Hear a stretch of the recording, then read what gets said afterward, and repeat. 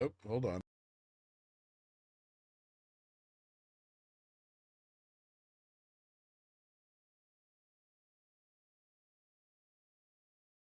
Good morning.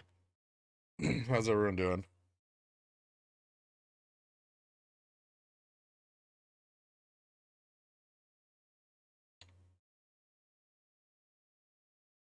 Thanks for all you do, Pickle Wizard. Thanks, La Flama Blanca.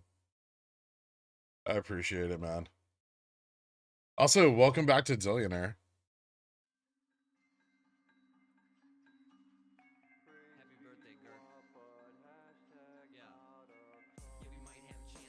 I will reincarnate as Moonwind for Upstart.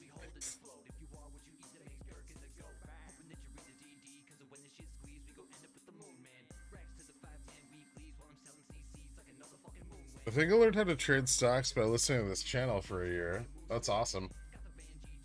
I saw a Centaur flash on the screen and disappear before you started the stream. That sounds completely delusional.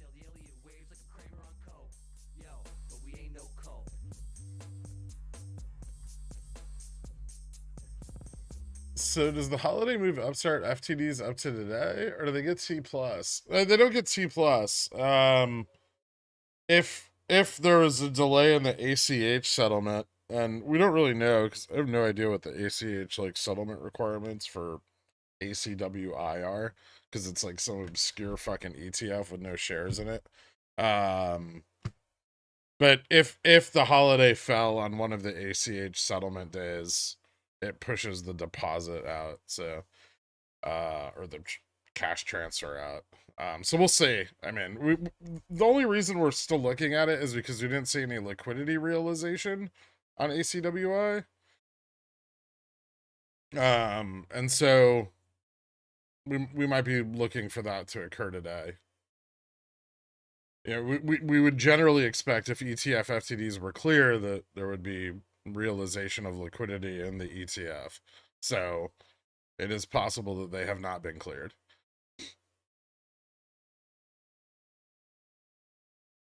And the whole thing that went on there with using like ACWI with its 20,000 shares to get Upstart off Reg Show, pretty fucking suspicious anyway. But my partner said I need to get out of the house more. Any chance I can come over to the barn and hang out with the other centaurs for a little bit? Man, it got weird last time you were here though.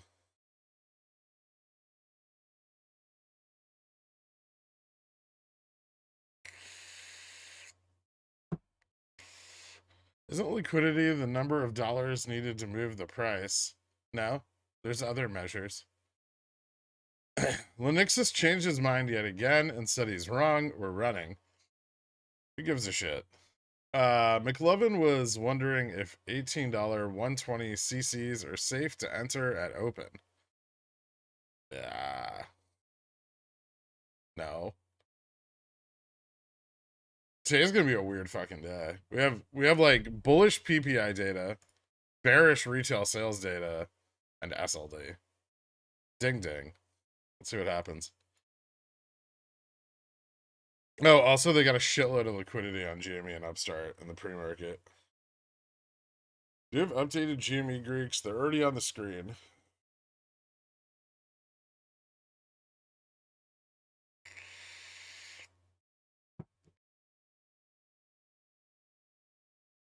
What the fuck is a Linuxus, and why is it always spoken about here? Because people are idiots. Your NYSE threshold list is getting pretty sparse now. Yeah, yeah, I see that.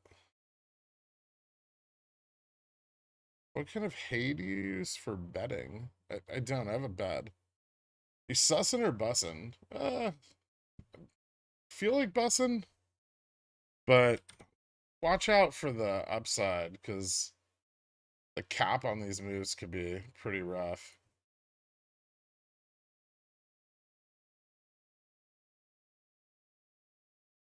Like, people are gonna, whoever has to sell equities for deposits is gonna do it on pretty much any like upside resistance test, right? Which means that our pullbacks are gonna be greater. after today, we may see even more effect from SLD, right?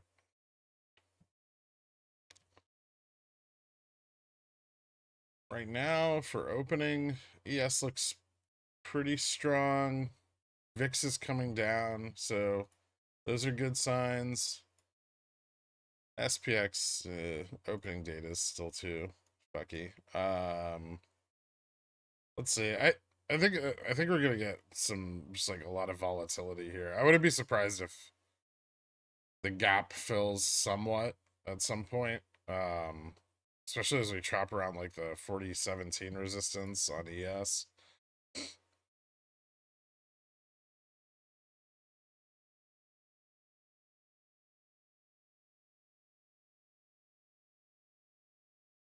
Nope, literally never right.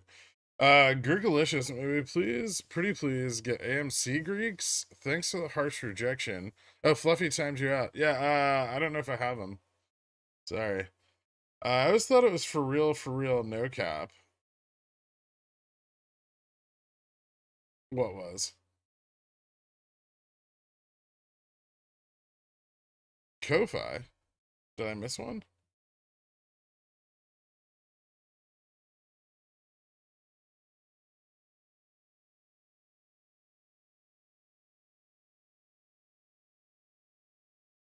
Hey Gurk, have you considered doing a mold for Bad Dragon?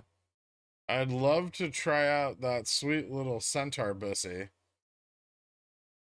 No, I haven't. Thanks for asking though. Um,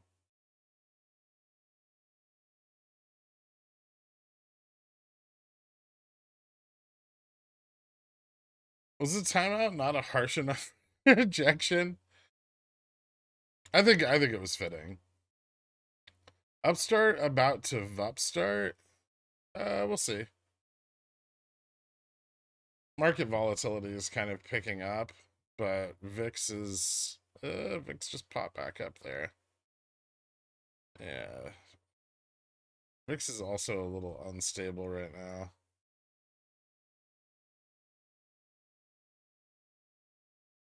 Fuck.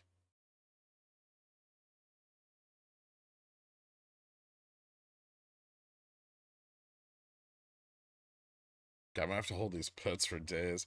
Uh Ow. Yo, Gurk, any idea when Jimmy Warehouse will be up and running? No. I know that they like their contract or their like lease or whatever began in April of 2022, but I don't know when it'll be up and running. It could be already to some degree.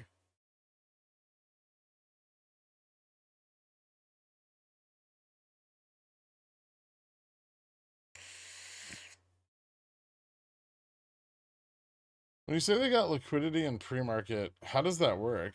They use creation in the pre-market to generate liquidity.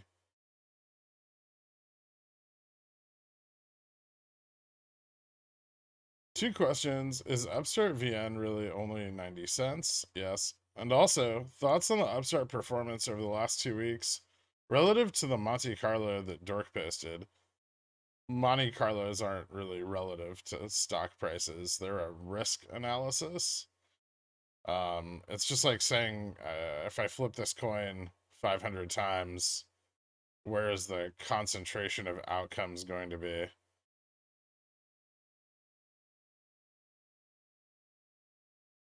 VN values seem wrong. Okay.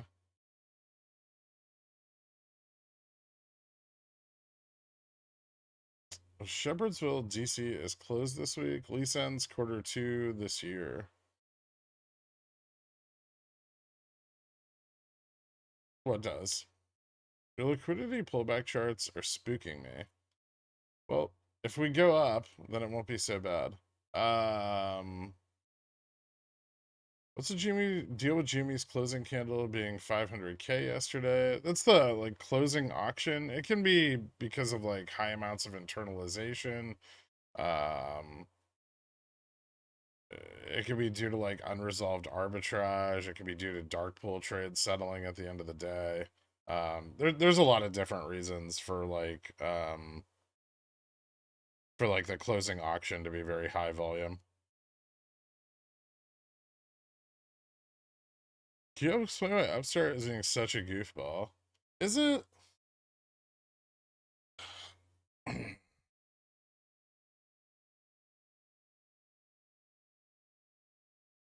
Creations seem like buying the ETF to open up and sell individual stocks.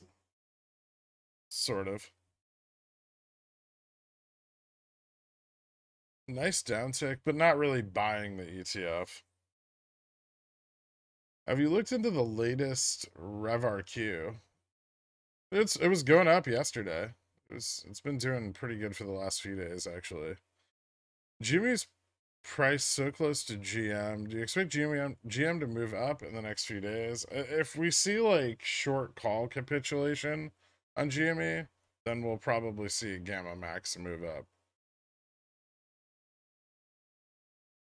Is Jimmy getting rugged? I mean, they're trying to.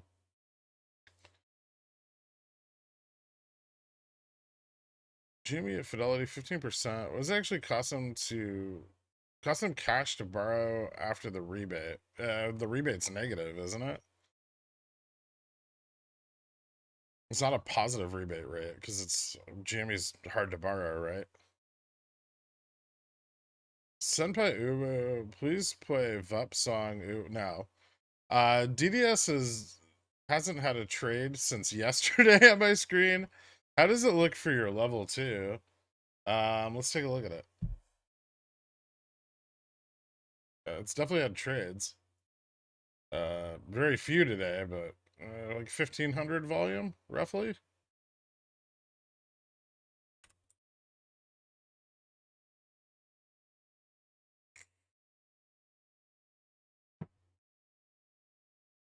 My Jan 20 $85 calls for Upstart safe. I mean, yeah, they're very safe. They're gonna expire worthless. That's how safe they are. Man, Rev making me a proud father. Huh. You exit your call side or still waiting? I haven't exited the call side yet. Looks like SPX is difficult to go over 4005. It could be. We'll see. Right now, futures are just kind of like pulling back to the 4017 resistance. I don't think that necessarily means that we're going down just yet. Like we can bounce here. Our upside resistances are all going to be very difficult because we're in like the SLD period now, right? So we're going to see like equity sell-offs anytime the market rises significantly. We could go down to like the 38.85, 38.70 levels on a 300 BPS drop. Although if that's going to happen, expect most of it to happen overnight. Thank you for sunshine. Thank you for rain. Thank you for joy. Thank you for pain. It's a beautiful day. It's a beautiful day. Thanks, Stefan. I know Monte Carlo doesn't accurately predict price movement, but wouldn't risk managers at firms that are short in equity use them to plan? I mean, they use them to plan hedging and manage risk.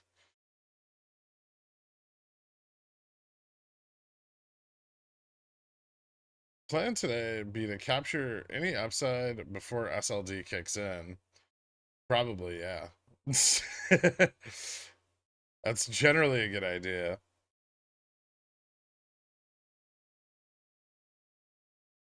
Can you flip the screen and invert the color so Jimmy can MOASS? Just relax. Yeah, they got a bunch of pre-market liquidity. They're gonna use it up. Let them do their thing.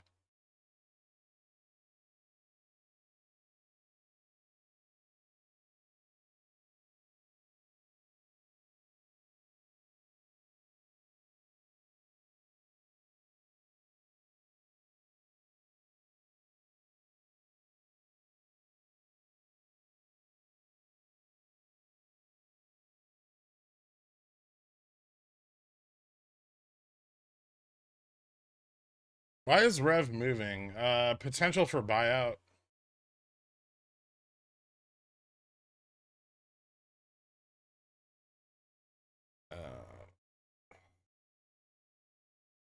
Is Rev even open yet?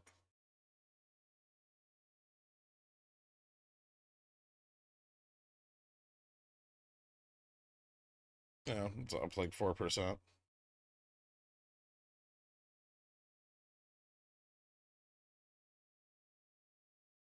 What do I do with my hands?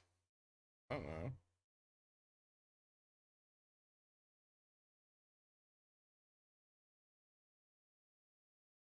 How are you feeling about a firm? Super steady ups the last week or so. I played some zero DTs on it last Friday. Um, Very similar situation to Upstart. I just don't like the company as much. Miss the boat on this Jimmy run or still potential, you think? I would be patient over the next couple days, but yeah, I still think it has potential. We might get shorted for like Thursday and Friday. One of those days we might see some serious downside. Like maybe back to, I don't know if we'll go all the way back to gamma neutral, but we might come close. We'll likely bounce off it very quickly, but there could be a pullback.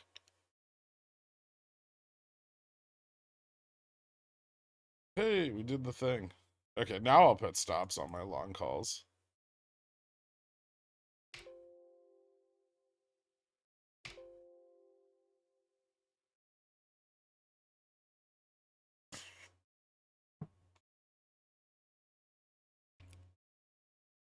Did they get as much liquidity on Upstart? No, but there isn't as much liquidity available on Upstart. Upstart doesn't have like a lot of secondary market liquidity. All right.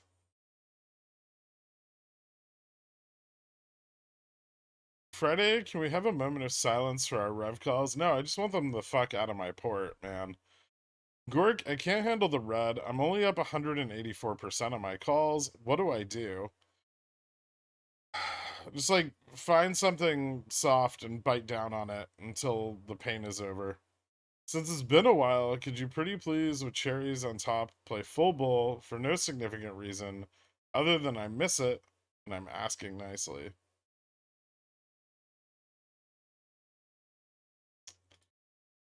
Fine.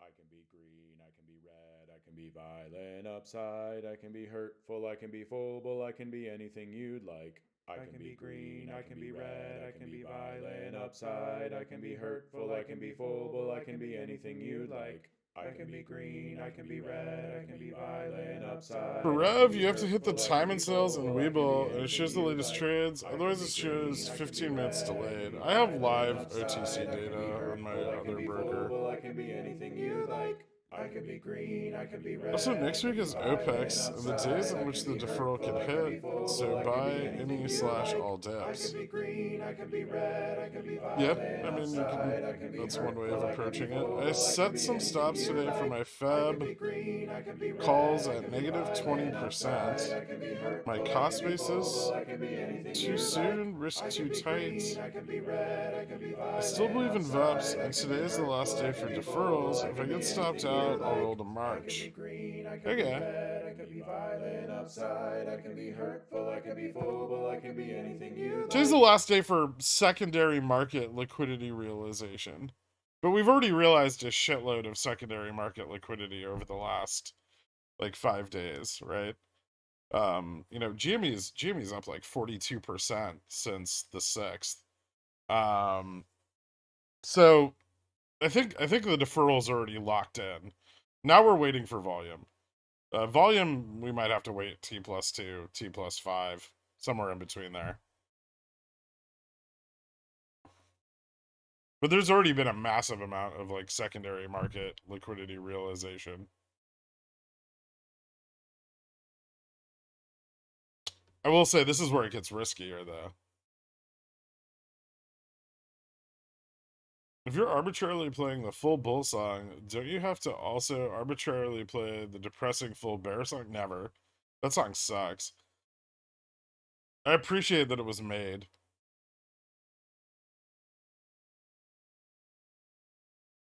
Upstart is rebounding well. I mean, it's holding up. Don't forget, there's still a lot of pressure at 1750. I exited the SPX Strangle call side and left a 3970p for Jan 20. Will it be enough theta to catch any downside? It depends on when the downside happens. I mean, it's not enough theta to capture all of the SLD period. I have 3980s that are for the 24th. And even those are like I might have to go like in the money pretty deep for them to print at this already. Like I'll have to go to like 3975 or 3970 for them to print.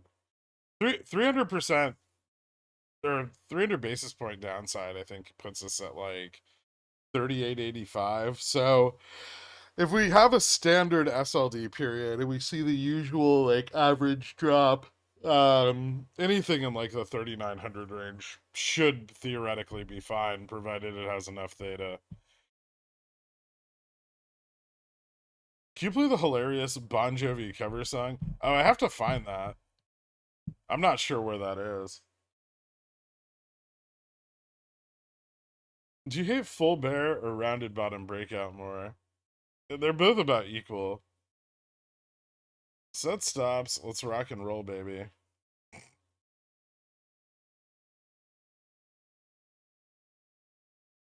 see. VIX back at 19.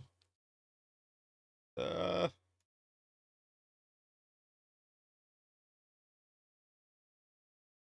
Interesting.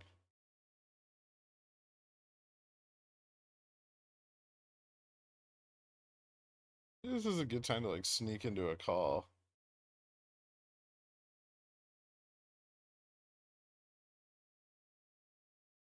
Man, I would have expected them to short us a little harder this morning. This is kind of disappointing.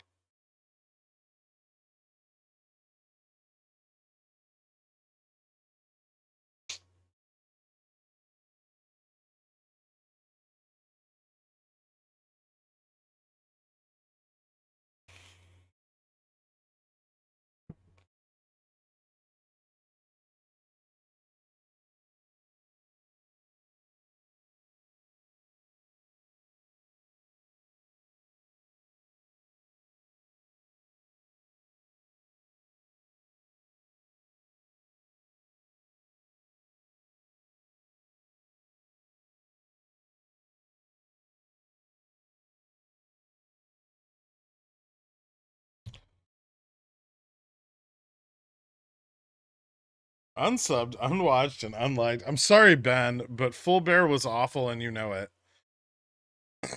Also, I don't have a Bithead song.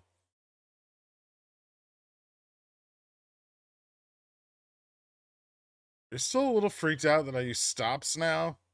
Yeah, I'm gonna be honest. SX gonna get 4020, a little kiss. Actually, you know what? We have updated OI now. It's time. Let's take a look. See, OI is going to be a little less relevant during SLD because we're going to have equity sell-offs on the high side. But yeah, 4,000 looks strong. Kind of all the way up to like 4015. 4020 is still weak, but 4025 and 4030 are still looking pretty fucking awesome, if I'm going to be honest.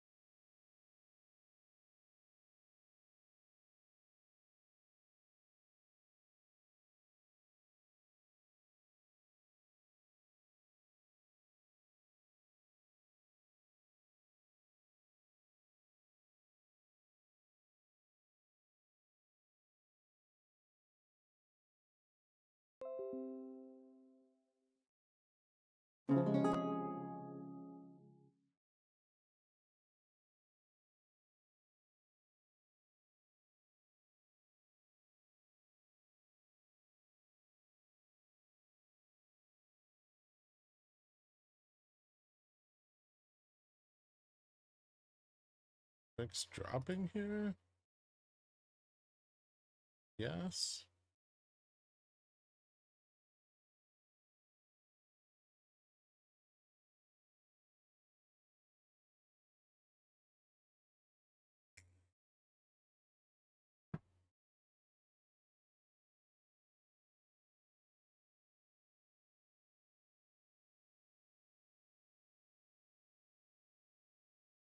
Have more bars been added to the JW Booth song yet? I don't think so. Have a dozen March calls for GME up on average about 120%. Decided to set stops today to capture 80% profit in case of SLD. Slide. Hoping a re-entry on Monday if stopped out. Playing this one safe. Smart.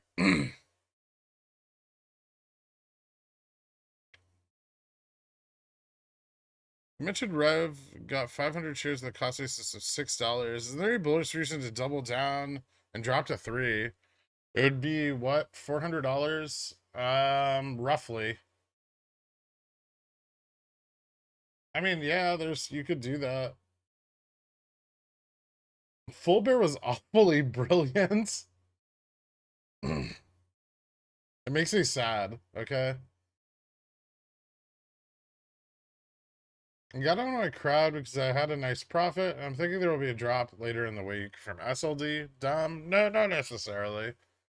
I have a lot of time on mine, so I'm not super concerned with the effects of SLD on my position. I can just use it to average down more, but there's nothing wrong with doing it that way too.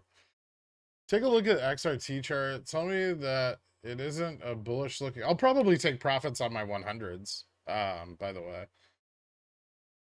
take a look at the XRT chart. Tell me that isn't a bullish looking chart. What's it doing? Running? Yeah, it's doing a thing today. It doesn't look super bullish, but it looks fine, I guess.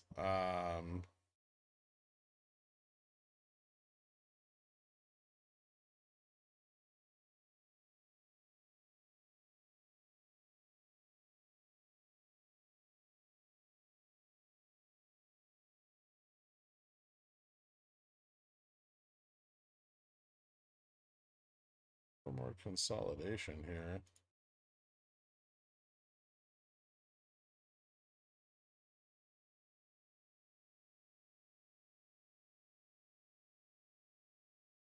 Stop loss hunt.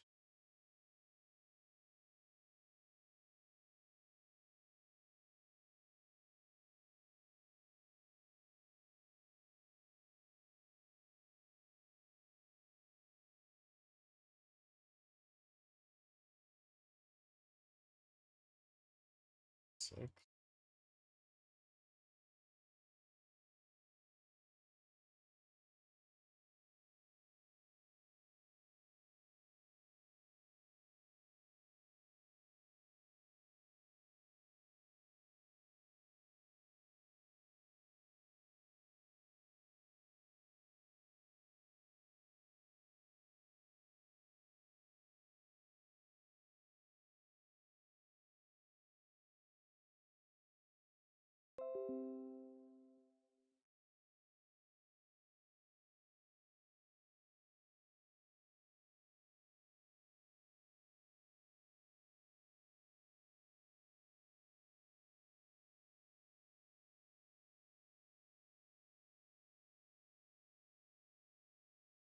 Sorry, I'm just trying to see. Okay.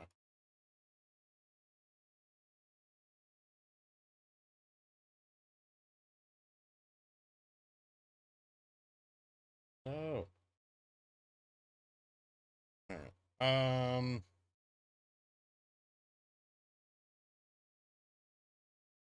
Bears.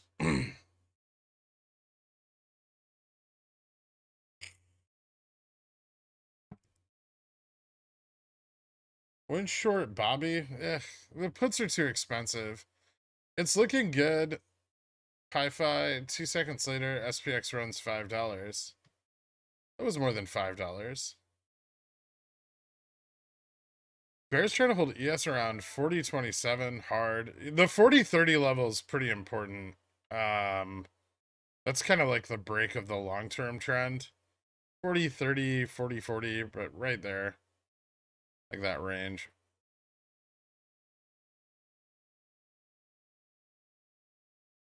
So I still have T plus today to realize the volume. Would you still hold Feb calls or roll? The big hedge position is still in Feb, right? The big like long volatility positions are for Feb 7th. They expire for on Feb 17th.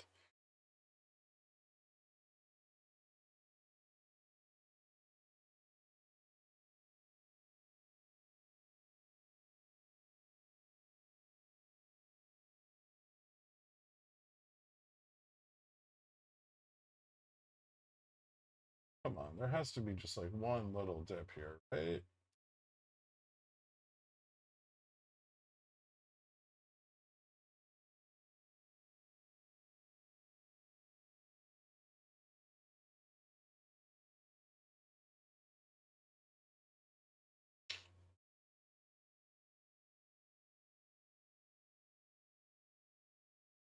Guess not.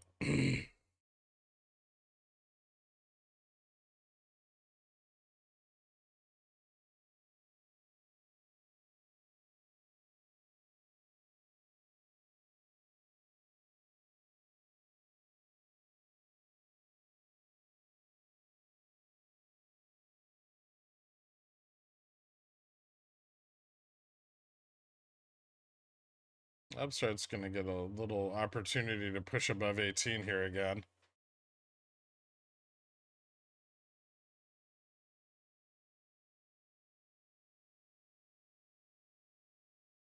Vidhead is secretly Kool-Aid Man. No, no way.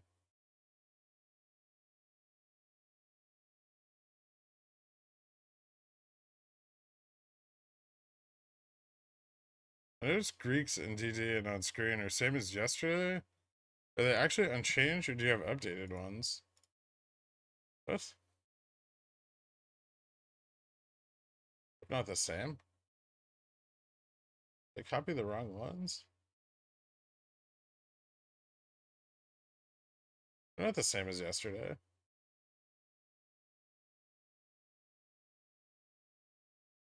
Are GMEs the same?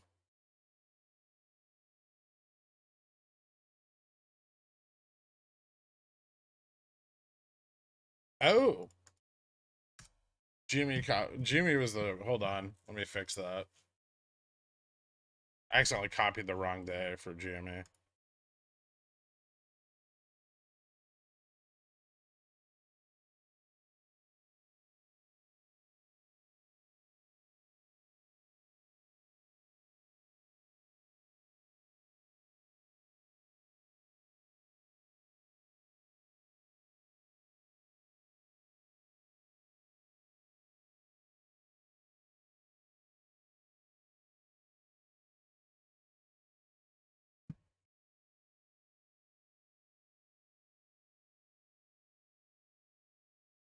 Good catch.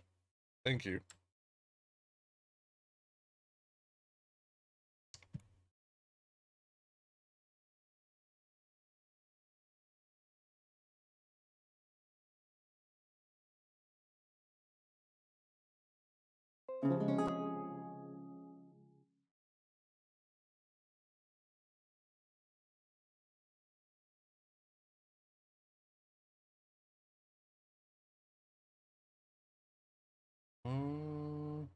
Okay, VIX slipping below 19.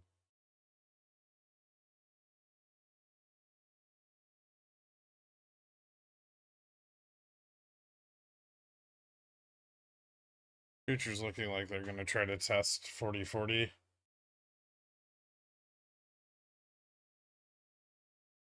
We should get a little push up from that.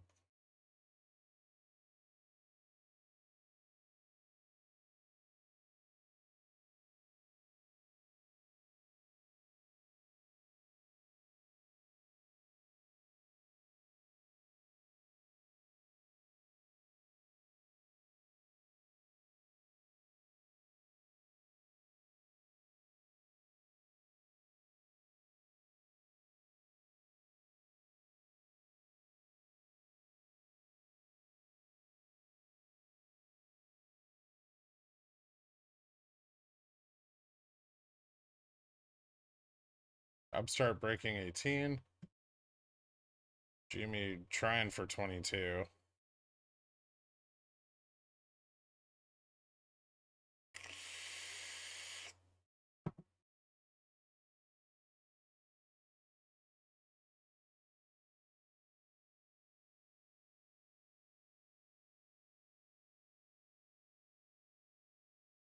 And ES is kind of ridiculous right now.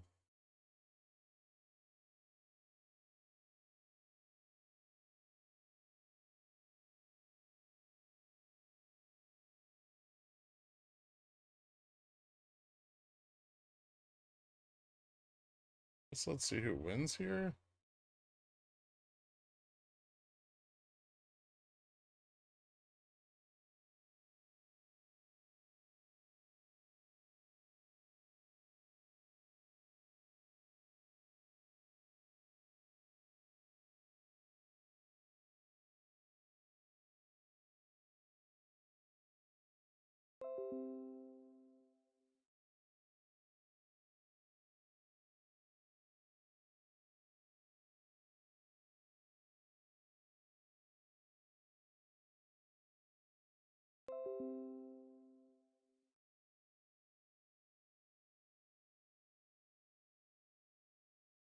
SPX 4200 today? A bit much. I have March Upstart 1750 CSPs that are 47% up. If assigned, I get shares at 1120. Would you take profit and reposition the CSP? Or because of the cost basis, hold on to see what happens? Fuck.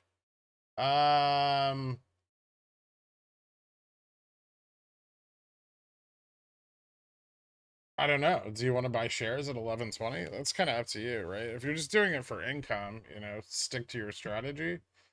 But if you want an assignment, then that's not a terrible price.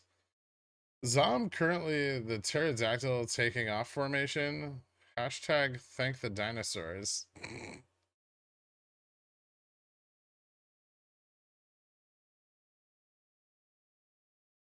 So you're looking to exit GME today and reposition next week.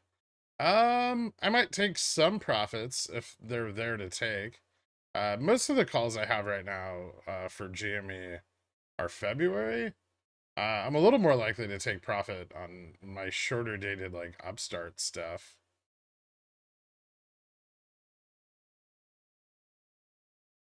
I have a few Jan 27s for GME 20 that I'll probably take profit on. And move those out to Feb into the end of the week or at the beginning of next week.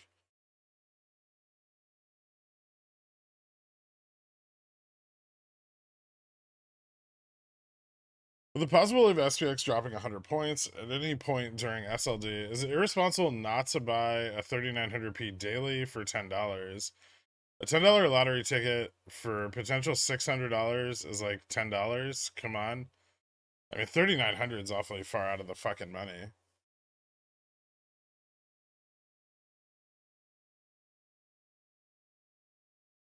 What did I say about XRT? Check it now. It just broke up.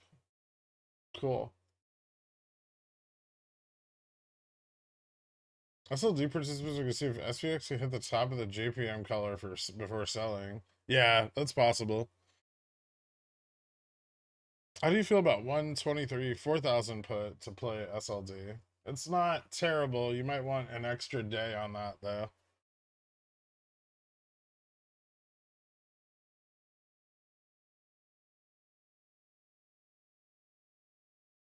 Homebuilder sentiment rises in January for the first time in a year. That's good news. Fubo looks hot. How's Fubo doing? Oh, nice. I don't know how many puts are at 250, but I'm sure there's a number of them. Did they use up the liquidity yet from this morning?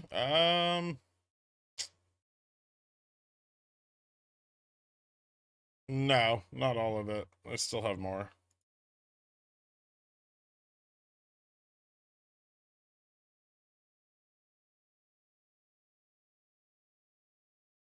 I just bought SPX calls. Rug pull time. I don't know if it's actually rug pull time. I do think we're probably gonna pull back here though. Soon, at least. Futures are just fighting too hard for 40-30. It doesn't look like the bulls are winning yet. VIX is back above 19, so VIX is kind of just moving up and down. It's not really like moving with the trend though. Where would you move your Upstart position to? Like Feb 17. Finally bought back those GME $15 CSPs I've had. If we dip towards GN, I'll be ready to sell more CSPs. Already positioned for CCs if we run for here. Thanks for all you do. No problem.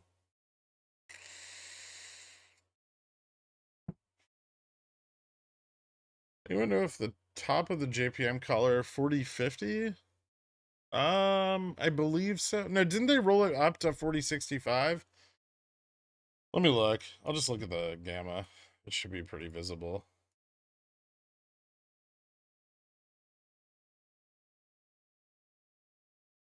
Yeah, it's 4050.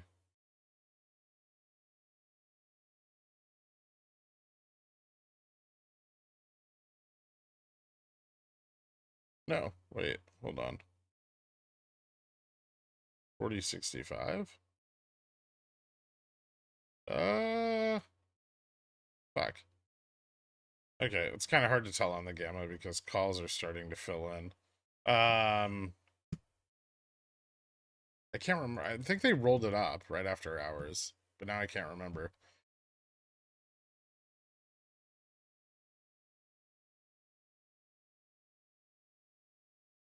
Same question. Sold some Upstart 1750 CSP for March. Back we were at 13. Tons of theta. I'd have to buy back, but is it greedy to keep holding after making 50% gains? I mean, like I said before, if you're doing it for income, then consider profit taking. If you're doing it to try to pick up shares at $11, then see what happens. You can set stops on them.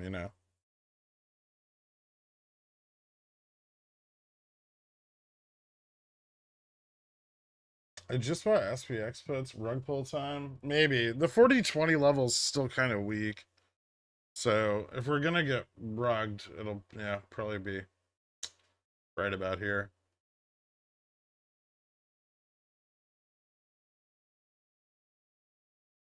I think the question is how hard do we get rugged? Remember, all these upside resistances because of SLD could be extreme. So like as we approach important resistances on SPX the next few days, provided, the bullish momentum continues to flow in, set stops because the pullbacks can be crazy. We went through this kind of last month where SLD was a little bit bullish too. And I think at one point on like Thursday, we hit an upside resistance and dropped 120 basis points.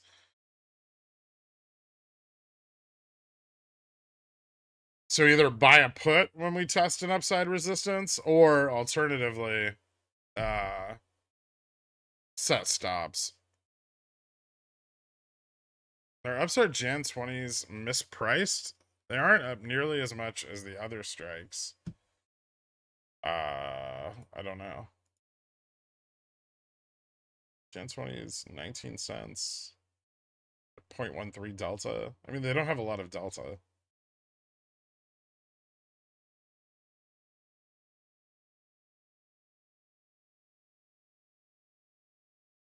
I mean, they're not mispriced. They just suck. And if we move up to 20, they'll be great, right? Because they'll be like 0.2, 0.3 delta.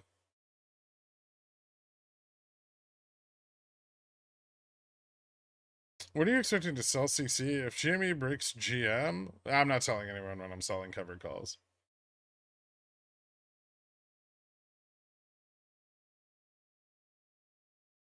Could Fubo see $3 in the short term?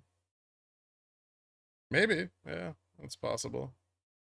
Do any trading platforms allow you to buy VIX as a stock, not options? You can do it with CFDs in Europe, I think. Yeah, there's a hefty overnight fee. You can use ETNs like VXX or UVXY.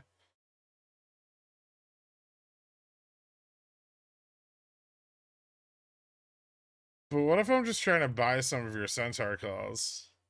That'd just be luck. Fucking pores. What's up, Mike LCCs? Just listen for a shit ton of chiming, and you'll know when he's doing it. My Fidelity account doesn't make a desktop noise. Will you tell us when you're finished selling cover calls so that we can get you to sign them if we bought one?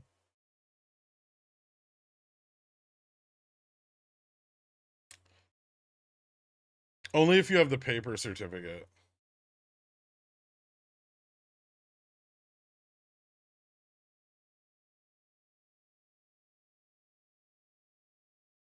Hmm. I still don't trust this shit.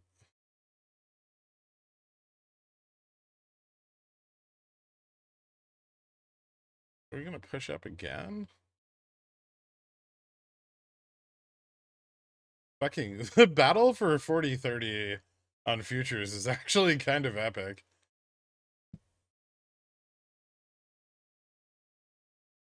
There's a lot of volume.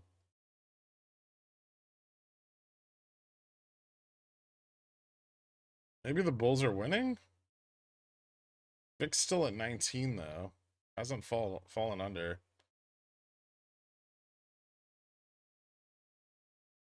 It's gonna suck if we pull back to 40-17.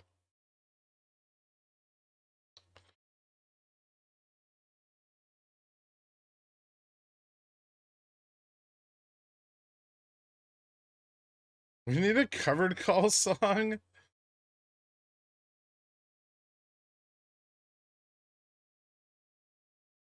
Upstart 15 million, triple top at 18 points, 1817 is encouraging. 15-minute triple top. Triple tops are bearish. Jan 20 SPX 4000p looking like a good play. Thoughts? I mean, it might not be bad here in a second. Although I'd wait.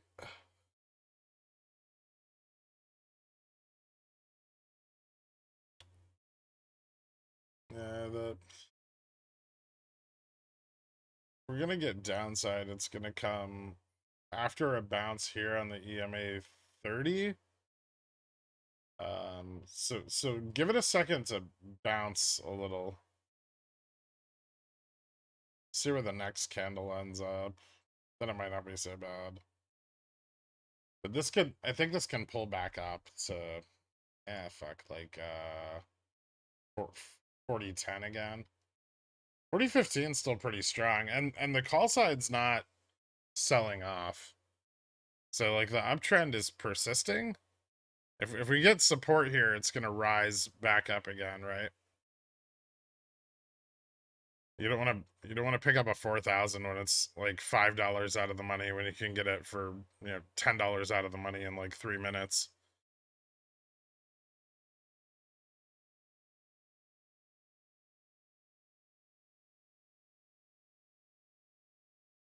When you talking about stops, are you talking about stop losses or stop limits? Either one. Uh, they both work. They're different, but they're both good. Is it safe to say for any N top formation, the higher the N is, the more bearish the formation. The higher the initial point is, the more bearish it becomes. Like if it's over exuberant on the initial peak.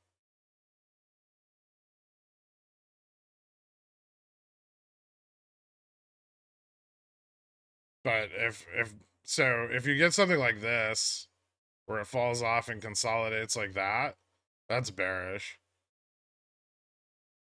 Right? Because the buyers just don't come back. They took profits. But if you get something like this, where the buyers stay in line and pressure stays high,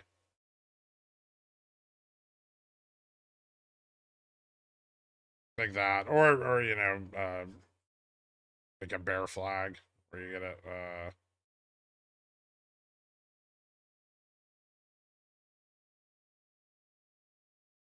because as buy pressure remains relatively the same, right? But sell pressure dies off, and when you run out of sellers, these turn around.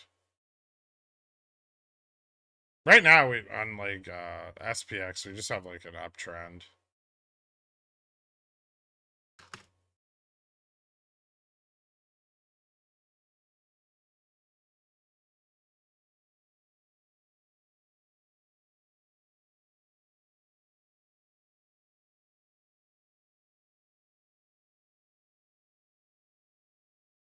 Did you see Upstart being able to convincingly break gamma neutral this week?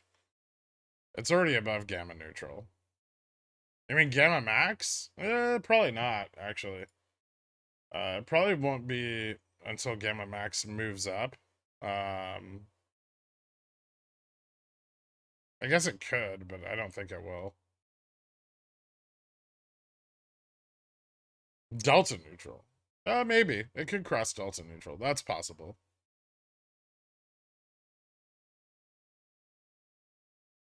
Oh, there was your retest for your 4,000 put entry. Is that Fubo Moassing in the lower right corner? Yes. For stop limits, how far under the stop do you set the limit? It depends on how volatile the thing I'm using the stop on is and how wide the spread is on the contract I'm trading. All right, here's the futures breakdown to 4017. So we're going to slide back to 4,000 on SPX, probably, roughly 39.97, right around there.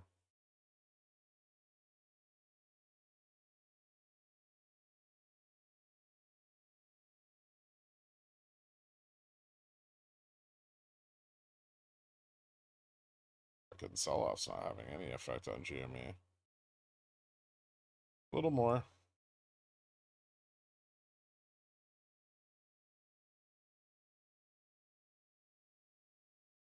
No. Gherkin, my SPX puts. Nice.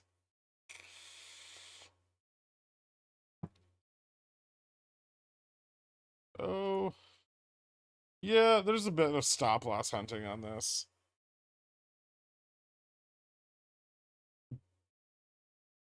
But honestly, not as much as I would have expected. I think if we clear and revert here, this could be a bullish reversal. Fucking buy pressure was really strong at like 4017, 4020 on futures.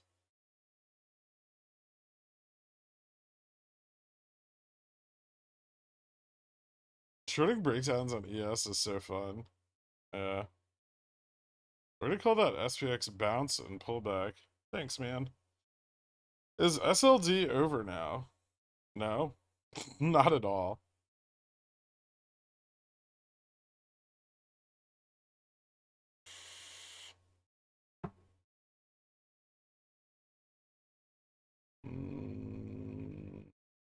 I want to see this drop more, but holy shit, there's a lot of buyers at 4020.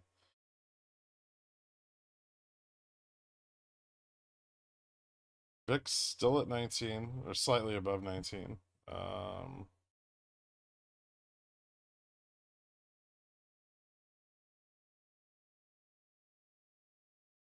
Why do they always crime SPX at critical moments in Upstart's uptrend? It wasn't that critical. Easy 10 racks right there. Yeah.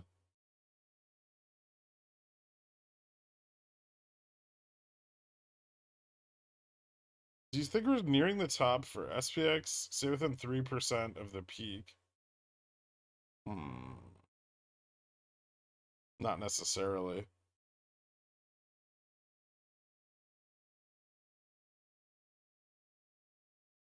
There's a there's a lot of call interest to the upside, and it's still building. And when deposits like SLD deposits settle next week, we may see even more call interest, right?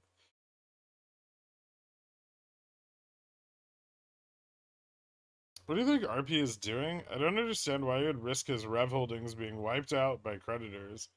I don't fucking know, man. I would have expected him to step in and do more already, like a while ago.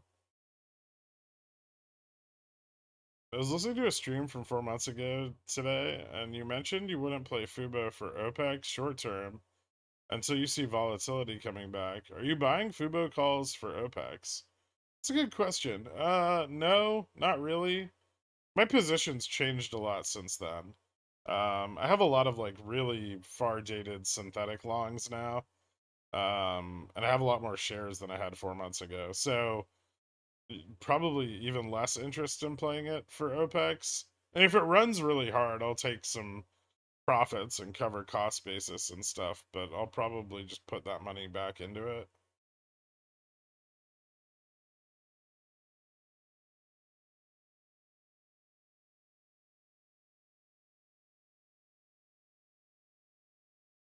You gotta help me. I got rugged on my astrology futures. How do I recover my port? All right, this candles, these next two candles are really important. If VIX starts dropping, um, and SPX continues up, it could move, kind of hard.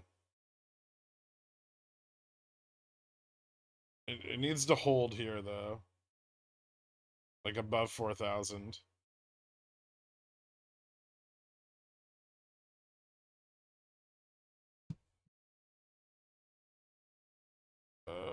That's kind of looking fucking good. Hold on.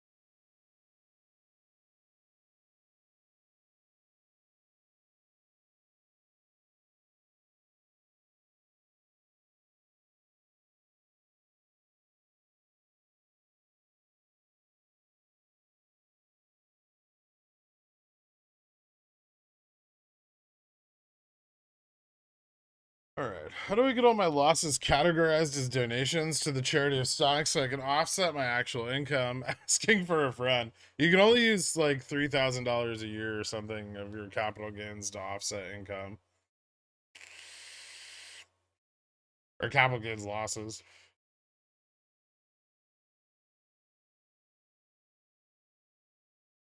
I sold short-dated calls at the 4014 peak. When I say I recovered my port by listening to you, man, I listen when you say stuff could pull back. I feel like people ignore those warnings a lot. Oh yeah, I know. Win 10% God Candle on GME Upstart. Uh, GME might be closer to one than Upstart is.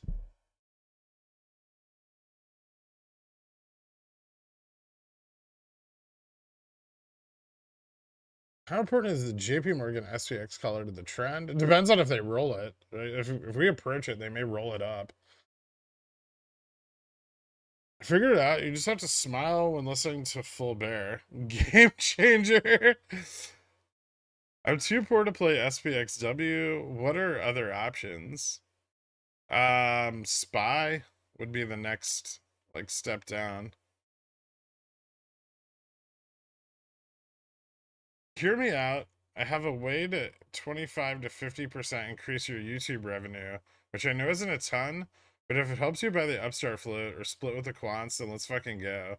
If your tips chart updates live like regular candles, then start a second stream to run simultaneously with or without audio for us degens to subscribe and watch both at the same time. Hashtag genius. Thanks in advance for making me a mod and quant as a result of this amazing idea. My wife will finally be proud of me. No, the data's not for sale. But nice. Nice idea. I also call my losses capital gains losses to feel better about myself. What happened to all the liquidity they grabbed in the pre-market? What is this? Shorting for babies? I mean, right now it's getting eaten up trying to stabilize price action. I think with SLD is on the table, we haven't seen the sell-off yet. These 3980p could really print hard. Even if we just pull back to 39.50 by Friday close, which is really probable, right? Yeah, it absolutely could. Instantly divorced. Thanks, bro. I'm sorry, man.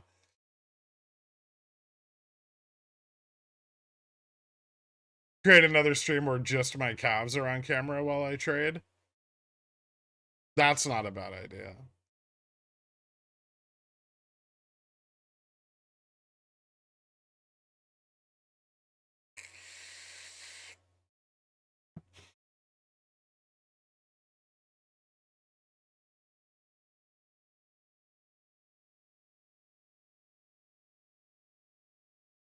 Vic's still dropping a bit.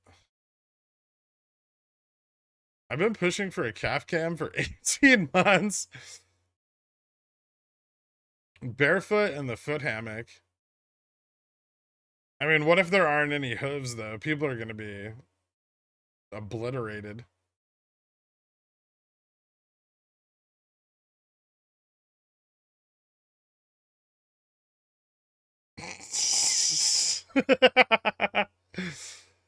Does the VIX typically spike during the SLD drop, or is it priced in? Seems like a good time to pick up some Gen 25 calls. It doesn't spike a lot. I'll be honest with you. It can move up, but probably not sufficiently enough to print short-dated calls.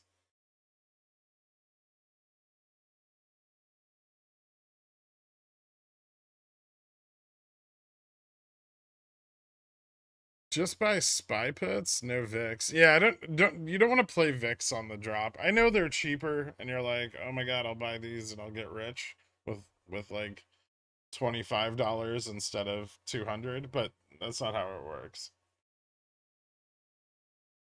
You could theoretically like SPXS isn't awful during SLD. SQQQ is usually pretty good because most core funds are like tech stocks, so Nasdaq usually gets hit the hardest.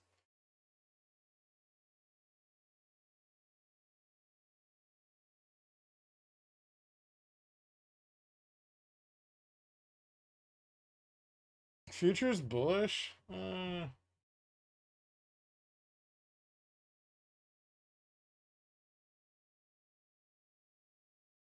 Not yet.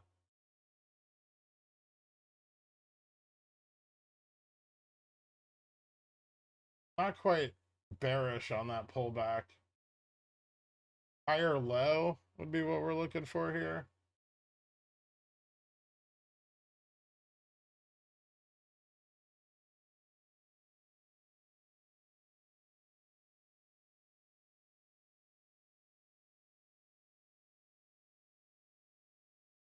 Ooh, I didn't like that.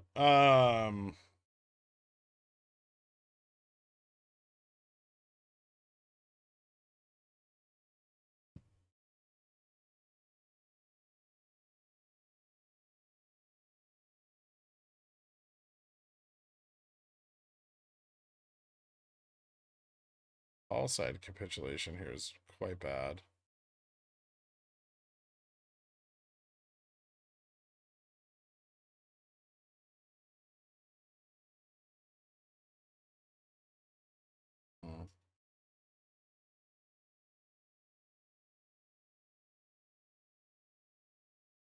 Full bottom.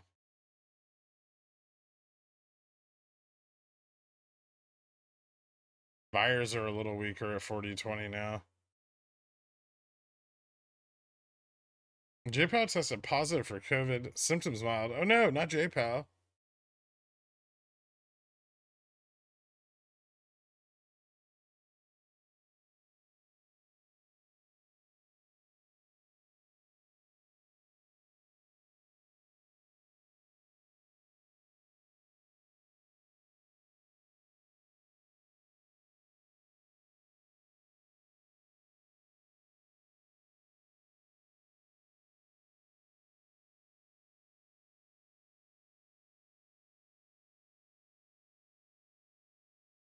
Is he just embarrassed about the deepfake video?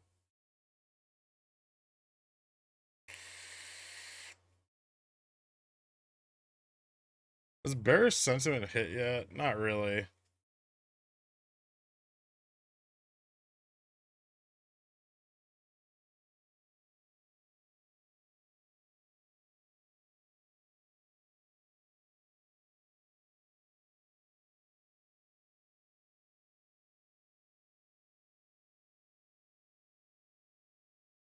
Do not love this.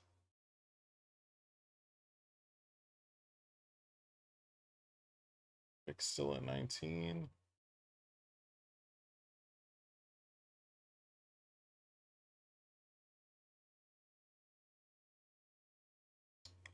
Let's see what OI is looking like.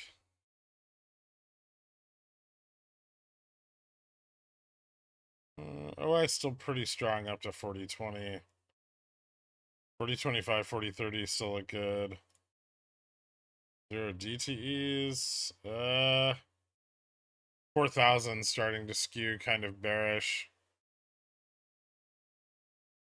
405 super bullish.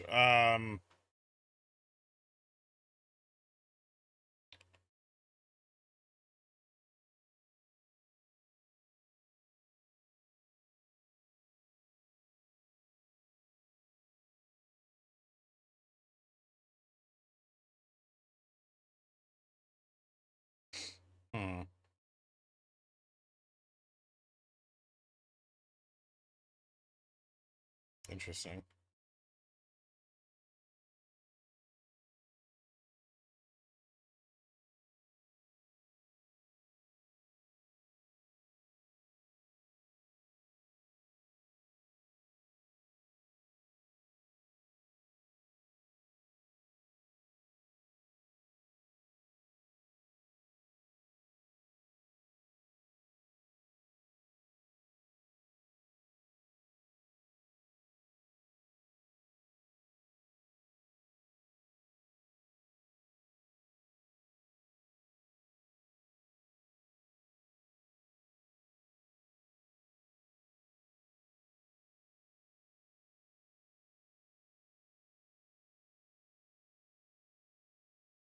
A lot of people buying puts at 4,000.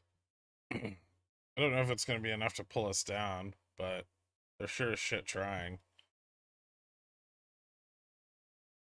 Yes, getting a little bit of a bounce here. But VIX. VIX might be contracting a bit, actually. Okay.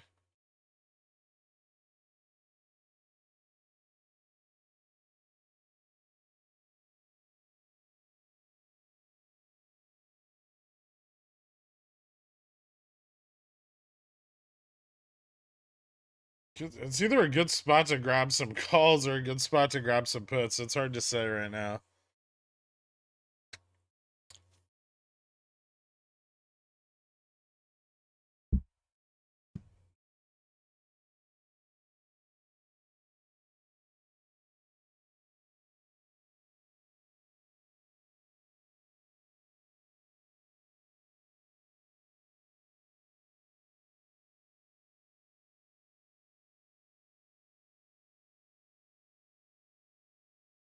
Nah, it was like a stop loss hunt. I don't think that was very relevant. There's a little bit more room to the downside here. I wonder if that'll cause 0 DTE puts to close out.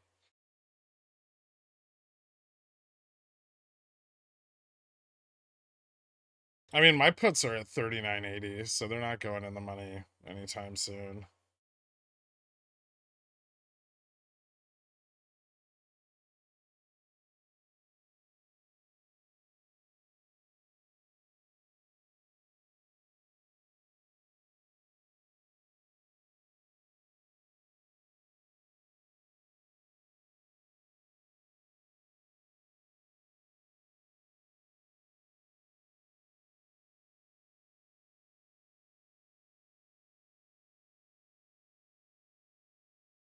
When will GME rip for OPEX? OPEX?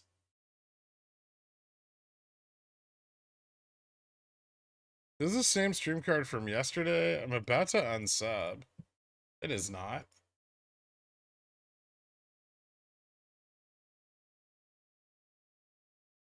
It is not. Bullshit.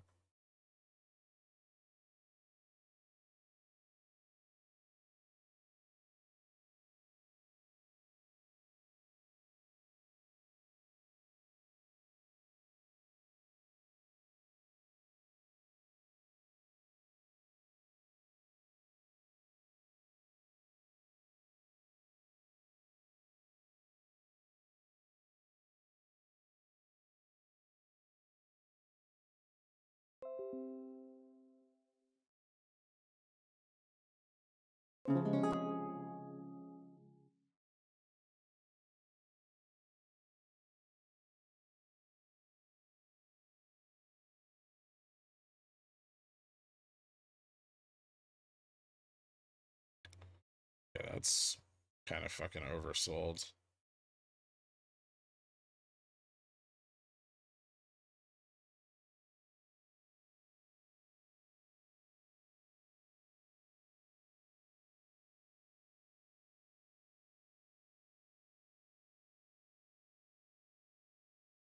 Okay.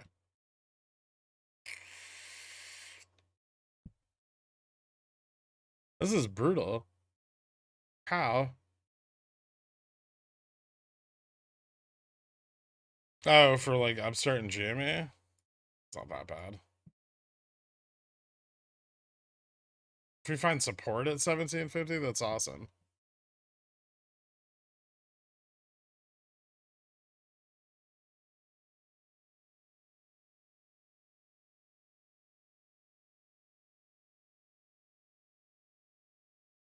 Has there been any investigation by the quants on the possibility that the original GME sneeze may have been caused by mass call selling locking the float, similar to May, or the squeeze on SST?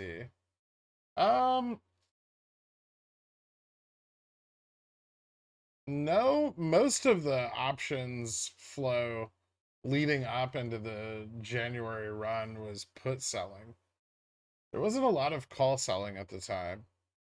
There was some, but not a lot.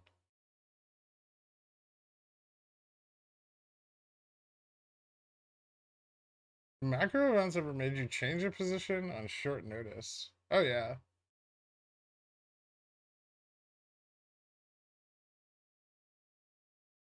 Don't you ever play SPX 0 DTE puts? I do. I have puts right now.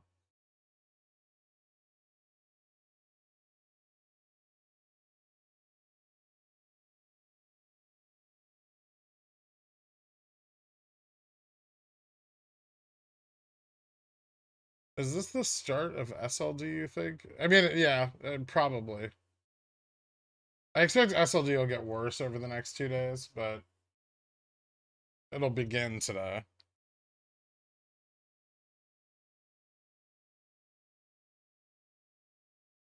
Didn't expect to get stopped out of CRWD, but money's money. That's fair.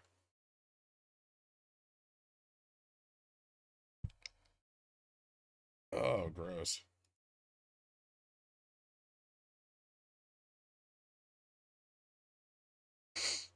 VIX moved up there. Where are these fucking buyers that were there this morning?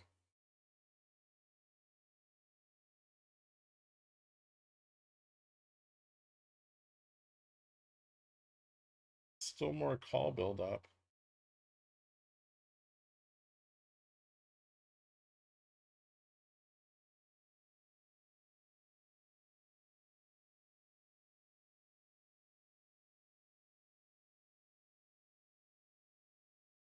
VIX 1911.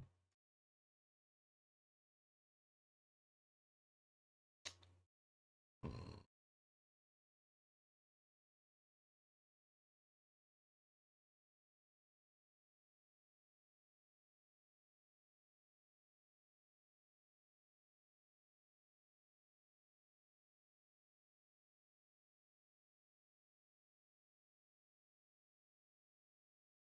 Five, five.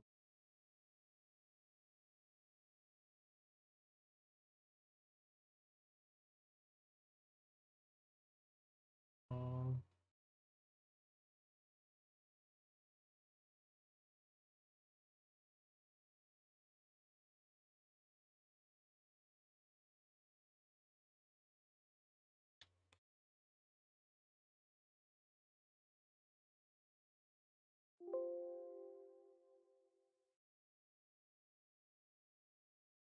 Nvidia going for it.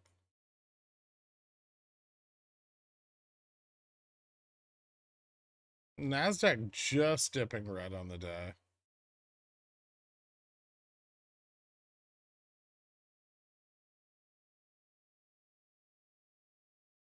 Okay, now VIX is moving up a little. That's not good. I think we might dive more.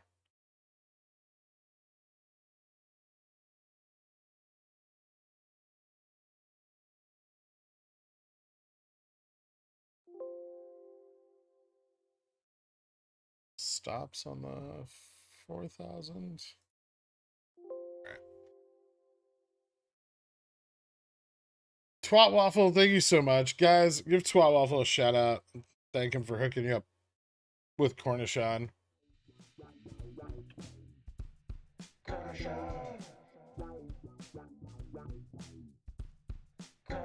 I took profits about 10% from the top today on both Jimmy and Upstart.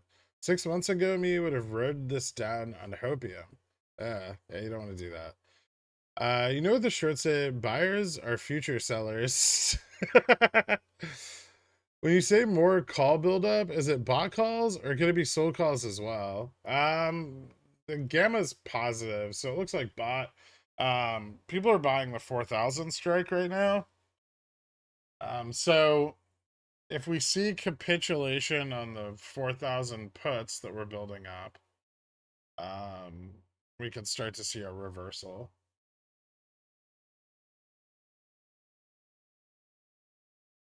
We'd still, to see upside again though, we'd still want to see SPX cross 4005. So futures back above 4017 ish.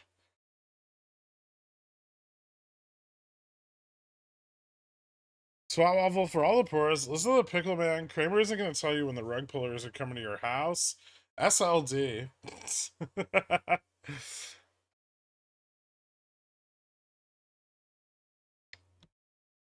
Can you get a new hat with SLD and wear it on these days? I could.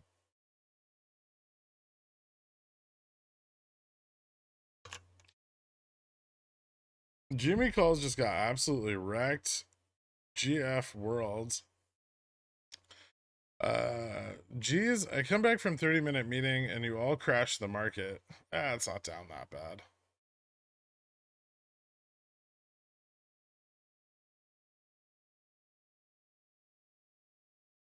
We are moving past like 10:30 now though, so it's gonna get volume's probably gonna fall off. This could rebound just as quickly. Back above like 4,005. Yeah, there's a chance it does. Mostly because the put positions are 0 GTE and the 4,000 ones are profitable now, but there's nothing pressuring them. So unless there's a surge of buying and like ES to push SPX up, they're probably not going to capitulate right away.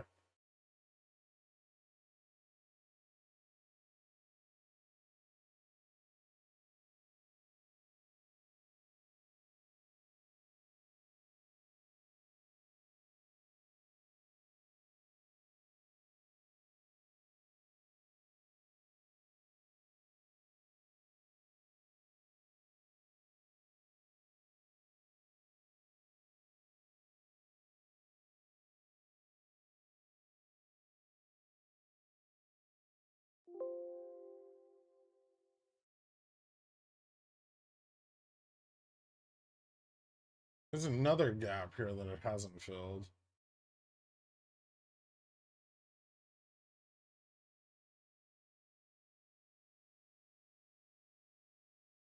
We didn't get hit too hard. How's liquidity doing?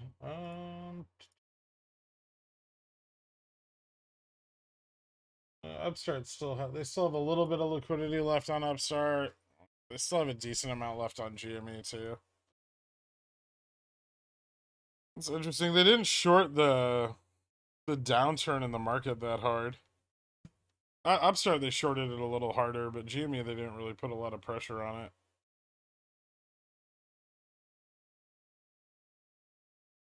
Was there just BOJ news just now?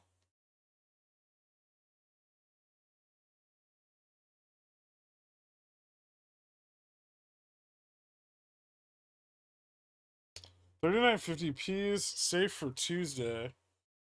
Not my favorite price, but yeah, they're probably not bad. Next Tuesday, so you're buying them for the 24th. That's not the worst. I have 39.80s for the 24th. Yeah, they're not awful. You want them to move in the money like by tomorrow, though.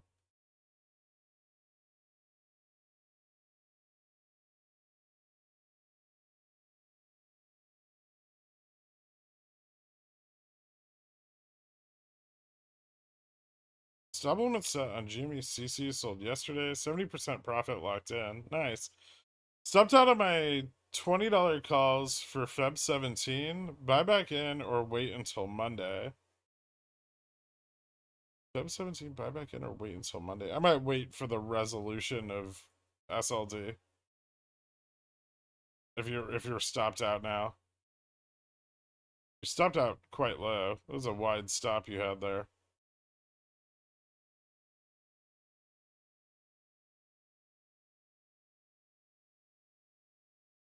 Daily said possible 50 BPS. Oh, motherfucker, really?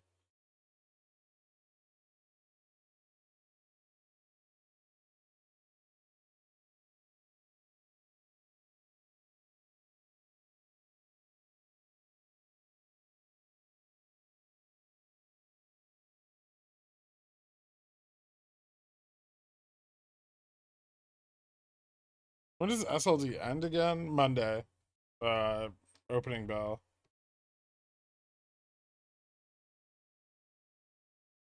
No, 50 is not expected.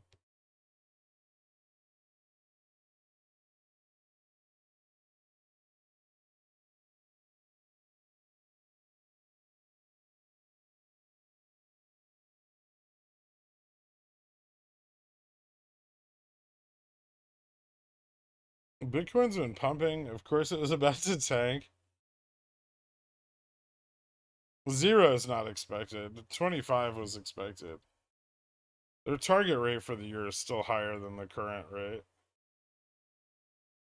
Next downside resistance for SPX, 39.85. We're pretty close.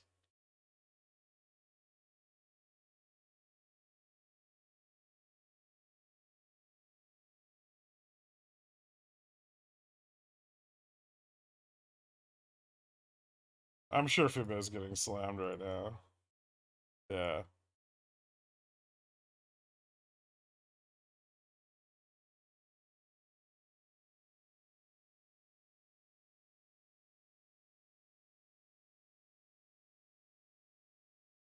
DOJ announcement on crypto enforcement at noon or something like that, and a press release I didn't care to read. Okay.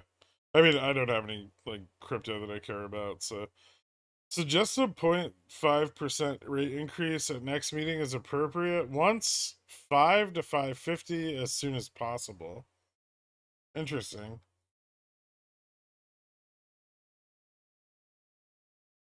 Seems overly aggressive with the cooling inflation. I wonder if they're gonna push to try to like the go 50 BPS to offset any like supply chain shocks from China reopening. Gonna test the flip at 39.77. I don't think it's that low, is it? Gamma flip is 39.8250.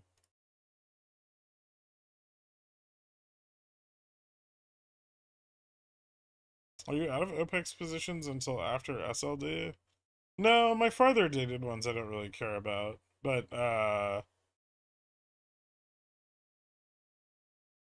when can I get out of those? No, probably not. I don't think so.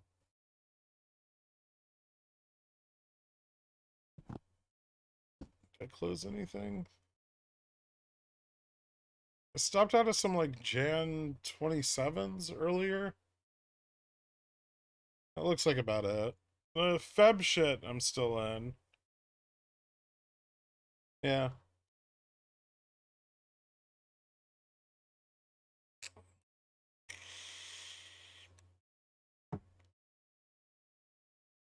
Just be a scare tactic to prevent SPX from running when it should be cooling, like during SLD. Uh, I mean, it is a scare tactic. Otherwise, they wouldn't have said it.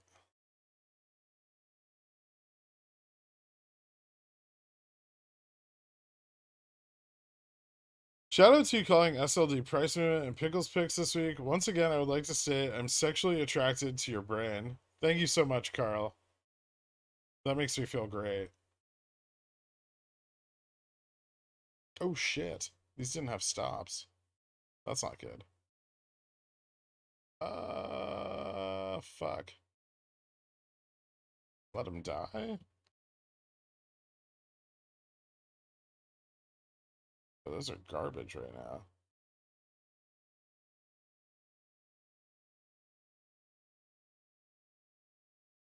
Whoops. 1% yield on GME 20p 1 DTE. Nice, man.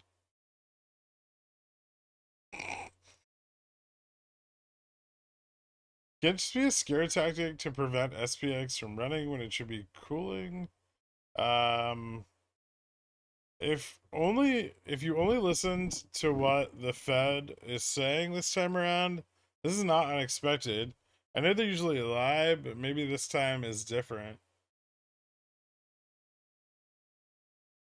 Yeah, I could see them trying to approach the target rate faster. China reopening puts some pressure on them because it can spike inflation again.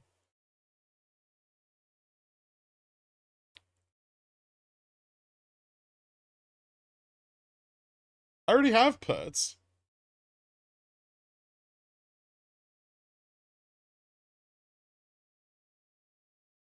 I have like 50 puts at 39.80, man.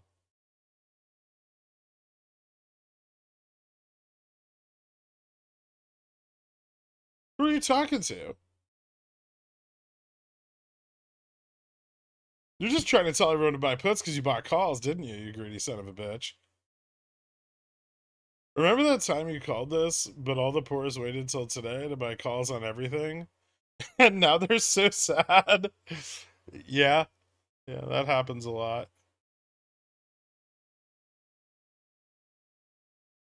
The Fed are doing what they said they're going to do, despite the data pointing to recession. They're going to be late again, always overshooting.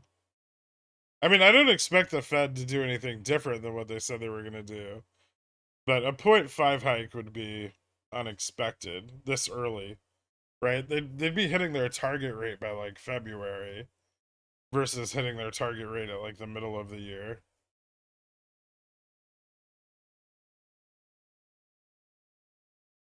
If SLD downside is caused by equity sell-offs, why does it usually happen overnight? I thought you can't sell equities then. Yes, you can.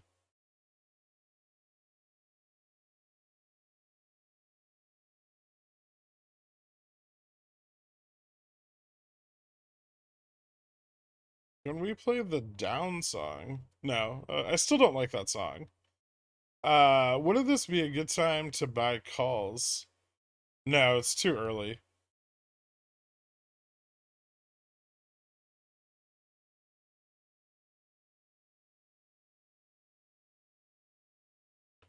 Amazon cut 18K jobs and gets fined bigly by the Department of Labor. Yeesh. I mean, that's kind of bullish. I mean, not the fine, but the cutting 18,000 jobs is. The stream doesn't work anymore. Does anyone else have problems? Why don't you just like refresh it or close the app and reopen it? Or find a place where you have better service. One thing I still don't quite understand is shouldn't obligations on volatility stocks be fulfilled irrespective of the broader market? Yeah, they should.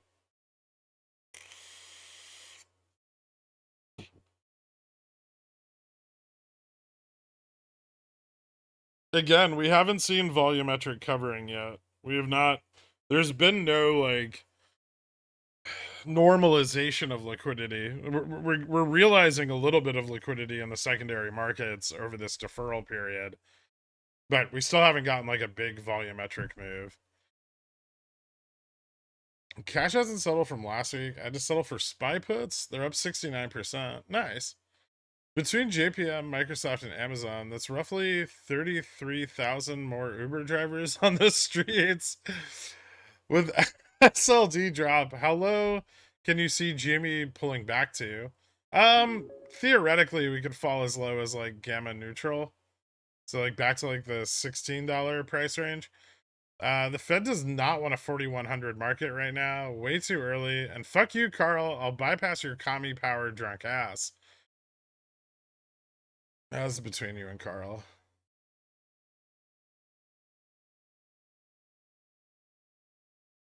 SPX patterns suspicious? Not really. What's suspicious about it? Looks like dog shit. This is going down. I'm just gonna hold my puts.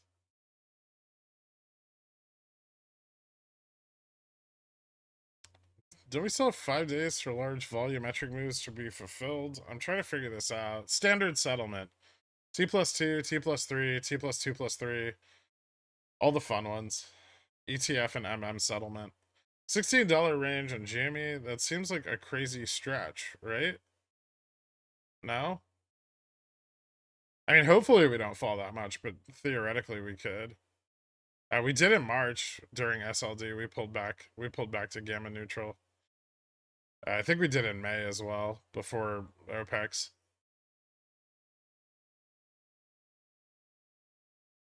I mean, hopefully we don't, right? I mean, it depends. If everyone like sells out of their calls and bails, then it can pull back further.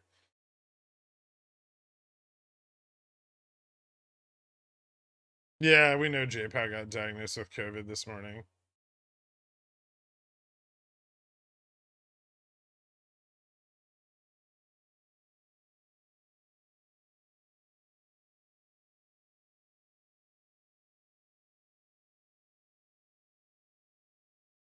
One second.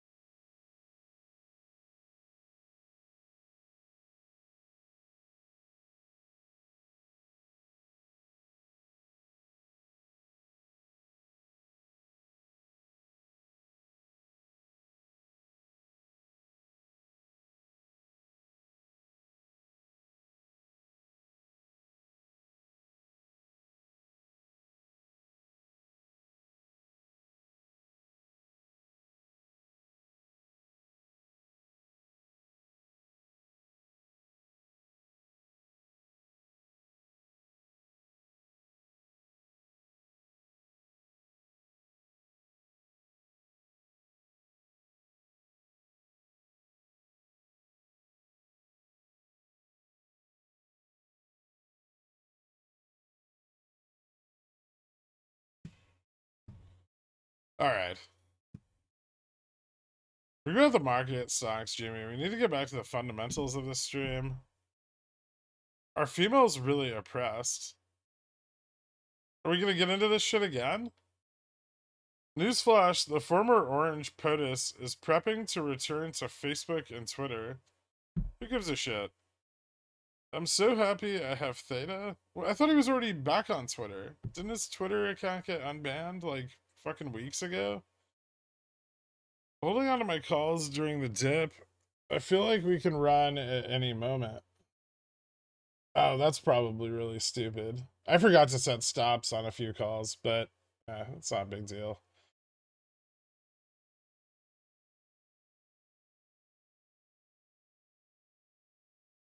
Sorry for calling while you're streaming. I needed an answer right away.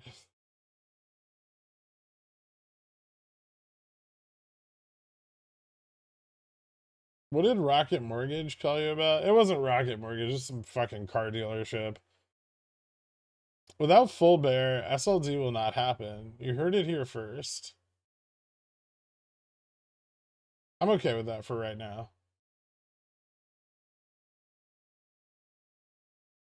How high will VIX go over the next few days? Probably not high enough to be worth playing.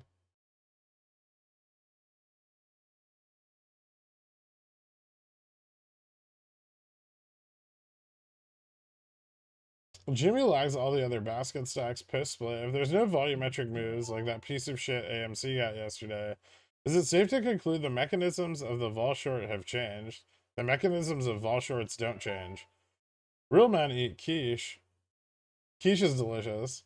SLD has been happening all morning. Not really.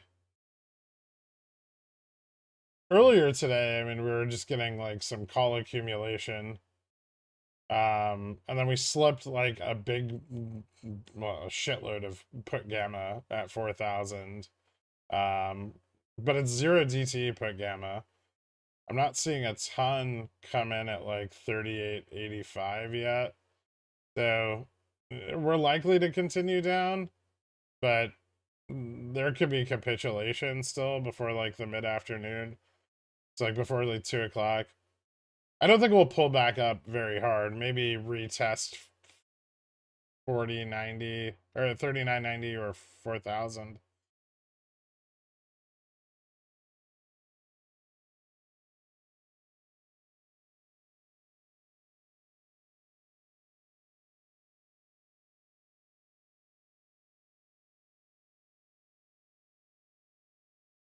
Gork, since I'm illiterate, I can't use indicators and rely on the feeling within my pants. However, I took a muscle relaxer, so I bought calls instead of puts. Oh no, McChuggets. It's SLD. You always buy puts for SLD. With SLD today, do you think it's SLD isn't just today? Do you think we can pull down to 392 on SPY today? Probably not. That's a bit of a fucking stretch. I mean, I guess we could, but that's like most of the downside move on the first day of SLD, which is unlikely.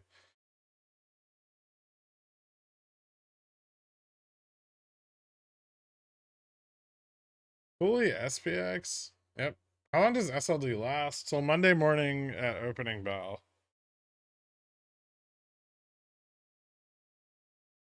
VIX is still moving up.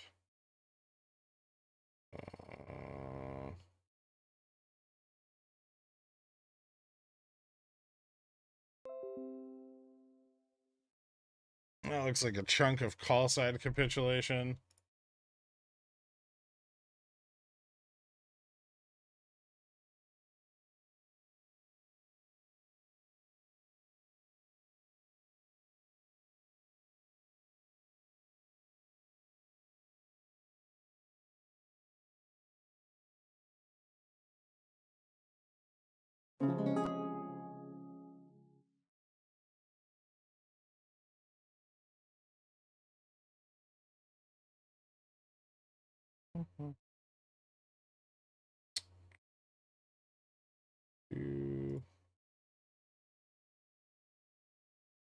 ES slipped 4,000 there. Yeah. Rejected off 4,005. Slipped 4,000 to the downside. Might have support here.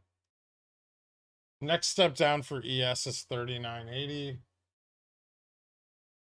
Next big move down for SPX is 39.65.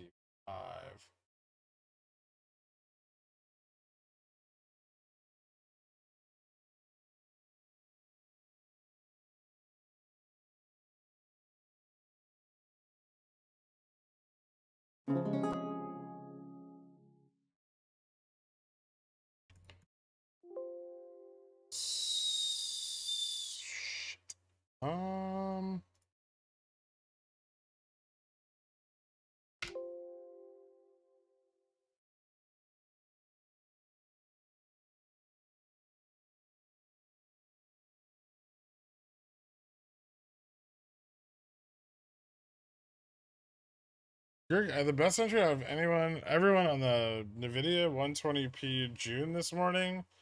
Sorry, I just think it's really neat. Awesome, dude.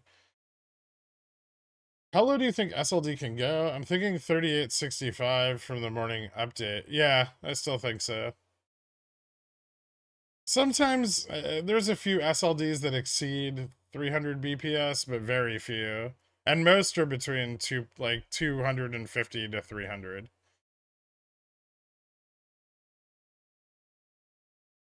Jimmy and Upstart withstanding this drop better than usual. Well, they're still very illiquid, right?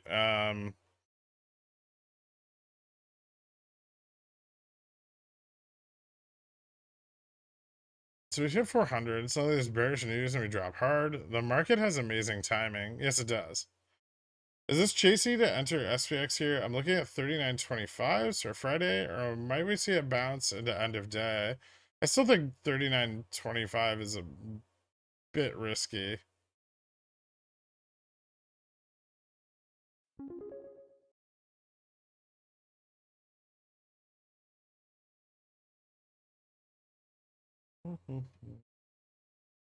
Hey Garrick, I'm calling you about your car's extended warranty. I also want to claim your newly purchased Porsche warranty. I didn't buy a Porsche. I kind of want to, but I didn't.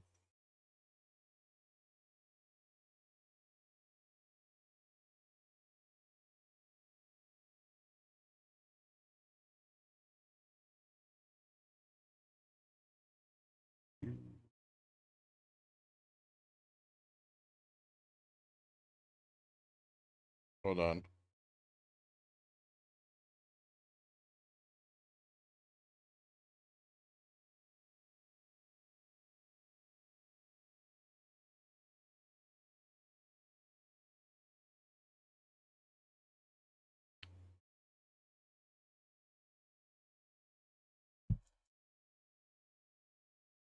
Oh.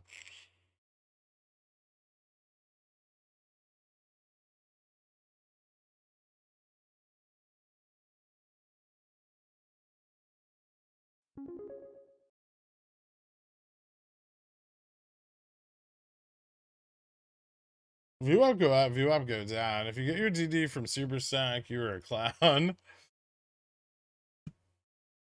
Very nice, Dangerous Dan. Thank you. The greatest endorphin rush I get from trading is not my biggest wins that occur by chance. It's from developing my system. Oh, fuck off. Hold on. We're busy too. As a Porsche enthusiast, do you hear my favorite joke? Do you want to hear my favorite joke? Sure. I don't want a Porsche Cayenne. Ew.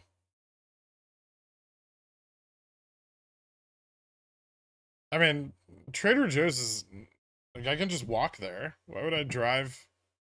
Why would I drive there? I love seeing my degenerate out of the money 0 DT puts I sold for a loss an hour ago in the money. Oh well, back to work.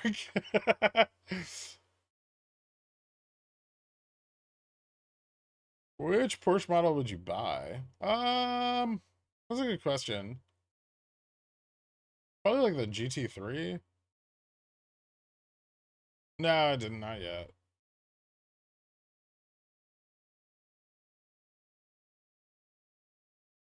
I can't bring myself to buy cars like that. Like they're just depreciating assets. I can't do it.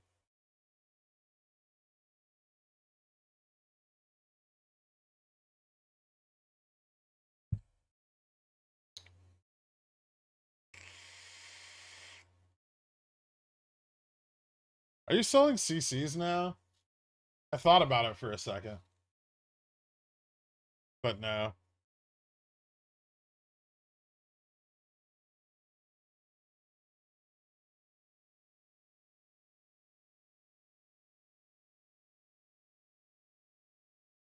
You should buy a 1995 M3. Only the thing only appreciates in value. Ah. I used to have an E36.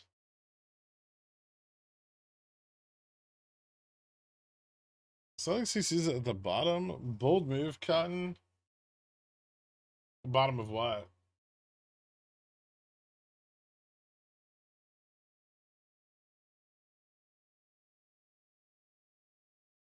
Selling CCs right now would be super, super fucking greedy. But they are like $1. There's a part of me that's thinking about it. Just because I know we're gonna pull back through SLD. I'm just worried that we'll get volume realization before Monday. Like if we start to see it climb up Friday, that would suck if I sold covered calls. Were you serious yesterday about buying a Kia? I mean, I looked at them. Like I think it was like the, fuck was it called? The, it's one of the hybrid SUVs. Get luxury vehicle after the biggest drop in its depreciation. New used. Yeah, I know. Most excellent choice. Still love my GT3 RS. GT cars from Porsche hold their value stupidly well. Yeah, they do. They do have really good value retention.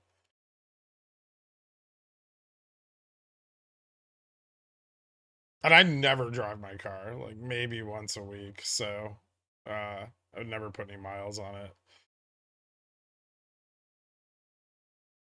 CC's on what? Jimmy? I was thinking about it, yeah.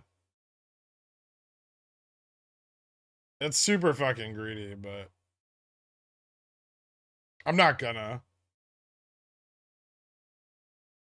Because it's not worth it unless I sell like a few hundred contracts. And then if I do, it's not only is it going to stomp on the price, but it's going to fucking. Like the risk of assignment's really high. No, no, Telluride. There's a fucking. What was it called? Sorrento or some shit? Or I think it was called a Sorrento. Do not buy a Nero. There you go. I sold CCs this morning for SLD up 27%. Thinking of closing. Thanks, Gorkle. No problem, man. Would you ever buy a luxury car such as a PT Cruiser or Honda Element? No.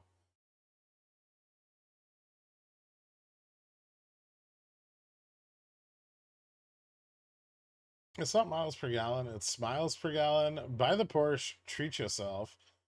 But I'd like if I'm gonna blow $100,000 on something, I'd much rather do it on like 0 DTE calls on SPX or something.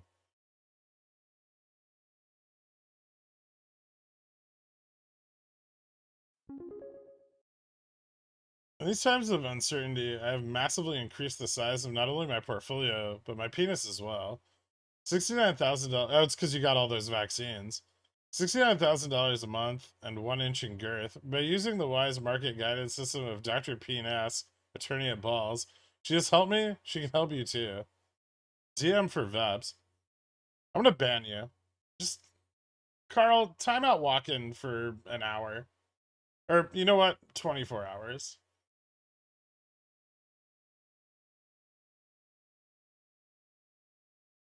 I think it's worth hedging puts with some calls for overnight moves during this week.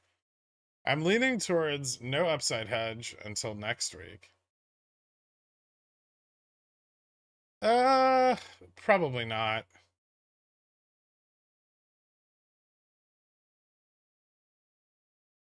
GTR 3S is like 150, 250K. Whatever.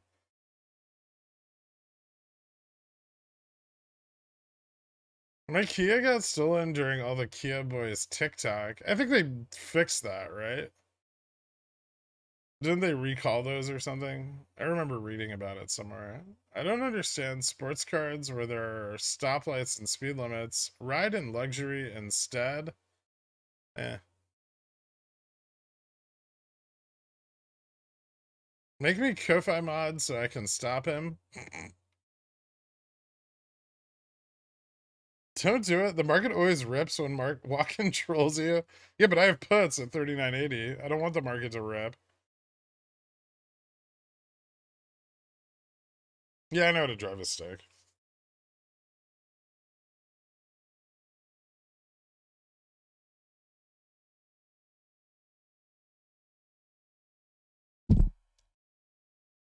Okay, so here's the deal. If I sell...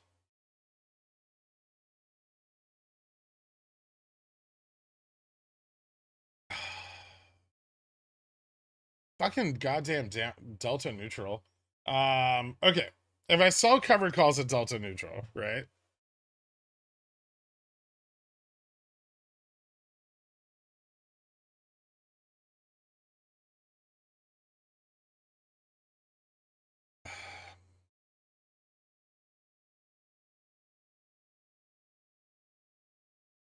Don't sell CCs. I have calls.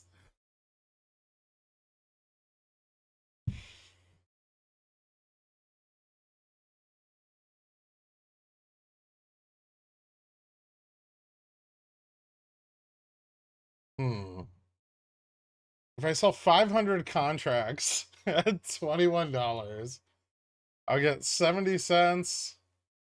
Let's say slippage. Let's say 66 cents a contract. I'll get $33,000. And then I can buy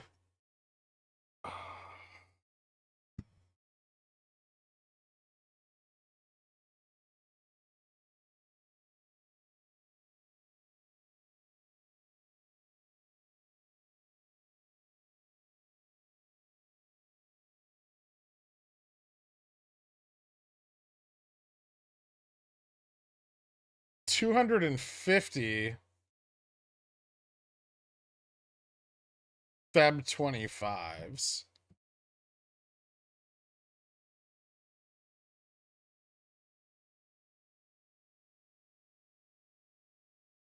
Okay, so long story short, I didn't get out of the calls on my straddle. 39.90, and I'm even at the moment. Hold and see if we bounce back or cut the calls and ride the puts. Oh no.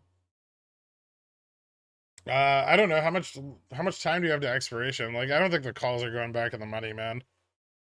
We're getting slammed hard today.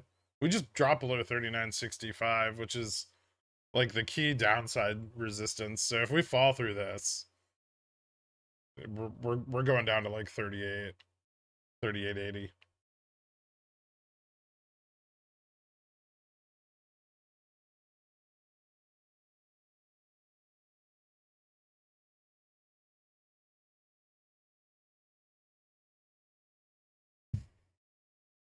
Thirty-nine fifty zero DTs have a chance if entering right now or wait for a little bounce to enter.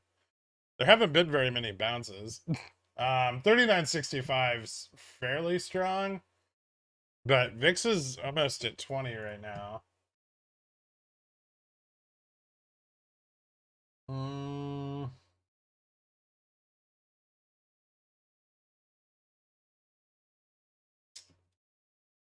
I would be kind of careful.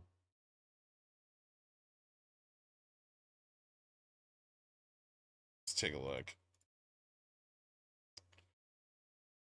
Uh, yeah, after 39.50, gamma starts to flatten out again. So we can get hung up in this range for a little while. I'd be careful with 39.50s, honestly. And we may get some capitulation soon. So yeah, I would just be patient. I don't think there's enough like zero DTE buildup yet. At like 39.55. Although we could drop until we bounce off 39.50, I guess. That'd be something to watch out for. Like, I want to put some stops on these puts now.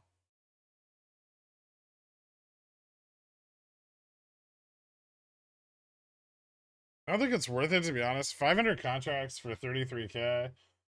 I mean, if Jimmy's price was dropping, I'd be more into it, but it's showing an insane amount of resilience to the drop in the market.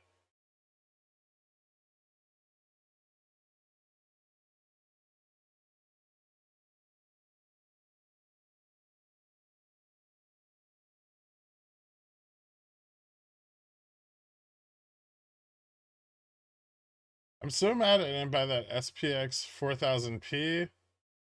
Oh, this would have been good right now, yeah. He'd be up like 4 grand.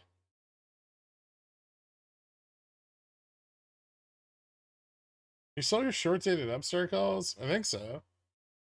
No, not all of them, but whatever. I should probably cut those, actually. I forgot I still had these. I don't know if I want to. 18 and 20? You know, I might not need to sell these, actually.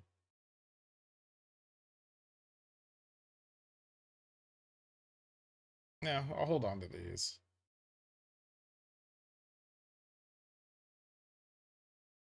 Puts were expensive because this was going to happen. Yeah, but puts are still expensive, right? So it's still hard to get, like, leverage outside of zero DTEs. And then the zero DTEs close out, and that moves us back up.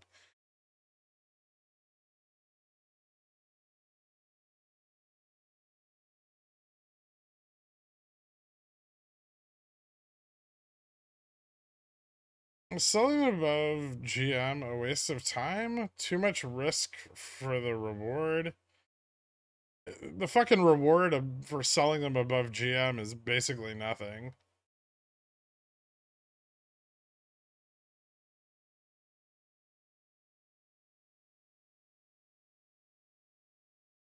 It's not even OPEX yet. How the fuck can it be NOPEX?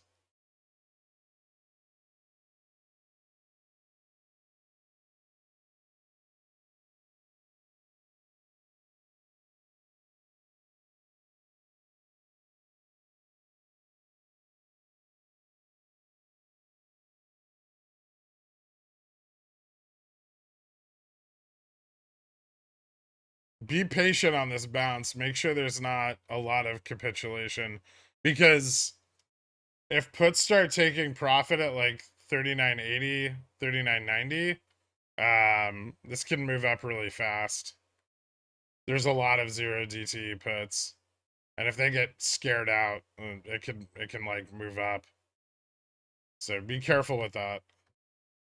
If you guys are in zero DTE puts.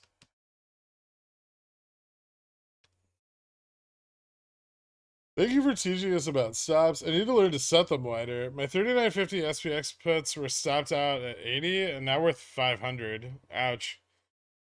Yeah, on SPX, you have to take a lot more risk with your contracts because the spreads are so volatile. And even more so on zero DTEs.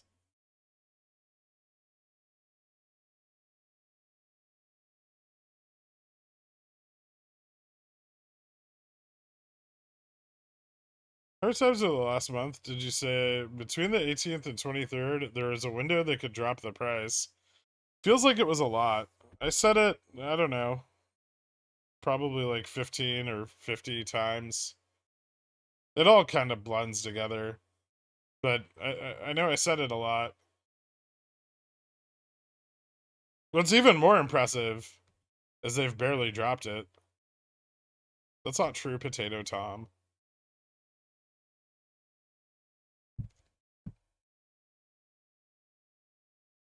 I stopped out of my OPEX position. Is it worth waiting for SLD to conclude, or would you re-enter on any further drops? I mean, we're not we're not dropping a lot, which is unfortunate. But we can drop more tomorrow, right? So, you know, if the market's going to continue down and it's going to move into that like 3880 range, like they may have run out of liquidity today, pretty early, right? And so they can't really short us down with the active fund pressure as effectively. But they'll get more liquidity tomorrow morning. So, you know, it may be like today we go from like 22 to 21, right? And then tomorrow we go down to 20. Friday we go down to 19, right?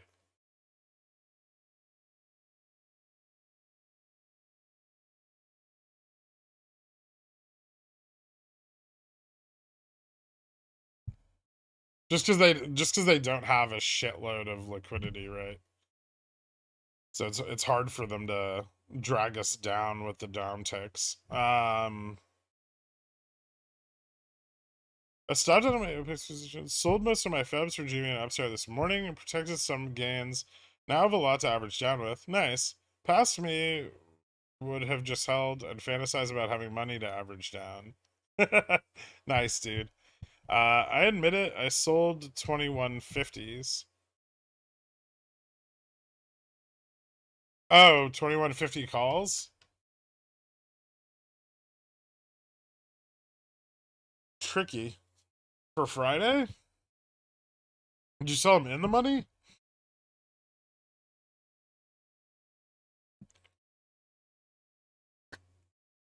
Upstart's gonna rip. I don't know about that.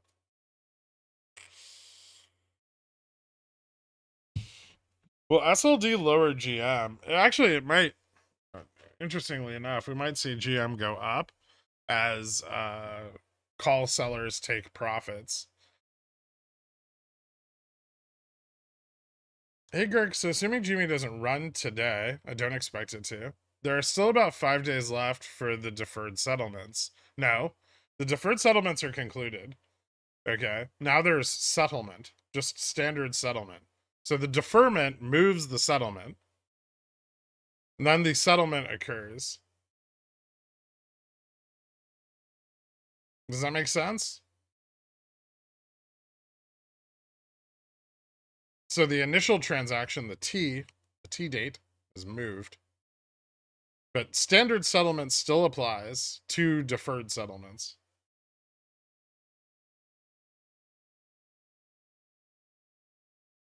Okay, cool. I second that other comment. I had good stop set, sold my Jan and Feb calls at the start of the dip this morning, leaving only my Marches.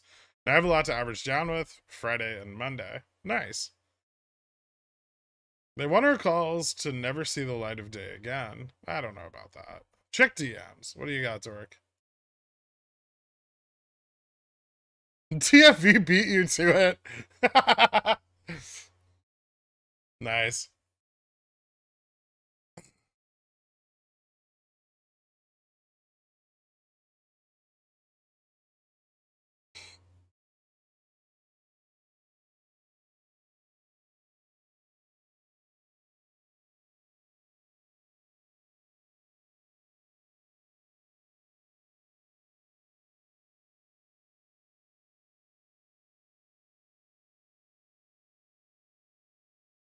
The rule of gymnastics these people do is unreal.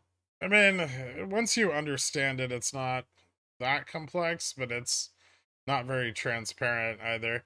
I gotta say, the most reliable thing I've learned in this channel is that no matter what happens on the market, SLD never disappoints that much. The market always dips at SLD.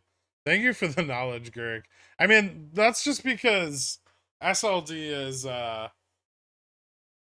the reason the market dips so much during SLD is an effect of people being massively over leveraged, which is kind of just like a macro condition right now. If deferment falls in the secondary markets, but no one's there to hear it, did the deferment ever happen? The fucking stock went up 42% this week. Go fuck yourself. Thank you for this channel, my man. I've been here long enough to be patient.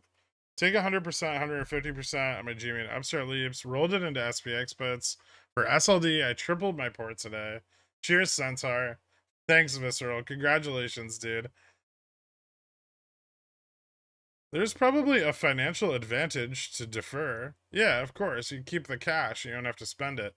You didn't read the whole thing. Big sad.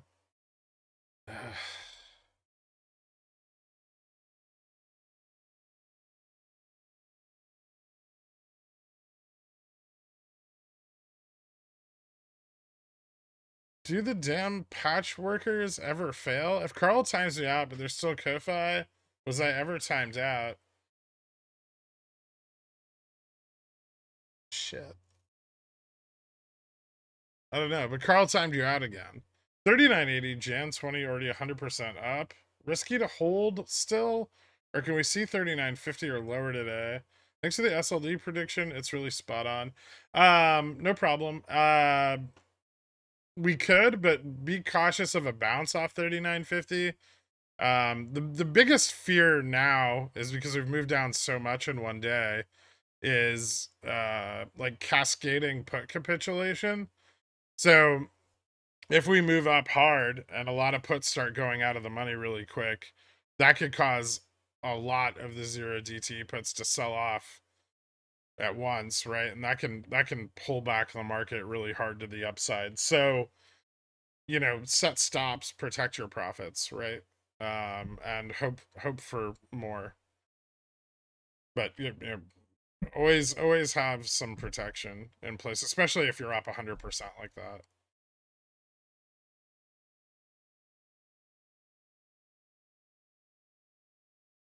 Can you explain to me how people are able to complain about being timed out if they're timed out? There's no timeout on Ko-Fi. You can't even... I'm not even sure you can ban people on Ko-Fi. Or, like, block them. Do you have anything about to buy into Beyond because of all the alternative meat and wants to save cats from being eaten? Hashtag cat lady. No, probably not.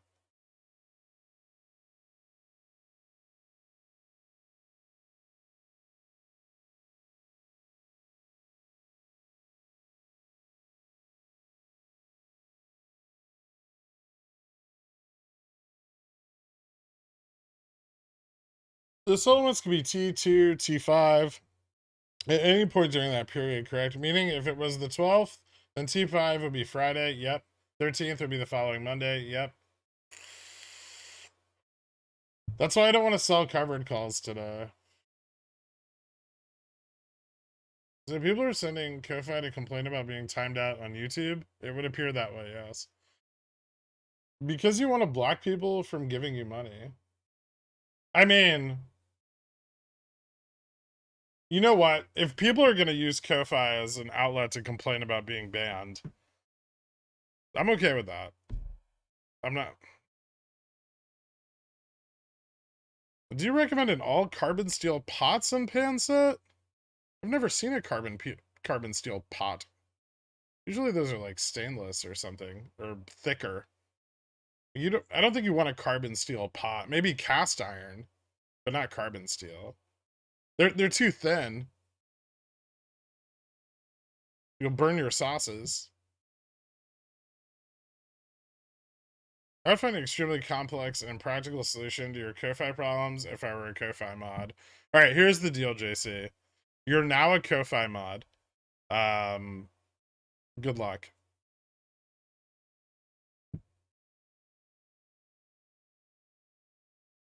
I like it when you say I'm nervous to sell cover calls because we normally run after that. I mean, I just don't want to get assigned.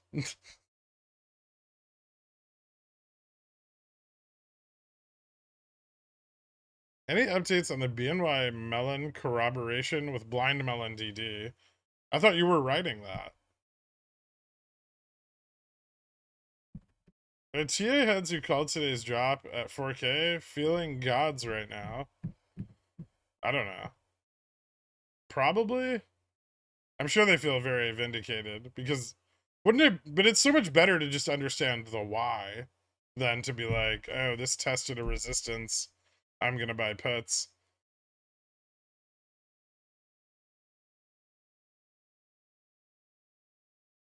What was the non-stick pan you recommended? Scan pan.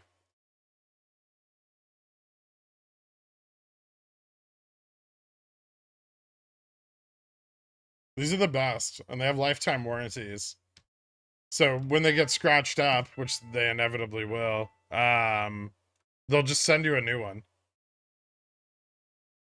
I bought one in like 2011, and I've gotten a new one like every 3 years.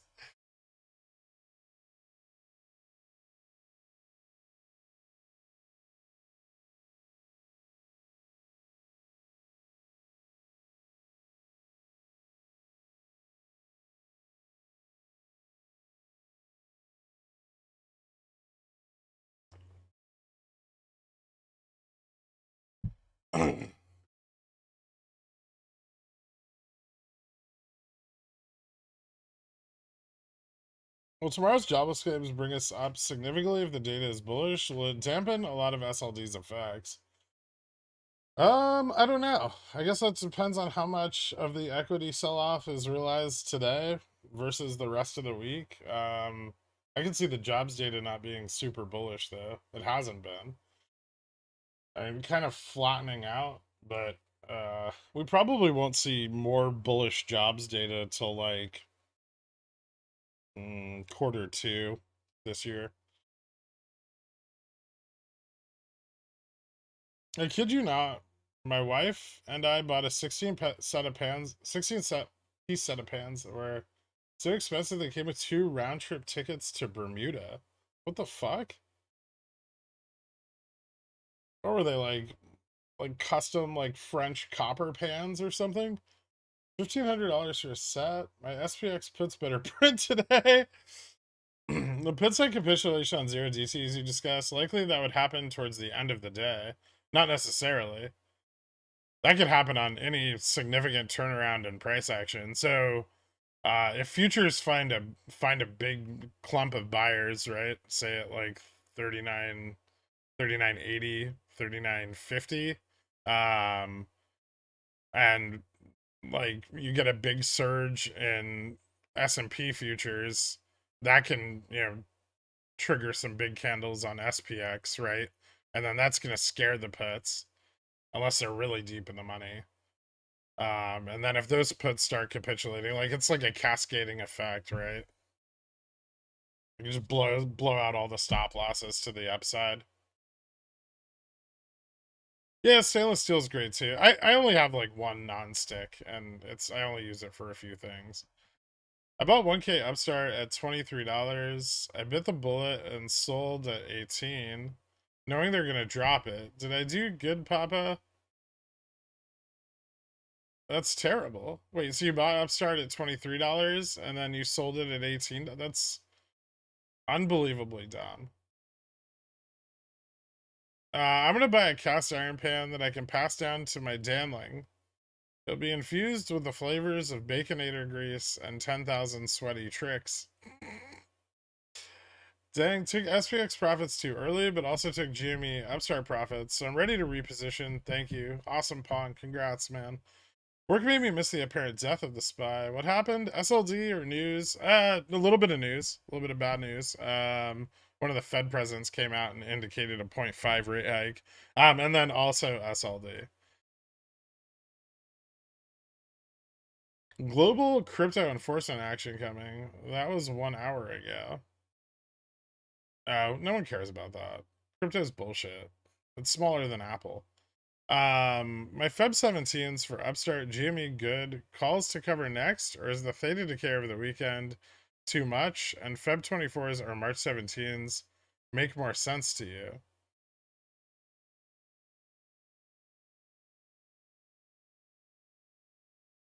I mean, Feb 17's fine. You hit the 30-day mark next Wednesday though. So unless they've moved in the money, then like anything further out of the money, you'd probably want to look at March or later. So nearer the money, Feb 17s are probably fine. Further out of the money, you want a little more theta. 5K because of impatient. I see. Negative 5K because of impatient. What, did you have puts this morning and you fucking closed them? I feel you on that. If we'd broken 40.20, I would have closed my 39.80s, which are now like $25 in the money. So, um, don't feel bad. I mean, there was definitely a push this morning. Are out of the money CCs on Apple okay here? Um,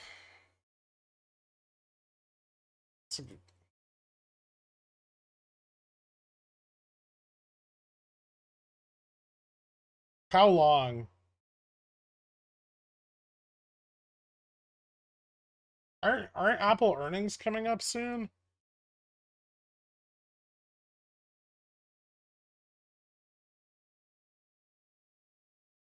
Earnings are on the 2nd? I mean, I'd probably just wait and sell closer to earnings if I was gonna sell cover calls to get the IV bump. The fucking IV on Apple sucks right now. Um,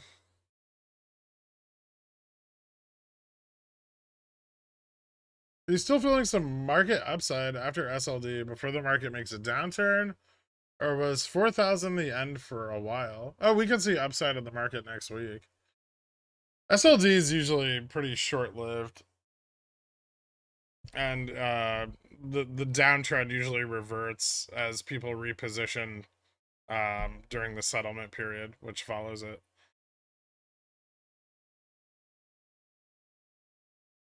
How bad of a reaction would the market have to a 50 BPS rate hike? It wouldn't like it, considering they're... initially it wouldn't like it. It would be pretty bad. Speaking of earnings, any thoughts on Netflix? I had a few. I'm out of my Netflix position. But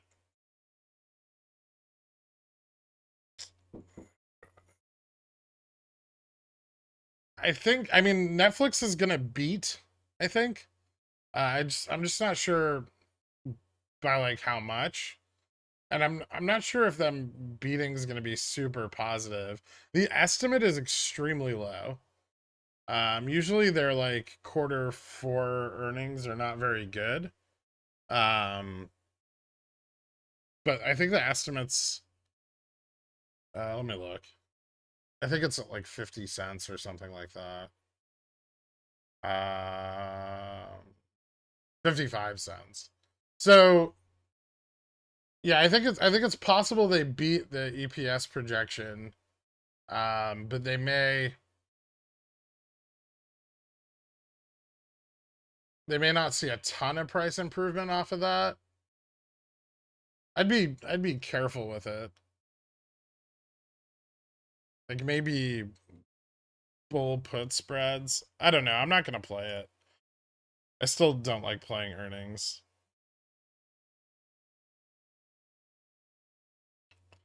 What's what's a safe income generating CSP you'd recommend during SLD? But generally you don't sell CSPs for income when you expect the market to drop. You're to sell CSPs for income when you expect the market to go up. If you had 200K in cash and wanted to earn 3% a week, being risk averse, what would you do? Sell like short strangles on shit?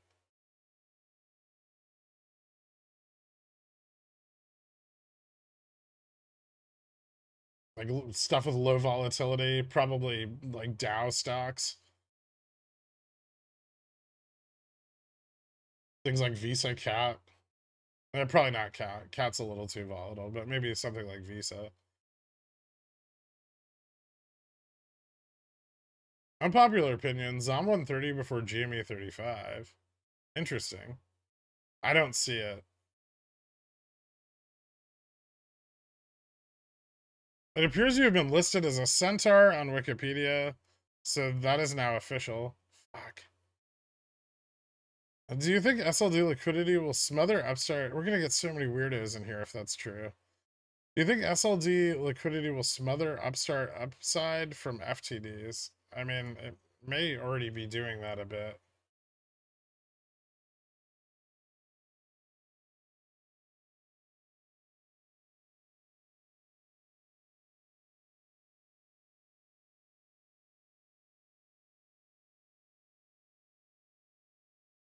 I know, but the market is dropping. So what would you sell near the end of SLD is what I'm saying. Probably something with like high confidence and a turnaround. Maybe like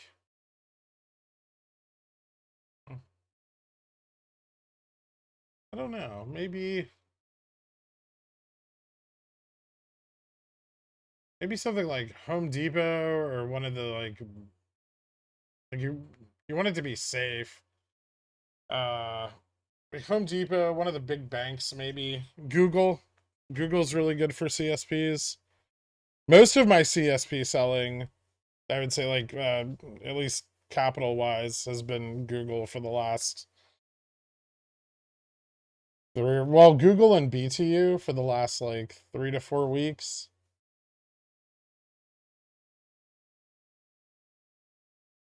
But also because I just want more of those.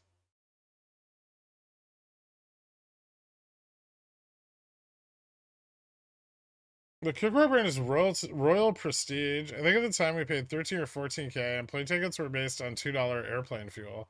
Oh, okay.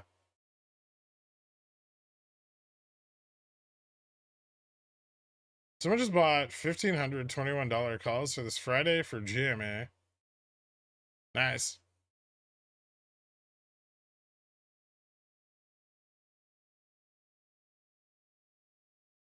If you sell CSP this week, 30.45 DT, you expect to run next week, then you get a better premium, right?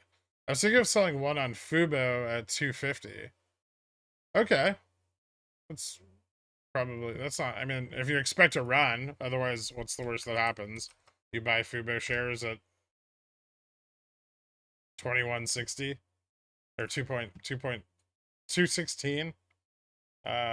Hold on.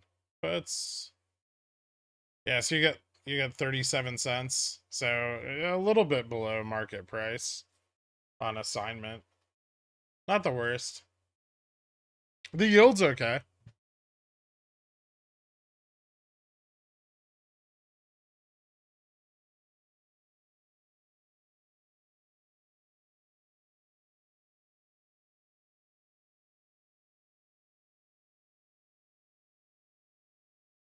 It's what, like almost 7%?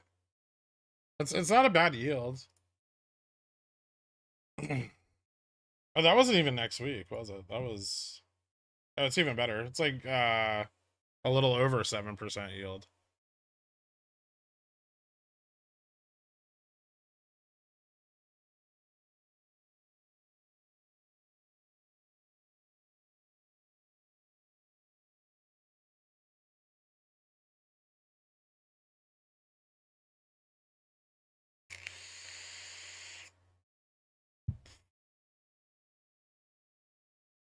RC tweeted he's buying all stocks. You better stay the fuck away from Upstart.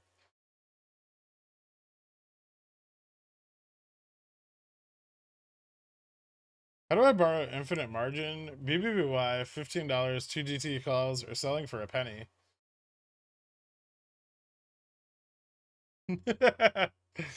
Oh, Jesus. Do you think Tesla can get back to 100 or under, or did the price cuts make it tough to get back down to that level? Thanks, Kirk. No, I think Tesla can drop down to like probably like easily back down there, but I'm still targeting like 65 to 45 before the end of this year. Um, in the short term, no, I don't like that.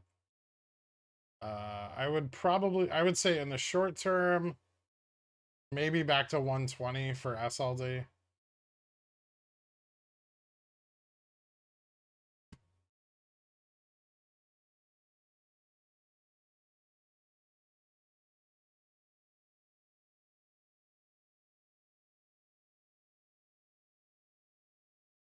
Yeah, I know. Selling the Bobby calls. CC's on target here for this Friday. I feel like you kind of missed the window for that this morning. Yeah, it could drop more. Maybe it pulls back down to like 60, 61. I don't think it's gonna go back to 159, but it might pull back a little bit of that range.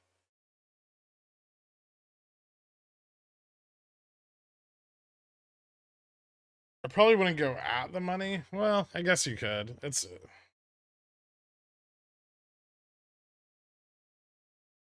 let whatever bounce we're gonna get here resolve though before you think about it.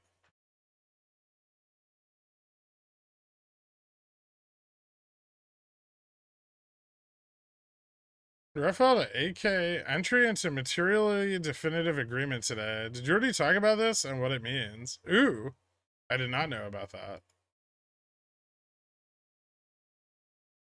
Cool. I might have found agreed on a buyout.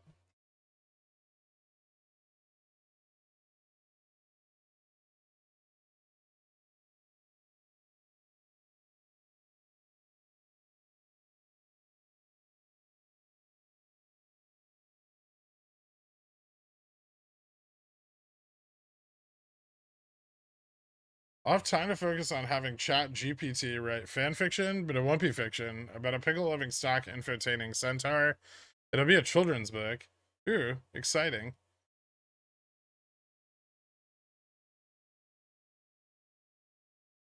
Price doesn't lie with it, but that steady volume on Upstart looked like a buy-in. No, it looks like shorting the downticks of the market.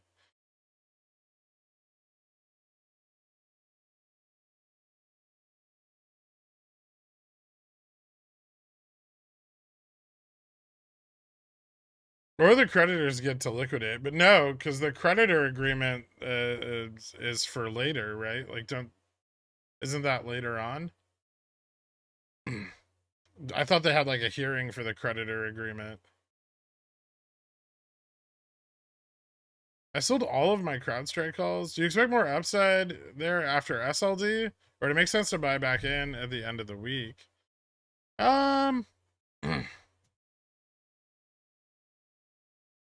I don't expect more upside during SLD. I only closed my hundreds, but I'm probably gonna buy those back. They're Marches. I'll probably buy them back Friday. Maybe Monday morning, but probably Friday. Market bottoming for the moment. Yeah, it's finding some support.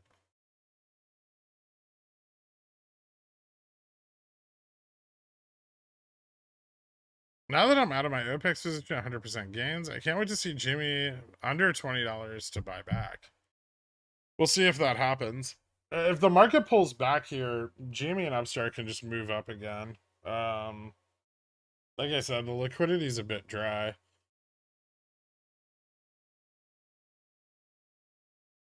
We should be, I mean, if they had liquidity, we'd be falling way faster than the SPX today. And I think right now we're outperforming it a bit.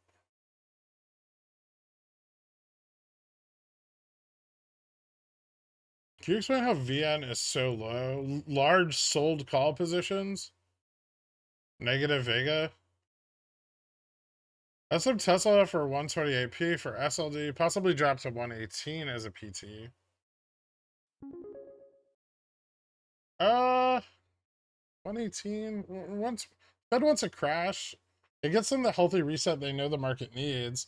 While normal folks all blame the banks, they're desperate for one. They know their soft landing is unattainable, and a crash gets them out of hot water because they tried.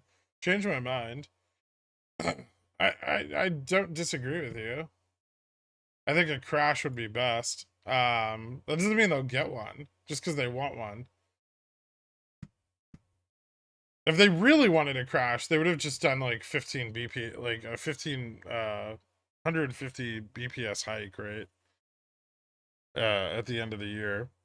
or another 100 BPS hike, or they just move to a, like they could have just spiked it like Volcker, right? I mean,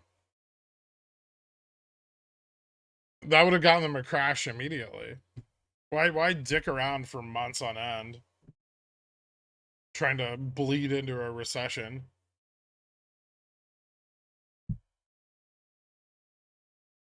Like, I don't think they're unhappy with a crash, but I don't think they're actively pursuing one. A falling market is not good for Upstart.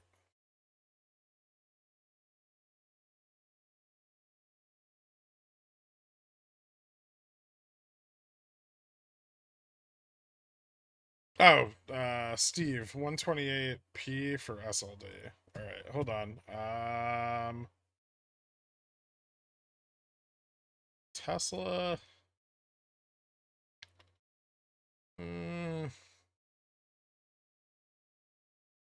Okay, so I don't think 118 is a great price target.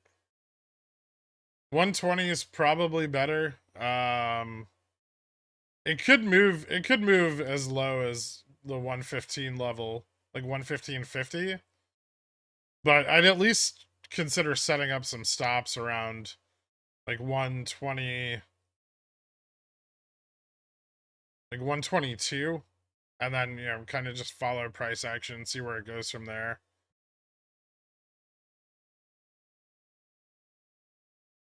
Don't forget, if we're expecting like the basket to run at any point or realize volume, Tesla's part of that.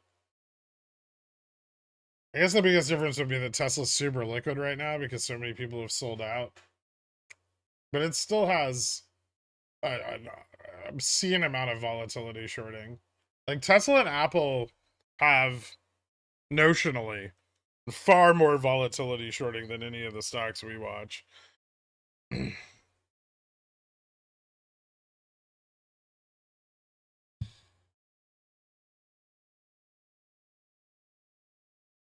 Okay, look at the last candle on Upstart. Is that shorting? Probably. I mean, someone's buying that though, right? Like, I mean, when you short, you still have to have a buyer.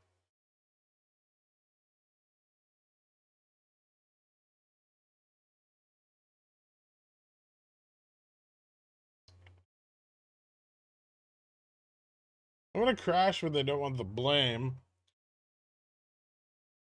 I mean, they'll probably, the closest we'll probably get to a crash is like, if we get one, right? And remember, crashes are still black swan events. They don't have to happen. We need to see a contraction in margins, a drop in PE ratios, and we need like longs to sell. And without that happening, without any fear being bred in the market or sufficient fear being bred in the market, that's like, we're more likely to crash in a deflationary scenario than we are now, right? I agree they help facilitate the situation, but there's still no fear. Like, skittish, sure, but not really with their like long positions, right?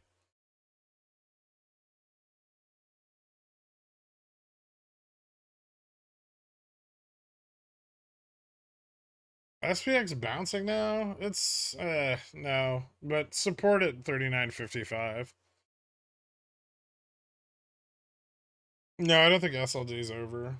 But right now, I think we've only dropped like 150 BPS, right? There's still more room to the downside for us to at least like hit the average.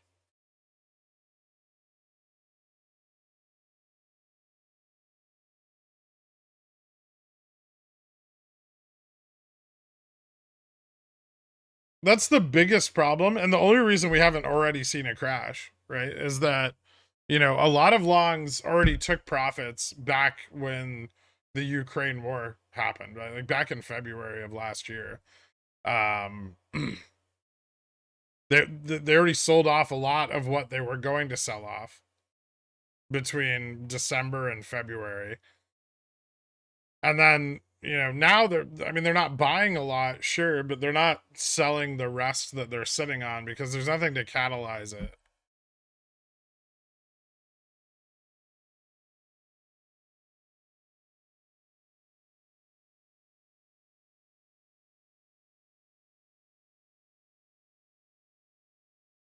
You think the SLD will be completed faster than usual? It could be. Sometimes SLD is all done by like Thursday afternoon. It's happened before. Big guys and smart money sold, while JPAT was saying transitory to fool the rest. Yeah. Well, SLD won't be over with that attitude, sir. It's got 3 days. It doesn't end early, right?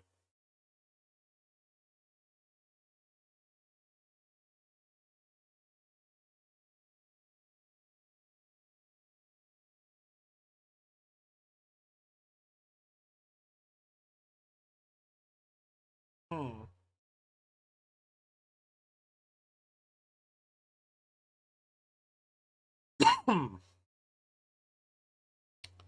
I'm gonna set some stops on my 3980s.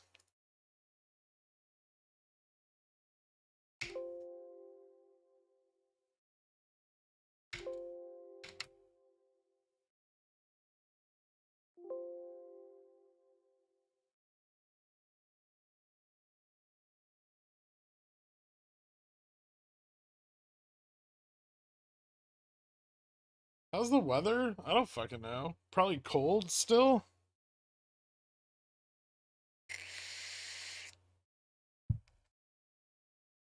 You think they took advantage of the drop and accelerated selling for SLD?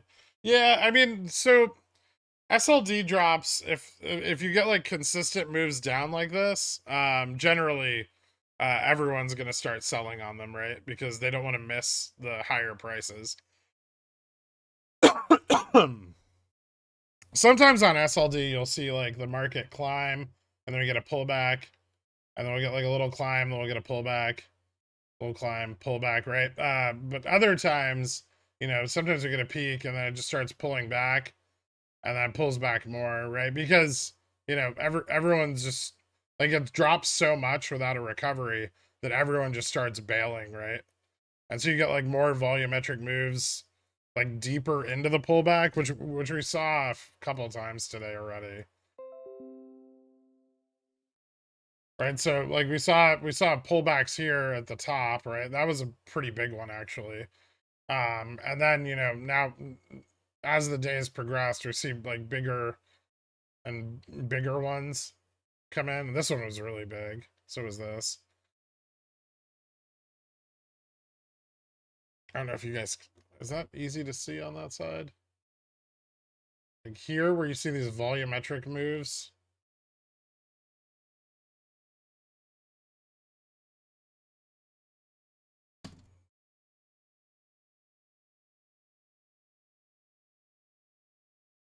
But remember, really big positions will use dark pools and they'll like transact in after hours and stuff. And so sometimes during SLD, you also get like overnight drops that then recover really quickly in the morning. So you get like a gap down overnight, and then it'll bounce back in the morning. But there's I mean, realistically, there's no way to predict exactly how much selling is going to occur at any time because you don't know everyone's position or, you know, who needs to deposit what, right? So the best you can do really is buy some at the money puts, hope they print super fucking hard, and then that's it.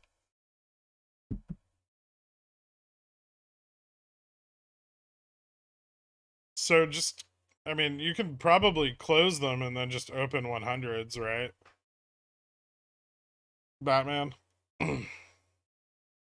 Party delisted now? I have no idea. Is the 12 to 18 run over? I mean, we're stable, right? Which is really good. So I wouldn't say it's over. I mean, the secondary market liquidity has been realized. We have moved up. We're now waiting for OPEX.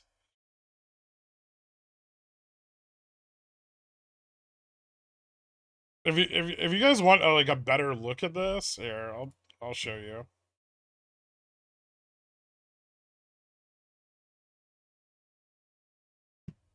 Can I look at this on the 4-hour?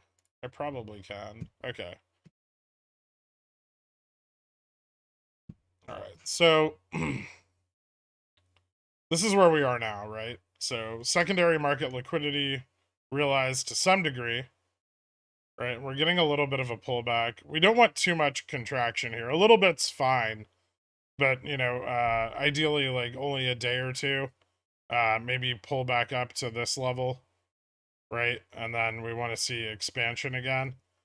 They do have a little bit of liquidity. The market's dropping. They're going to short.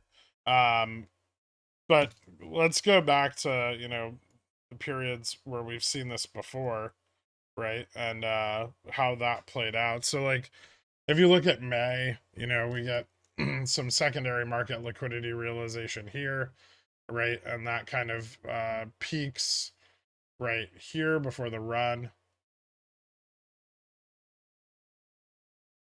Right. And then, you know, we get a couple days of contraction, right? As we move into OPEX, the SLD period, right? 1, 2, 3 days.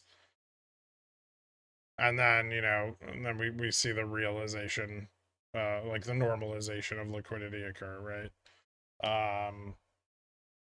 March, same deal, right? We get, you know, some liquidity realization through here. You know, it starts to contract, but they fight back against it into the OPEX period.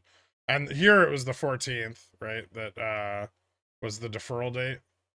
So March 14th. I can highlight, I guess. Hold on.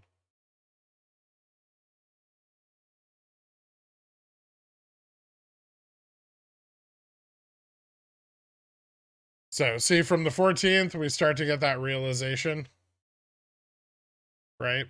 And they do fight back against it a little bit here during the SLD period, right? We drop from, you know, 22 to like our low for that period, which was around like 1850 something, roughly. And then, you know, we start moving up as, you know, liquidity normalizes again. And then we'll go back to Jan. A little harder back here. Jamie wasn't as illiquid, but we can go back to Jan 13th, right? And you know, we get this big realization of liquidity, right? And then it stagnates into the OPEX period. And that's when we start getting volume, right? That's when the big volume comes in.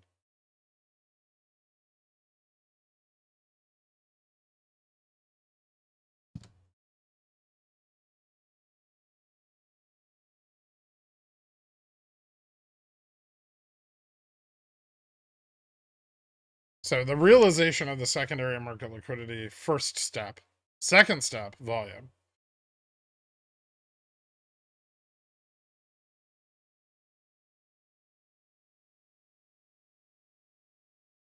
Now, what's a little different about this time is, generally speaking, this period, like if you look at March and you look at May and you look at other OPEXs, right, that are undeferred, you know, price action into the run itself is usually very muted. Like we don't generally see like there is an improving trend here across this period, right? But most of them are not like this. So these like deferral pexes or defer pexes have a lot more upward pressure in the early stage of the OPEX period, whereas like May, you see it's very flat, right? Like the price improvement, like there's a higher low, right? But it's not like most of the price action occurs within this wedge, and now, we're seeing that like extra illiquid environment that we only get with these deferrals, right? Where we get this like positive price action versus all of our volume trading in a tight range. Oh, sorry. I'll do that again. So see, this is our current one where we have like lots of pressure and very very illiquid environment. In a more liquid environment, like pre-May, right? Our price action into the OPEX period, like there is a higher low, right? But most of the price action occurs in a narrow range because they have enough liquidity to contain price action, right? In March they didn't. They started running out of liquidity really really fast. So March, we had this strong upward trend. And you go to like November, November, the pre OPEX period was pretty stagnant too. Like it wasn't as steep. Most of the price range stayed in a fairly narrow range. Uh, August had a little bit of pressure, right? So there but might have been, like deferred OPEX from what would that have been? July 4th or June or July there. The pressure was very high back here in May.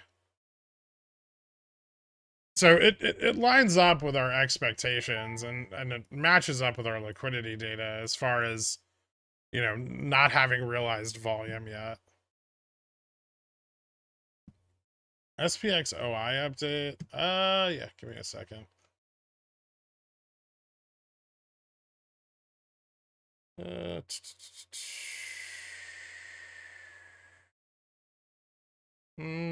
Fairly strong pressure down to like 39.40. 39.55, still weak, which is why we're finding support here. Let's see. Are we getting more call buying? We're getting some more put buying at 39.50. Yeah, sub 39.50 is still kind of weak, although it does seem that volume on puts is increasing. It's not by a lot, and a lot of these look like sold puts too. People are starting to buy 39.70s on the upside. So people are already positioning to capture a put capitulation. So watch out for that if we bounce here.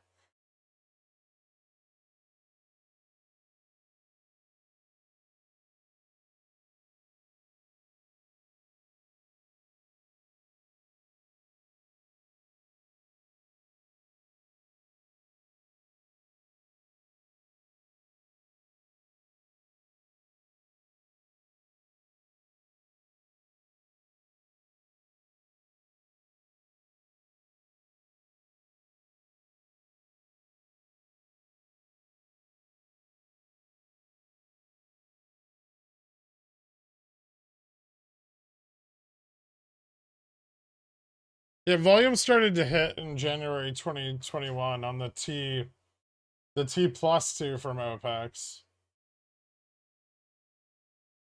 And then also like the biggest volume spikes were like T3. I mean the volume was absurd, but that's like when the Volga-Vana squeeze started, and like we traded fucking billions of shares. Half a billion shares in like 4 hours.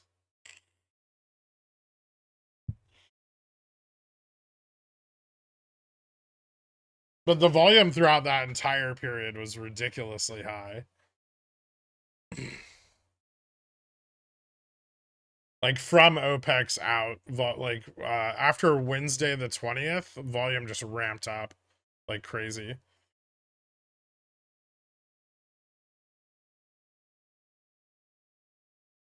You're expecting a bounce on Upstart and GME. If the market bounces, they will too. I don't think they're gonna go above like VWAP, but they could come back up to VWAP. I bought a BTU call. Nice. How's BTU doing today, by the way? It had a really bullish setup, like on the technical side for the next couple weeks. Okay, so BTU down about 2%, so mostly just pulled back yesterday's increase. Yeah, roughly. Ooh, I wonder if I should sell some $28 calls here. No. $26 calls. Yeah, I'll wait.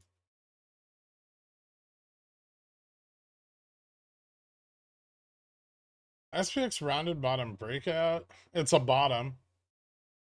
It's not particularly rounded. It's just flat. Rounded would imply that it moves up into a higher range.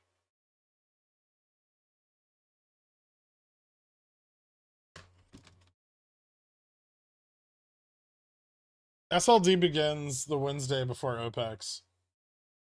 When Jimmy Jones 2021, when OPEX was over that Thursday, we spiked. Wasn't it due to not having enough OPEX money because more covering was needed than they planned for? When we kept running? I mean, that was the T+2, right? That was like the continuation of the run, you know, where we start to get the market maker hedging. If you look at the peaks of January, it plays out very much the way it always does. I have enough money for SLD covering. They might have been fucked because their deposits hadn't settled yet, right? So their margin's very weak during that period. Like they've made the deposits, but the settlement hasn't fully occurred for the deposits.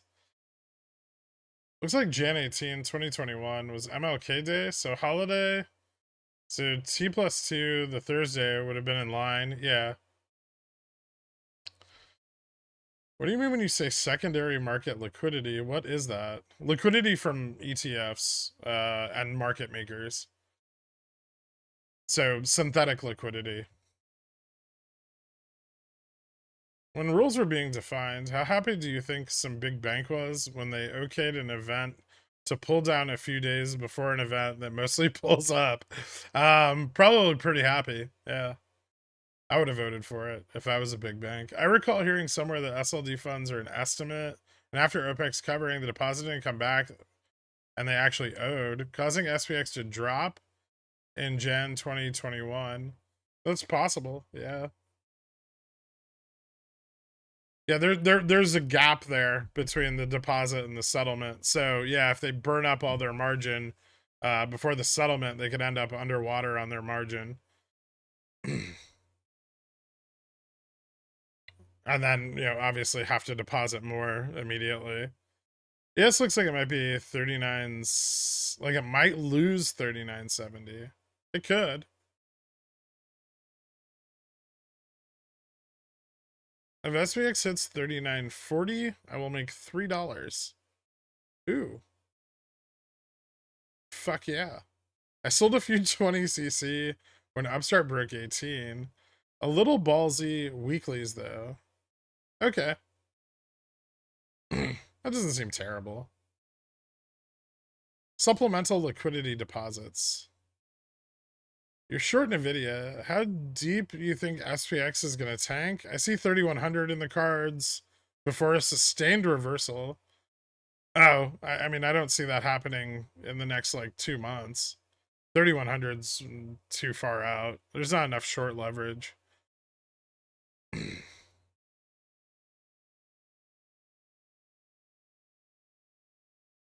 Can you explain when to use a collar versus in the money VIX calls? I mean, you use a collar if you're bullish but you're uncertain. You would use in the money VIX calls if you're certain that it's going to be bearish. I wouldn't use a collar to hedge my equities anyway. But yeah, I mean that's basically the difference. For a collar, first off, you need to own the underlying.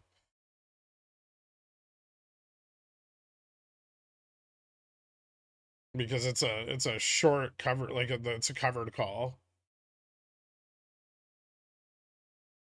Yes, going to 39.20. I could see that. That's definitely the low end of it, but yeah, I could see it going to 39.20 over the next couple days.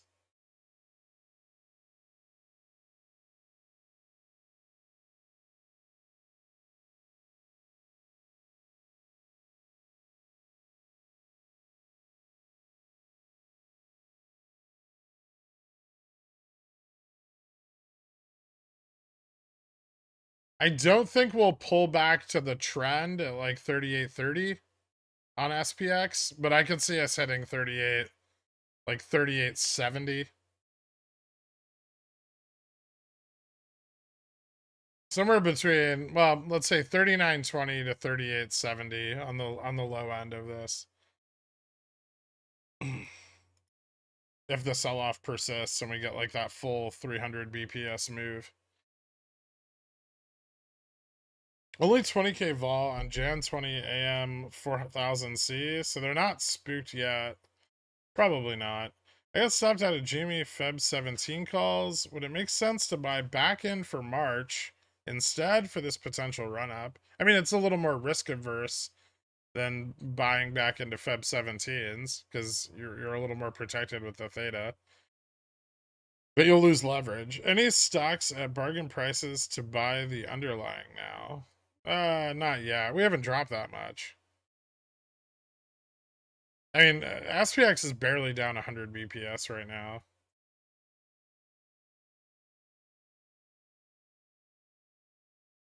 Would you say if SPX hit 3,900 by tomorrow, we would have seen most of the downside for SLD? Yeah, I think, well, so between 39.20 and 38.85, this would be like my maximum, like this range would kind of be my maximum expectation for SLD.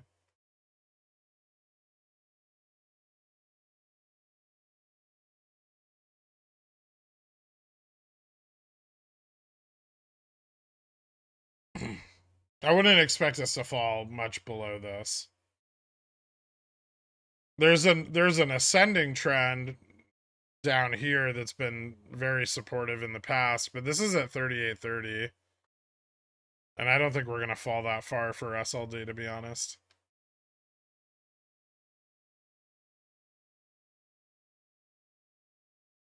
Hard to determine how much SLD selling was absorbed by positive PPI.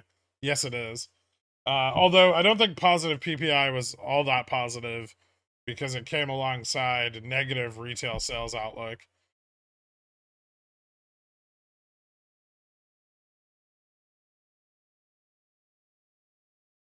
Do you plan on buying calls after SLD? Yes, I do.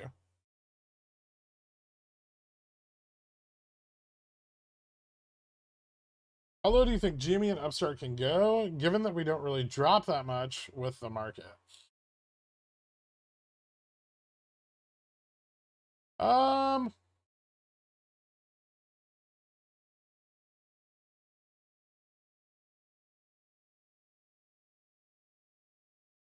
good question.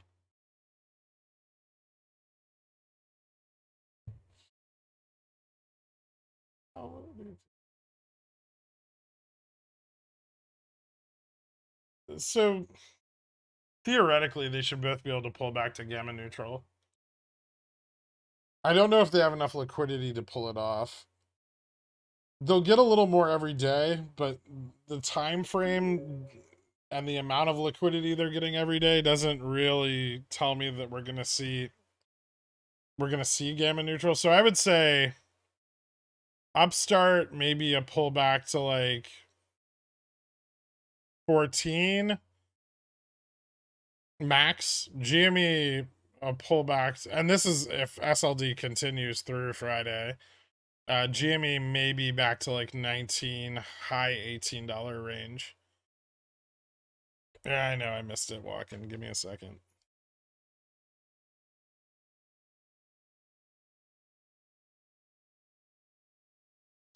The 4000C part of my straddle bought last Friday was lost more theta than my drinking has on my life. Short side is looking good, but I don't see us retapping anywhere above 4000 by Friday. No, I don't think we're going up to 4000 by Friday. I think right now we have the potential to pull back to like 3880 on the upside, maybe, with like 0 DT put capitulation, but then probably move right back down into the rest of the week. Because anybody who didn't get out on this drop is gonna then fucking sell the 3880 level, right? And that's gonna cause more 0 DT put buying, and we're gonna grind down even more. But fuck if I'm not tempted to just cut the call on any bounce. Fair. I would have just taken profits off it this morning, or gotten out with what I could have this morning.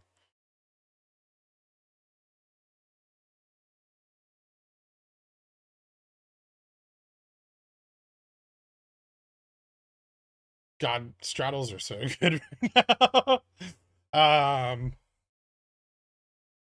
They just don't disappoint. Stopped out of all my March C's. Better to wait to re-enter until Friday, Monday. I don't want to miss an early run, but I want to get best pricing. Thoughts? I mean, if we see any significant downside on Upstart or GME, it's gonna have to be done on the market maker side, in order to obtain liquidity, which means Ivy will spike into the drop, right? If you missed an entry into SLD, would you look for a pullback? Yeah, I would wait for a pullback and then re-enter. Right now, if it pulls back, I'm gonna get stopped out. But I think I'm okay with that at this level. I'm like $30 in the money, so yeah, if it pulls back above like 39.55 right now, I'm gonna get stopped. And then if I get stopped, I'll wait till, you know, like 39.75 or 39.82, and then start re-entering puts. If it just continues down, I'm gonna hold.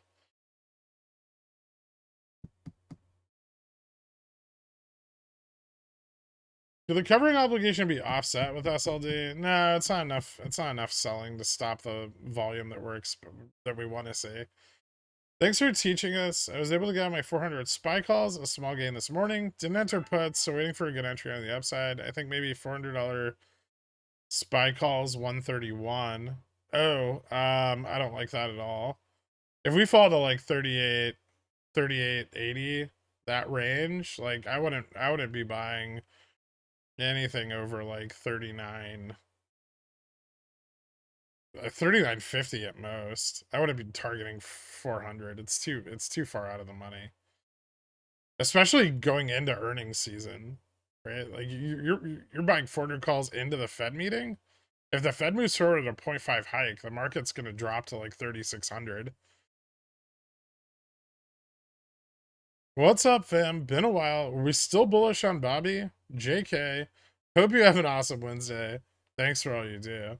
Definitely not bullish on Bobby. Appreciate it. And thank you too. Diddles. Do you have a trailing stop? No, it's just a stop limit.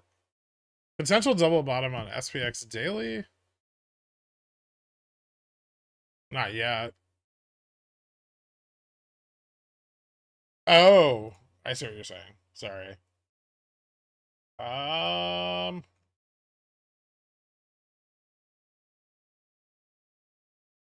no. That would be at like 38.75.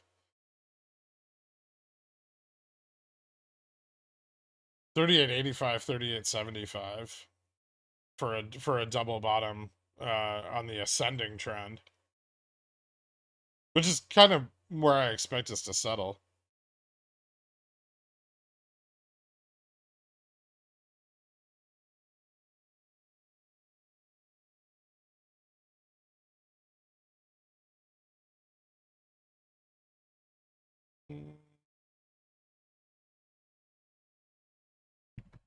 RC tweet, a day after buying all stocks, Ryan Cohen sells all stocks. Okay. Gorg, you're the best. Thanks, Lawrence of Arabia. I need Ko-Fi login info to do my job. DM me.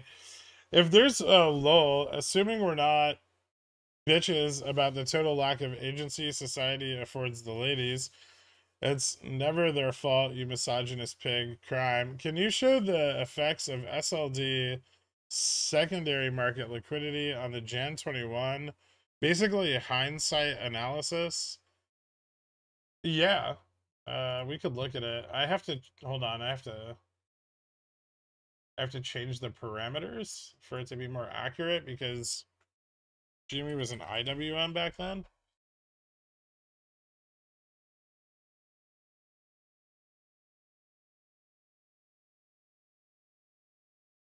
All right. Here we go.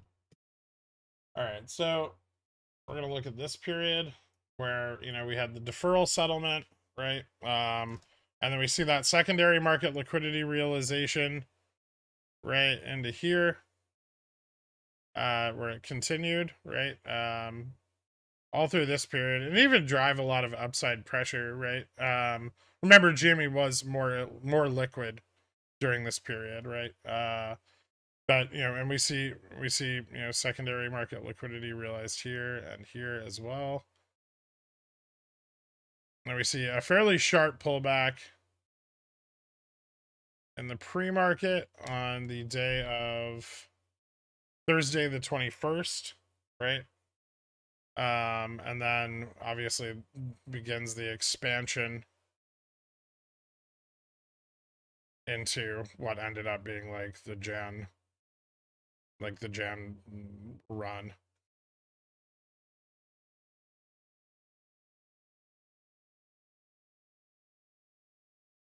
But remember that this fell during SLD in January of 2021. So these price improvements, these fell during SLD. Also, SLD wasn't negative, like as negative back then. The market leverage wasn't as high as it is now. So over the course of last year, SLD dips became more significant as the market rose and more leverage was taken out.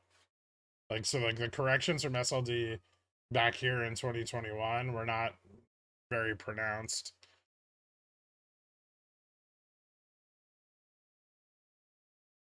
They existed, but they weren't huge. They were like 100 BPS pullback, and then the market would start moving up on like Thursday. I'm sure some of you guys remember like SLDs during the bull period. They weren't crazy, but they were fun. You'd like wake up and it'd be down 200 BPS, and then it'd close even the next day, and then it'd be up on Friday.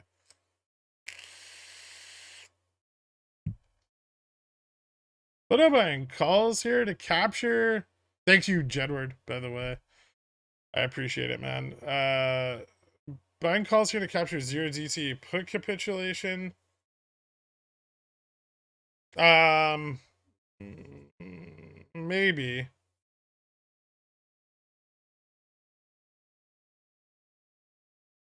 Yeah, you know what? I might pick up some like. I'll grab some 3960s, like right where my stop is. That's not a terrible idea. I'm more concerned with like managing the puts, but it could be fun. Not 0DT. I'm gonna grab one DT, but just because we're nearing the end of the day and I don't want Theta to eat the contract. So in the beginning of the day, here's something fun about SPX that you guys should know. In the beginning of the day, before 10:30,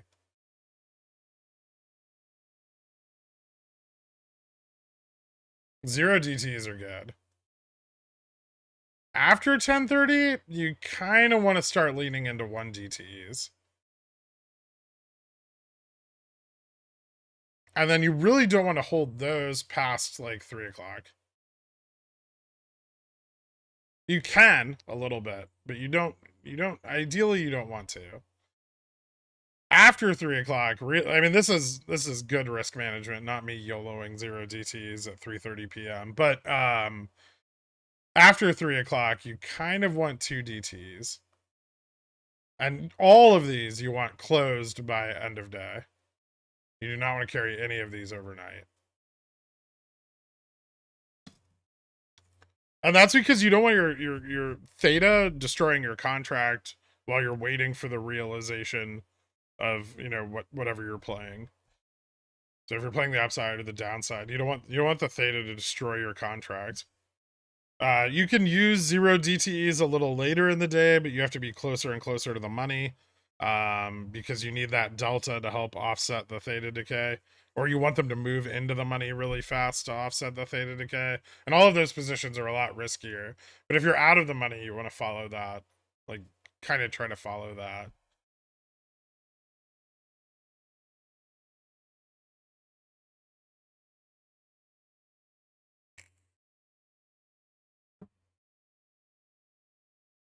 You can do 0 DTs after 3 p.m., but no, you're only looking for that cheap lotto.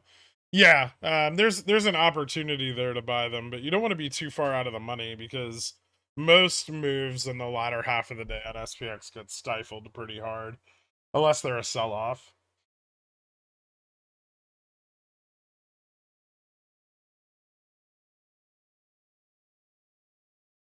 Is there something wrong with the stream, or is it me? A couple of people said something about that today. It might just be YouTube being shitty. The SPX breakdown is super helpful. Thanks, and clip that. Yeah, sure.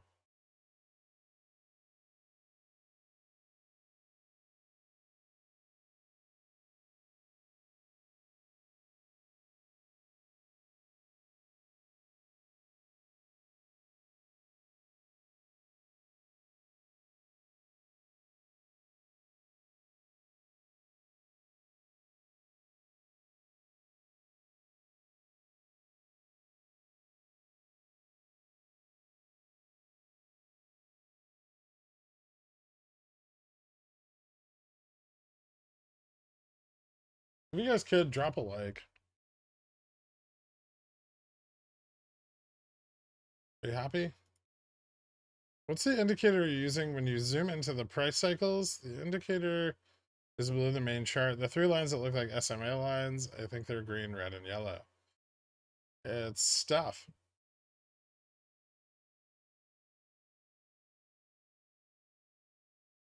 Is that why I can't see you in HD? Maybe. I don't know. If you guys don't like the stream, they're going to take the HD away from you. And then all the charts will be in 480p.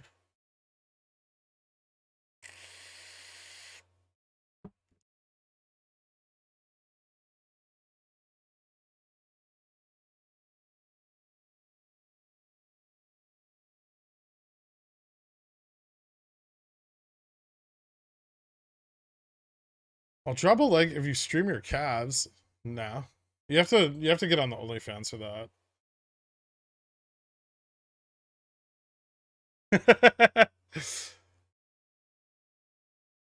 I clicked like and it went to 1080.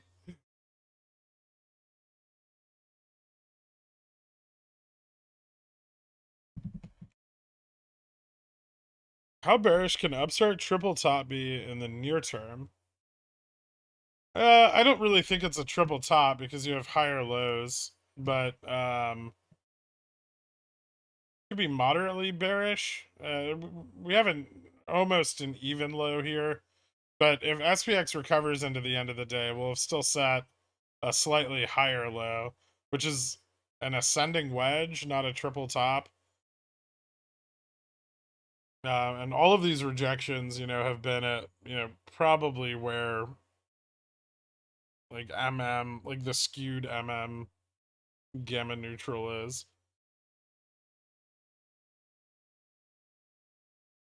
ACWI is still not getting any fucking liquidity today.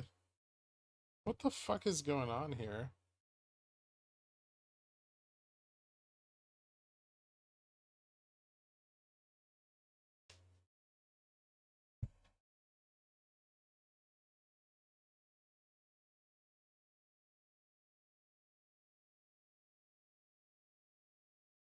You can change the setting off of auto onto the quality setting you want it to stay at. Shh.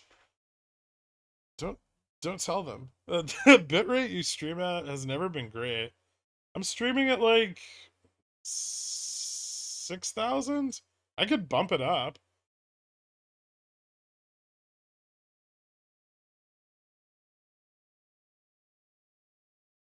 What should I bump it up to? I could bump it up to like 10,000.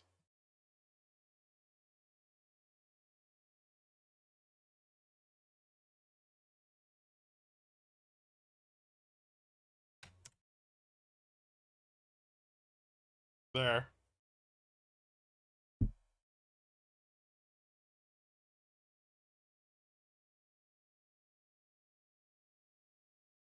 There goes my data plan.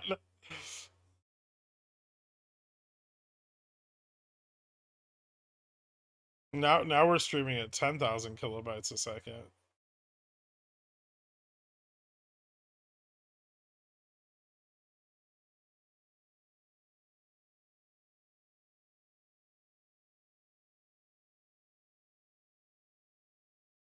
One 1.5x won't work?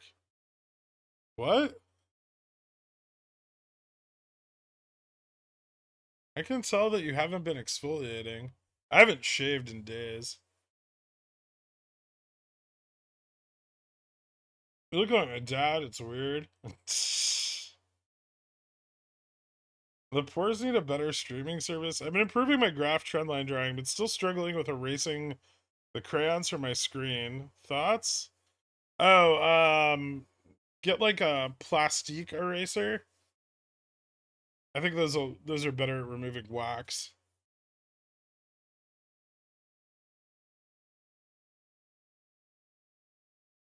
Do you shave or wax your calves? I don't really need to do either. They're pretty bald.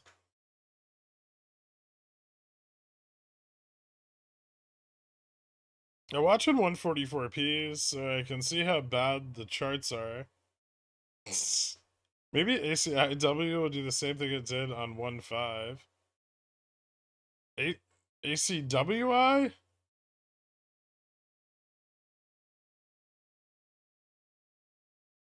Or are you talking about that shitty stock that Bipolar Bear bought?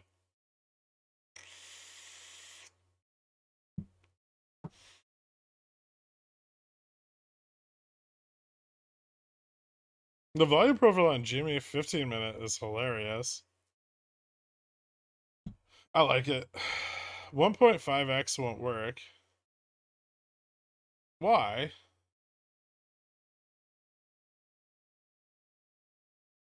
Oh, maybe because I changed the bitrate midstream.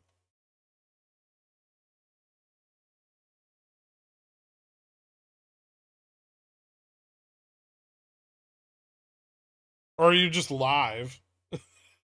you can't speed me up into the future.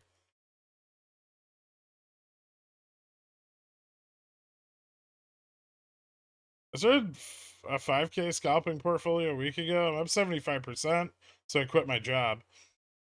That was quick. Maybe too soon. My girlfriend is an esthetician. I have a good daily plan that I can recommend enough. Is my guy who never gave a shit about my skin? Just ask.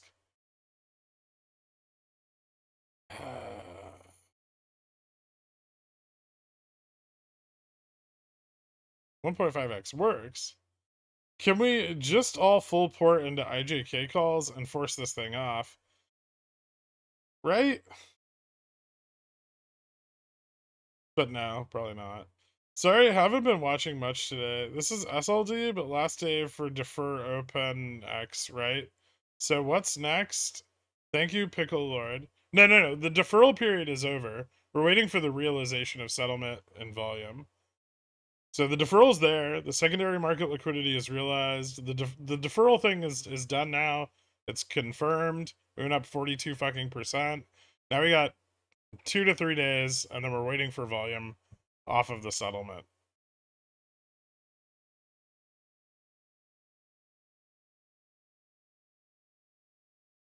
See above for Y, but change the bitrate to 4500. Higher means better quality upload. but taxes people's networks for download viewing the stream.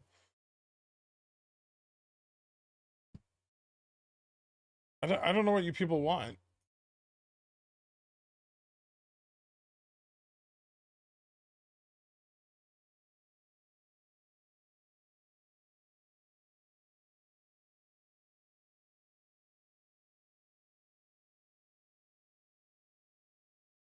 $4,500's worse than I started at.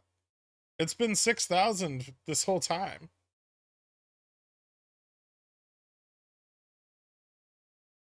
We want low quality content. Girk, seems like SLD sell off like this. Expected any new updates since the morning DD?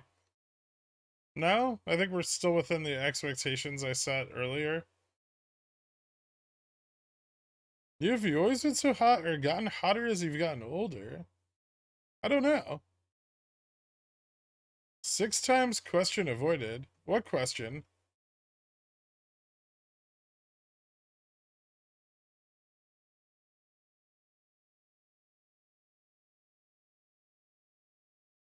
If you can't see your own chat in the chat, Silver Reserve, that means it's getting blocked by YouTube. So try asking it a different way. Or just DM me. You're on the Discord, right? Just DM me the fucking question.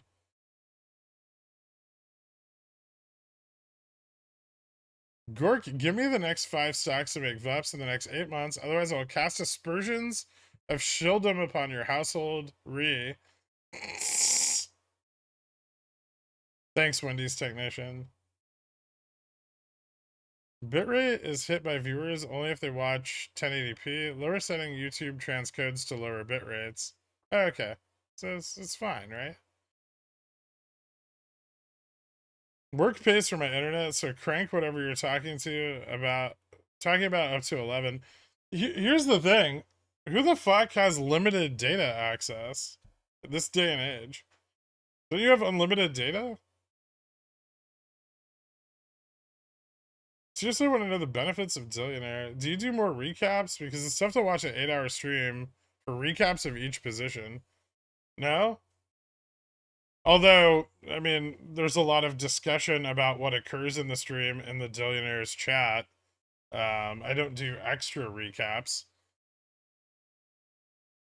There's Pickles picks, which are like just like whatever stocks I'm playing that week, and then a lot of other traders to converse with who are moderately to more serious about trading than you will find in the public chat, where almost everybody just has a giant bag of whatever meme stock that they're waiting to sell for millions of dollars.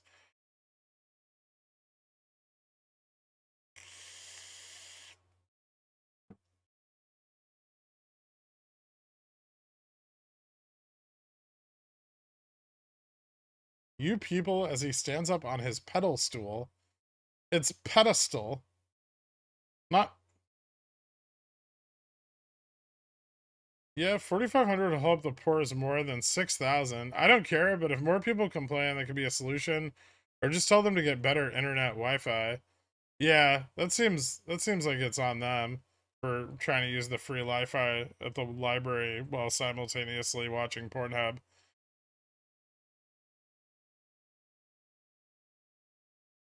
They're increasing the points needed for the reward program. Oh shit, I need to spend all my stars. Maybe they're expired already. Have you bought BTU calls yet? I bought them yesterday morning for April.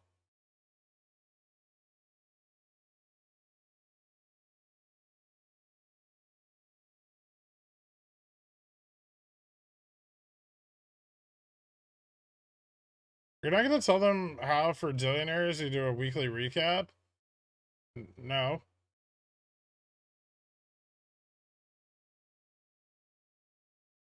I mean, I'm not doing like an extra video. I talk about the positions in the Dillionaires chat.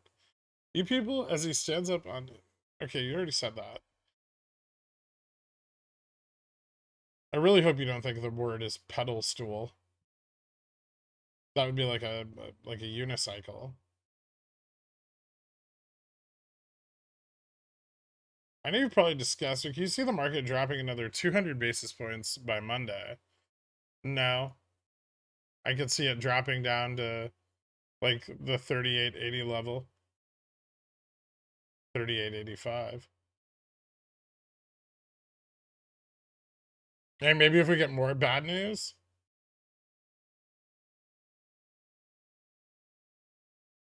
Apparently my unlimited high-speed data has run out. Yeah, I'm one of the poorest, and you decide if trading is right for me. It's up to you, man.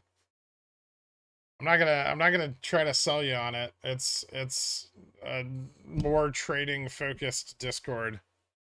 Uh People in there are generally helpful towards each other with the exception of Walken. Um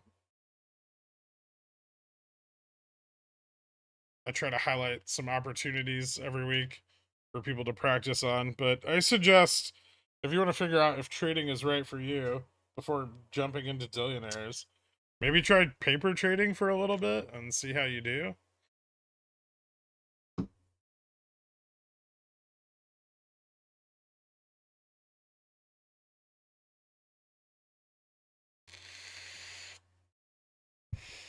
I cannot find where to upgrade my membership. I think there's a link in the description.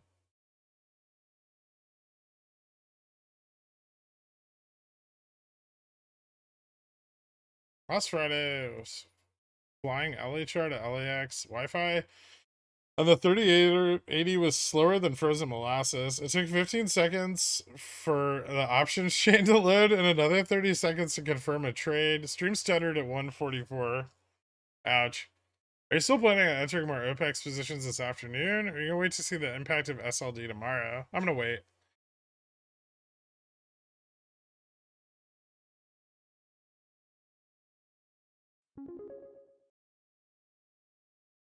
Thank you so much for Gurk and quantities for the free money.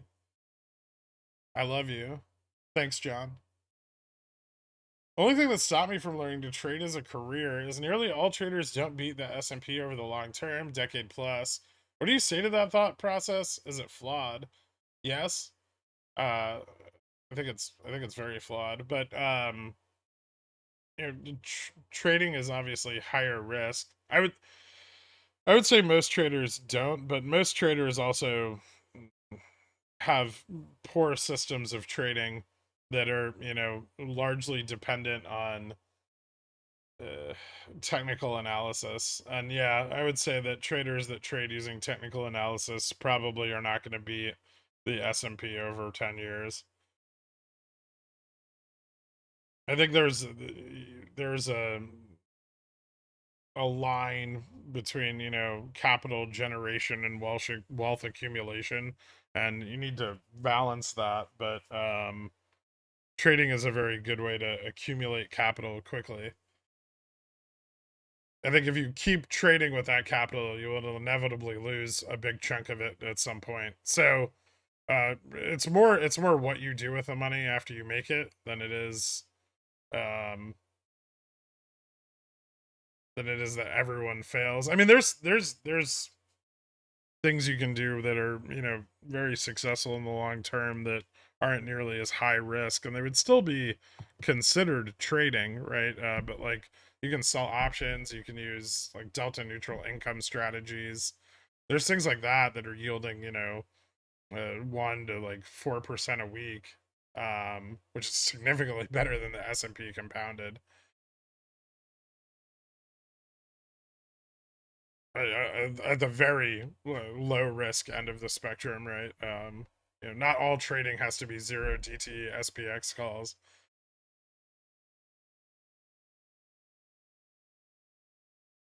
What about the guy who was trying to bet with you about Bobby the other day?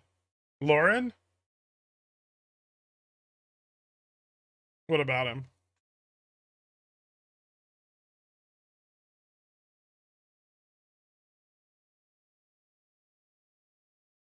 I guess it's Laren because it's the car he owns.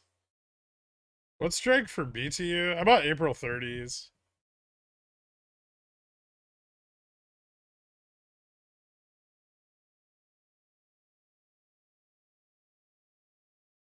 Yeah, your music videos, or you sing about BTU and beyond and what they were doing with some funky fresh beats. That's never happened.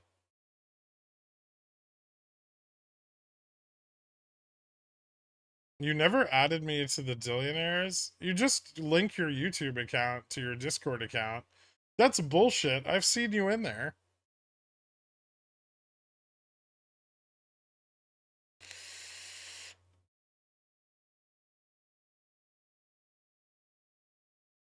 Change the name to Pedal Whales. Mind talking about the BTU play? What's there to talk about?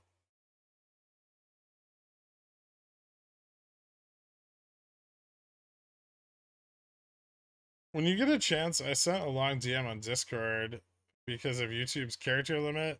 If I can get your input on that, that would be most helpful. I, this one? Oh, this one.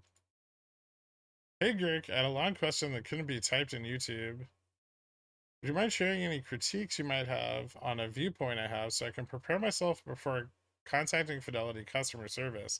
I sold a CSP, got a premium and assignment. I would assume the cost basis would be the strike itself, but Fidelity is showing adjusted, including premium plus fees. Conceptually, wouldn't this be more detrimental to me, as in I have to already lump the premium into my short-term gains to be taxed, whereas my cost basis being adjusted lower, any potential gains would also not properly reflect what I would need to report to taxes. Not quite double taxed on the premium, but taxed on the short term, plus tax again to an extent on the adjusted underlying. Or am I overthinking it or missing something entirely? They're just calculating your premium as a deduction from the cost of from your cost basis. But that's not how that's reported on your taxes. On your taxes, you bought the shares at the strike that you were assigned at. So one is a reference point for your cost basis and your profitability on the position, uh, and has no effect on what's reported on your taxes. You can speak to a tax professional to get more clarification on that, but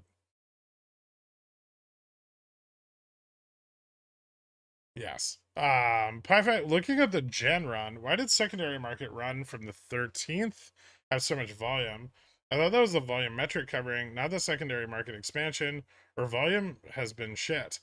Well, we're much more illiquid now than we were back then. And so, and also the call chain is not nearly as stacked as it was. Options interest was at all-time highs then, and so volume was very high because of all the additional hedging, right?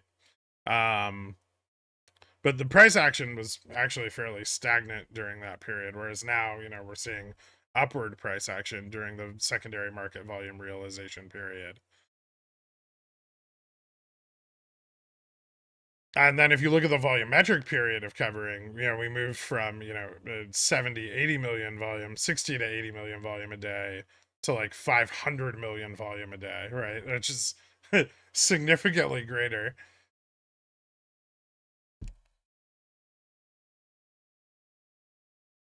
Username is invaluable.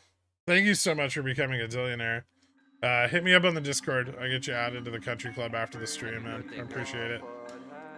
Yeah. I've come to the conclusion that I am in the Theta gang. The majority of my green positions come from selling options, not buying. I might make a big shift this year as a primary strategy. Okay. If SPX doesn't pull back today, would you hold on to your in-the-money SPX calls? I don't have in-the-money SPX calls. You mean puts? Probably not. I'm gonna get stopped out if it goes above 39.55, and I might bring my stop a little closer now that we're finding another support level here at 39.45. So I might bring it down to like 39.50. It's strange how all those, you forgot to mention Bobby Ree people got real quiet. Yeah, it's awkward. Gork, my Jamie 12740C are in agony. Why do you have those? Why did you make me buy them? Also, should I buy more? I didn't make you buy them, and you probably shouldn't. Thank you for all you and the quants do. That is all. Thanks, Shadow. How are they rugging us every T+2? And we're not getting rugged every T+2, but they get more liquidity. Thank you for your teaching. It paid off in spades today. I saw the move, stopped the bleeding, and positioned myself to the downside. Nice, man. Who makes more? Someone trading on technicals or someone blindly ghosting your plays? I don't know. I don't know the performance of people blindly ghosting me. How would you describe how you trade, if not technical analysis / fundamentals, market mechanics oriented? All three.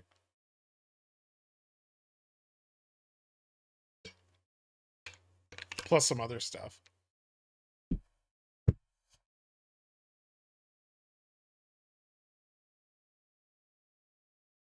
I'll tell you a great way to not be successful at trading. Trying to trade the way someone else is successful at it. That's not going to work. I want to tip you, but I can't for my region. No matter my VPN change. What are the higher paid subscribers getting I'm not? I can't see any of this or upgrade subscription. Are you a billionaire already?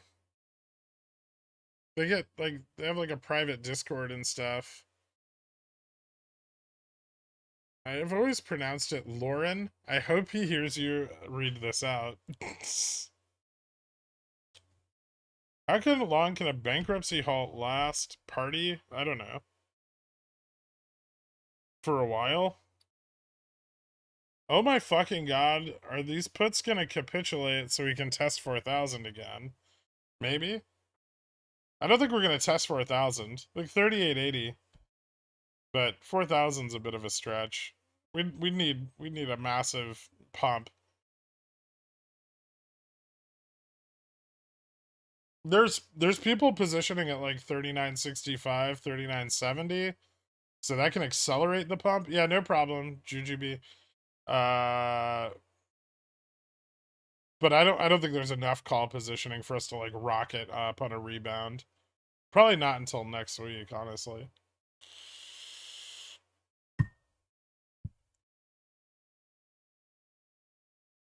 Fidelity just gave me the greatest fill ever. Down 20% on SPX 3950 0DT, random price spike, and I filled up 2%. Oh, nice. Did Fidelity send anyone else a letter saying, bro, this ain't a casino. We're making your account PCO until you acknowledge you're bad at the stock market. No? Oh. Check DMs. Ooh.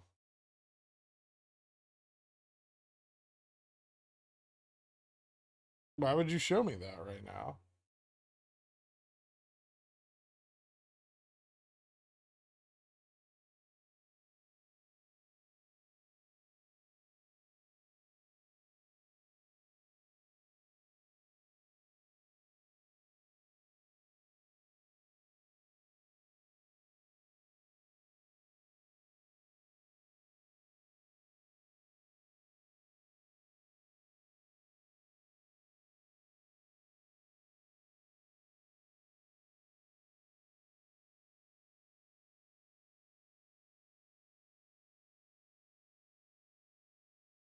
Everything down, but let's pick one stock to herder at.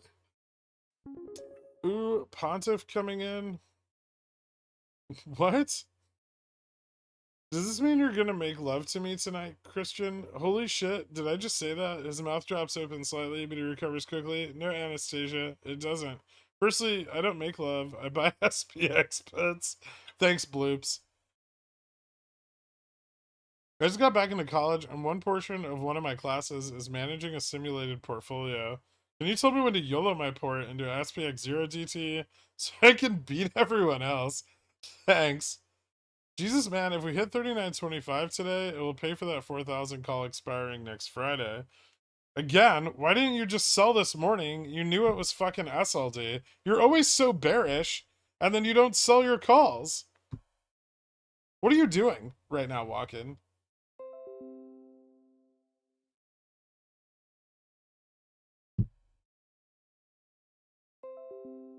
Fidelity sends protective letters. TDA sends letters explaining how to use margin and trade options. Yeah, they're not the same. If you're not holding any in the money puts on SPX, how are you playing the potential overnight move or remaining expected down for SLD? Here's the deal. If we close out the day at like 39.40, 39.50, I'll buy calls into close at like 39.50. And continue holding the puts that I already have in the money. If we drop to 39.20, I might just buy more puts.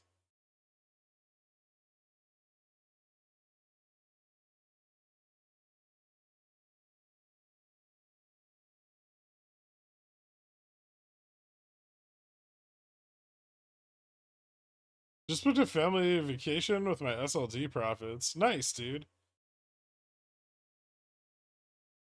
If you want to sell your options, just set stops and they will sell themselves. If you don't want to sell your options, set stops and they'll sell themselves. Yeah, it's true. That's a great way to get rid of them.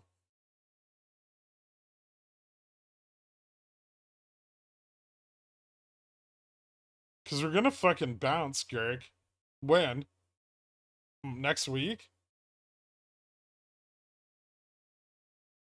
We fucking topped like 40.15 this morning.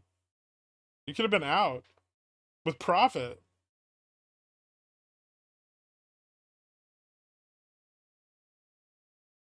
So regarding realization of settlement, would be the most likely scenario be they continue to push GME down to get as much out of the money for Friday expiration, then cover everything next week. I don't think they give a shit about that. I think they'll just push GME down with the falling market, and then covering will happen hopefully next week. Maybe this Friday. Who knows? I guess technically this Friday is possible.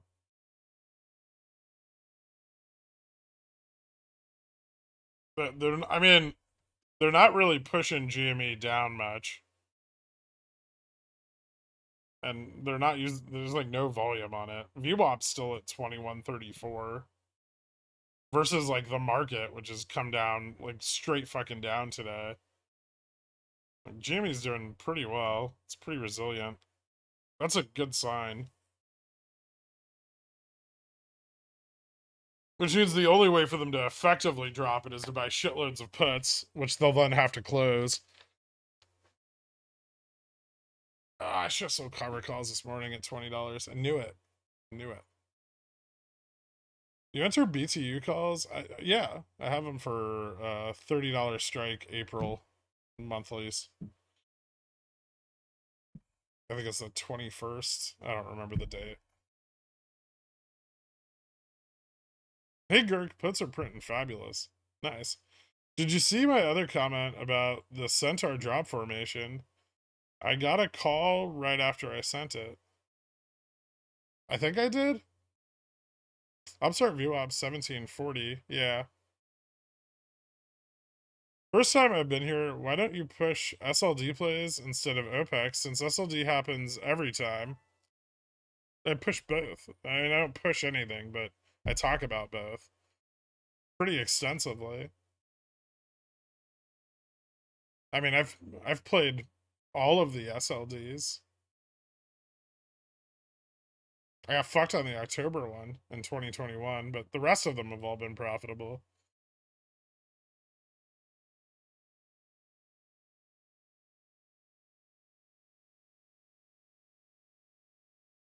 How do you manage to hold your winning positions for so long? I always take profits on my winning positions way too early. I mean, especially for SPX, you'll get more confirmation to the downside, or more confidence. It just takes time. You'll get used to it. I did the same shit when I first started like trading.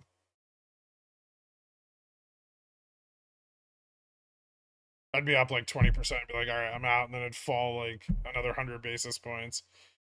Am I in regard for selling my puts about an hour ago? They were up 250%. Now, I mean, it doesn't matter. You made money. Forget it. Move on. Doing terrible today. I lost a ton of money. SPX hates me. I've been a pickle deal for a while, but I still need to link YouTube to the Discord So I can take advantage of Pickles Plix. Please send an invite. Gracias. There's a link in the description for the Discord, Space Monkey. You should be able to just click it and join.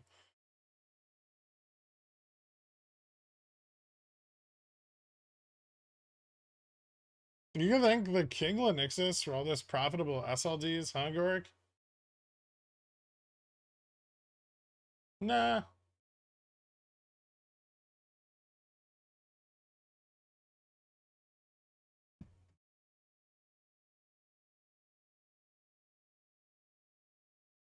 His understanding of SLD is still incorrect. You know that, right? He was the first person to bring it up. Since SLD is usually a 200 to 300 BPS drop, seems like we should continue moving down on SPX into next week. No? We could, yeah. How's SPX positioning looking now that we're at 39.40? And it still looks like it could drop to 38.80. And nothing's changed. Does that make so nice to people? It's beneath you.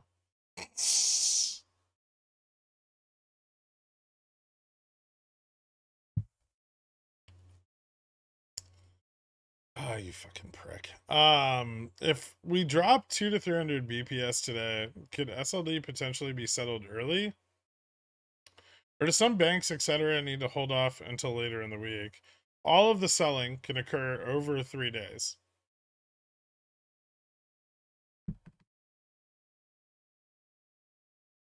First name, last name. 38.60. No, too much.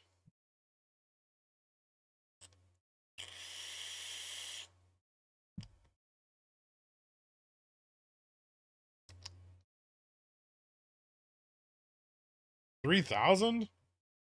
Not until March or June. Beyond options are getting cheap. I still haven't bought those yet. If I understand this right, SLD should cause the markets to go down due to the demand for liquidity to be pulled out of the SPX in a perfect world. Well, all the indices. Actually, most of the sell-off occurs in NASDAQ. But yeah, people are super fucking over leveraged. So NASDAQ and IWM are hit the hardest. S&P after that. But and you can't really trade NDX. Like it's fucking super illiquid. You can't intraday trade it at least. So SPX is better to capture, even though it doesn't have the same performance as the others. You could do QQQ or IWM.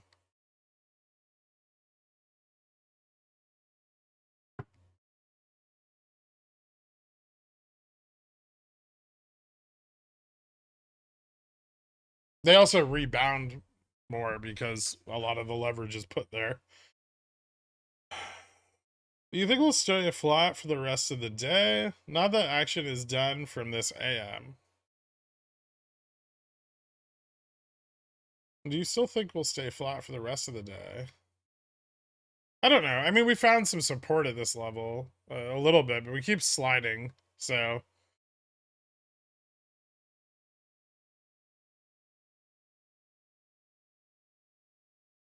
SLD on NASDAQ is fire. I just run SQQQ. That's really good when all of the drop happens in one day.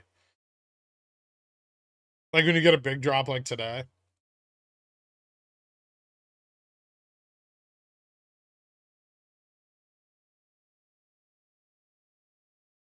You could trade NQ and lose your house if you forget to set stops and it moves against you. Oh yeah, yeah. You enter those positions with stops. I sold SPY 120 398 puts as SPY SPX fell today, and I'm underwater 398 puts. Okay. What's the best way to reposition? You could roll out.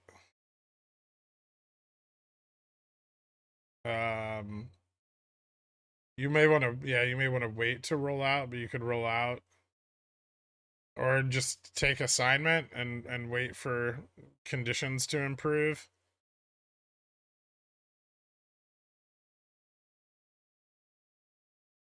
SPX 3900p 0 DT. I would buy if you think it's gonna keep sliding though. I would maybe buy some long puts so you can capture some of the downside. Like it's an awful spread from, 398 to 393, but it's you can still buy some puts there and protect yourself a little bit. Especially if it doesn't bounce back, right? Gurk SPX 3900 P0 DT going in the money, right? I doubt it. Sold my 4100s at a 99.9% loss, but I'm still ITW from last SLD. What the fuck is ITW?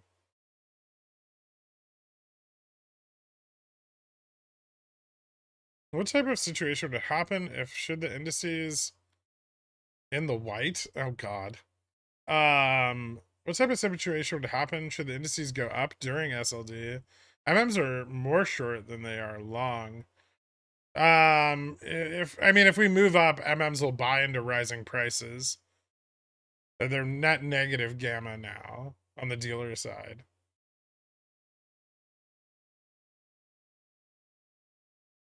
So yeah, upside gets a lot more volatile.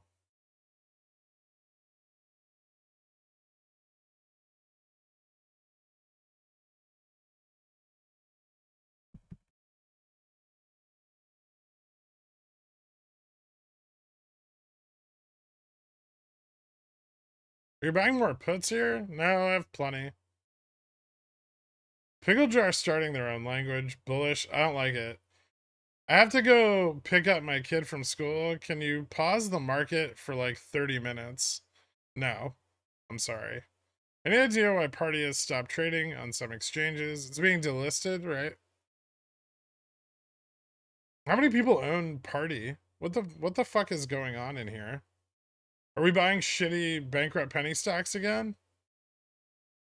What bakery sweets do you have left? How was the cannoli yesterday? Ooh, I have a bunch. I have more cannoli. The cannoli was fantastic, by the way, but I have more cannoli. I have like tricolor cookies. Um, what else?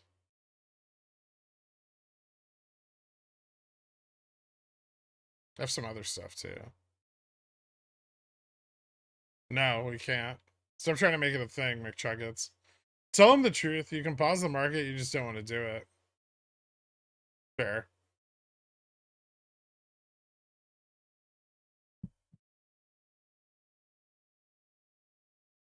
Sorry, Abe. Last time I did that, I never got the kid back and had to make a new one. Hey, Greg, I just want to stop in and thank you. I just got into my SLD play today. Bought slowly, paid attention to resistances, went in with a plan.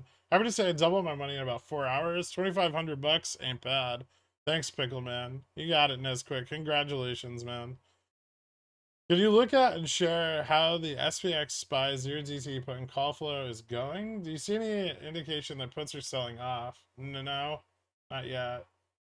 We're not going to see a put sell off unless we see like a big block of buys in futures. If we do, and we might, right? Or we see a sell off in futures, uh, maybe towards the later part of the day.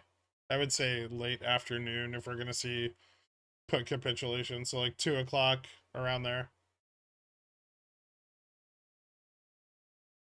Call your broker and demand a refund. If we're gonna buy party calls, what expiration would you buy? I'm not. Consolidation here on SPX show more downs or a bottom. We could be stabilizing here, but like I said before, we keep stabilizing and then slipping the resistances. So, until bears get overextended, we're probably not going to turn around. Volume's drying up though. And gamma's net negative, so if we do move up, we can move up harder. Playing bounces on downtrends can be really profitable. I have some 3950 and 3960 calls right now. 2DT. To catch a bounce back if it happens. If not, I'll just close them.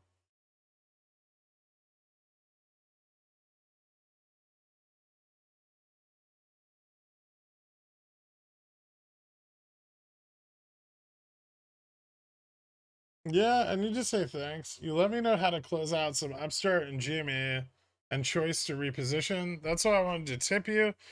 Man, I have like 50 SPX calls that are like fucking $40 in the money right now. You don't need to throw me a $3 tip on Ko-Fi. I'm good. But congratulations. I'm happy you made some money, dude.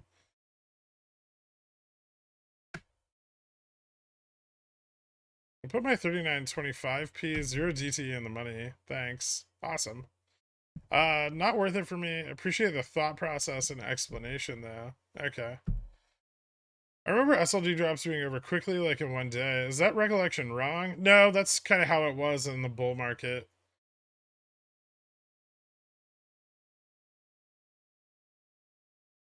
In the bear market, with like low volume and low liquidity, they tend to drag out a bit longer. Recently, a lot of them haven't been finalizing till like Monday morning.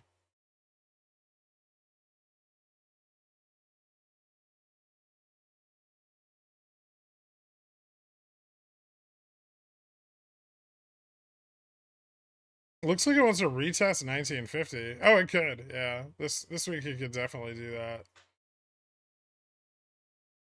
Price is going up, but my puts aren't losing much value. More downs coming.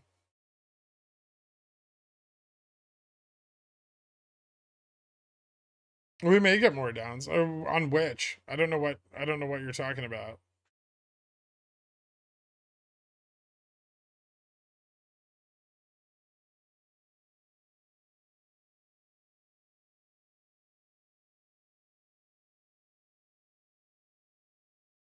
No, I mean it just signals that people are still super over leveraged.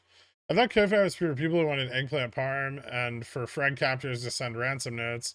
I didn't know you could use it for a tip too. Does SPX doesn't stay down for a bit after the last couple SLDs. I know. I expect it'll pull back next week, but this week we still have more downside that we could see. How would we assume the SLD is over? You can wait till it's over.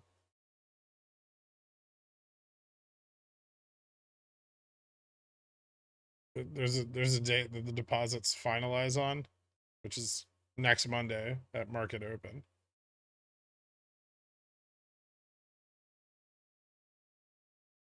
And don't get like fake like so here's something that happens almost every SLD. People get faked out by put capitulation. So we drop, right? And then we pull back and everyone's like, "Oh shit, SLD's over." Right? And they start buying shit and then it fucking drops again into Monday morning.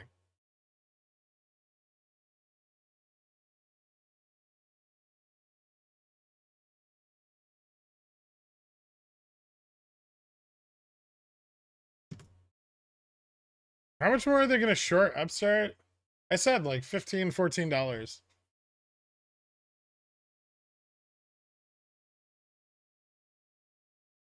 Oh.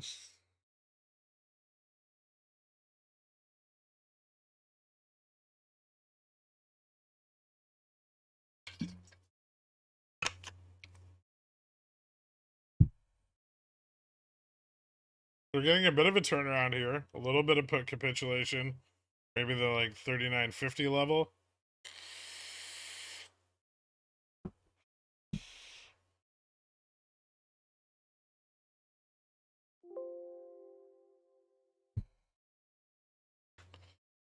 We'll see if the sell-off is big enough to move us. But it's a good recovery.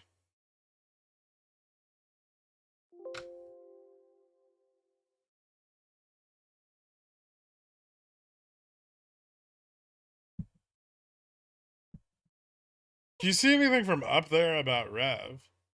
Up where? Do you want me to go over to the bankruptcy court and ask around?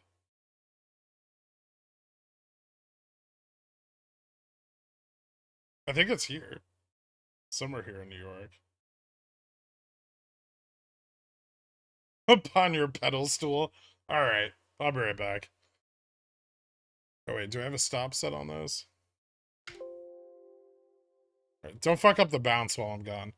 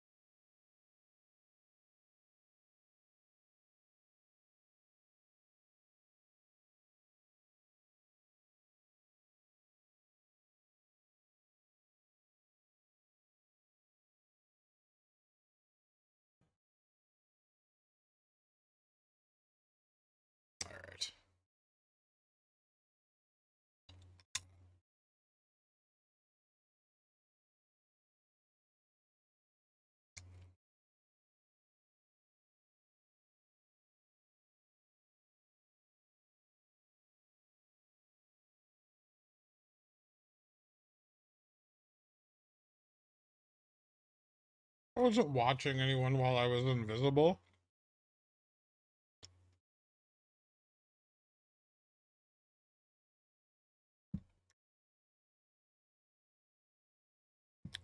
Okay, great. He came back. Not like my real dad.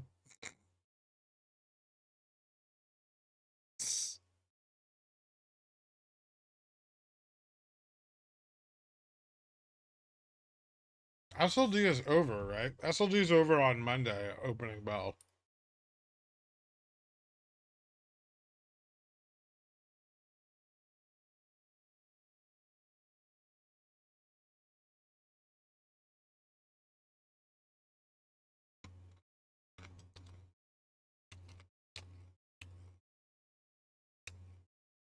You like fucking emails or something? What the fuck is this?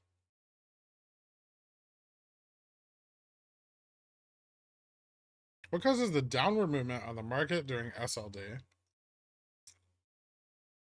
People selling equities in order to make their deposits.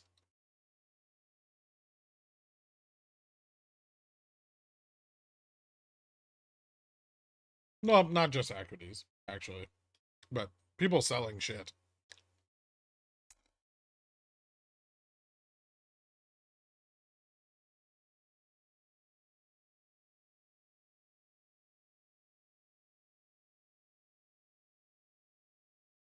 SPX rounded bottom breakout.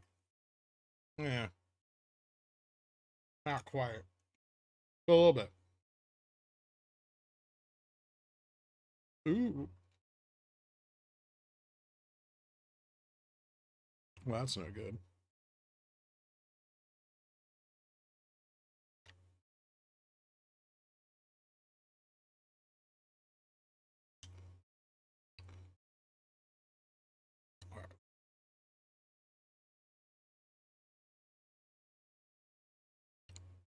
Oh, I like that.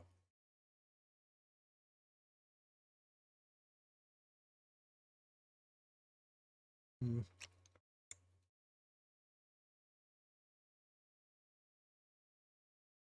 Hmm.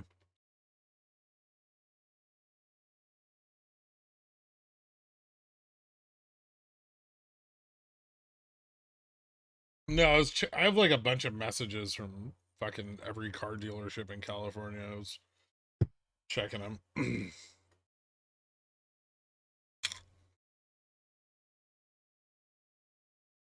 MOASS is upon us. Eh.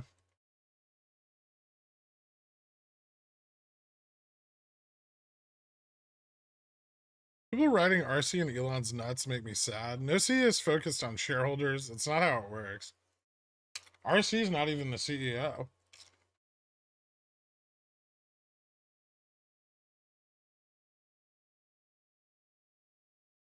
Thanks, Darbwire.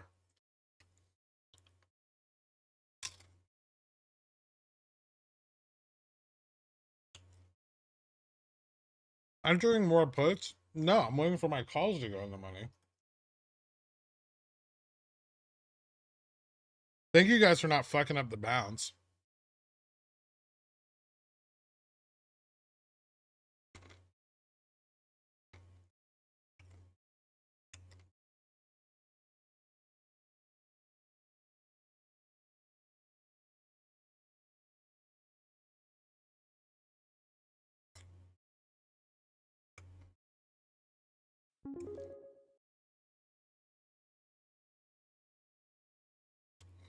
Is it time for my Jimmy 25Cs to go in the money? Oh boy. That's awkward. Not yet, no. Also, are those the ones that expire this Friday?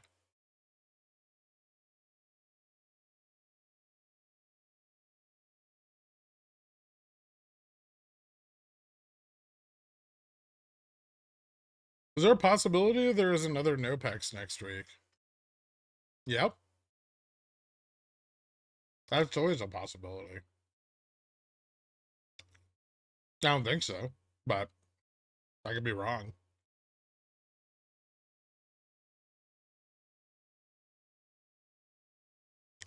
How much does Upstart have to spend on a buyback? 250 million? Yeah, they have 250 million for their buyback.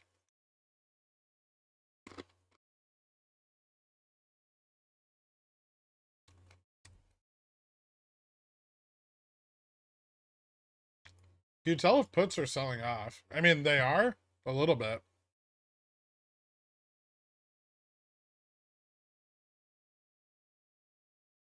I could get a better assessment of that probably.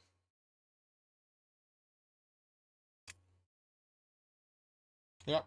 People are buying shitloads of calls at like, well, all the way up now. Oh, fun.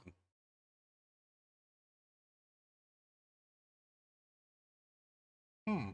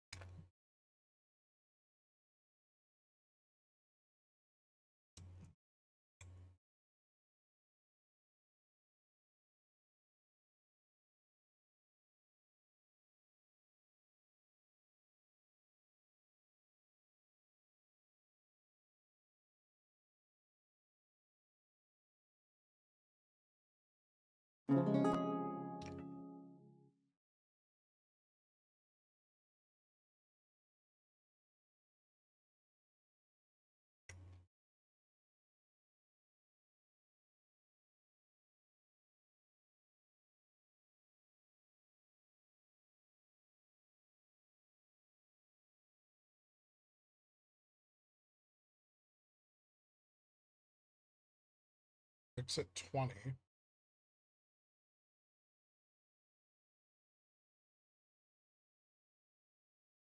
Futures found support on the 1 hour.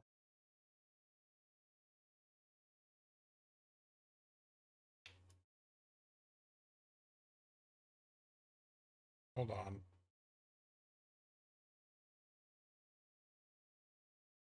Okay.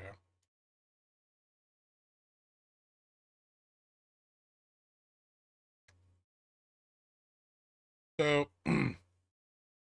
little consolidation maybe back to here. Then a move up. Bigger move up. There's quite a lot of call interest building out of the money, which is fun.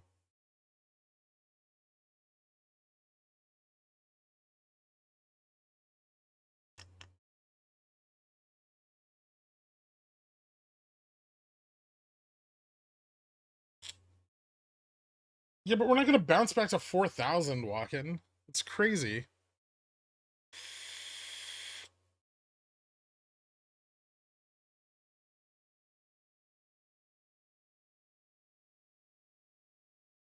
Ray buyback, wasn't that already supposed to happen? Oh, it probably already has.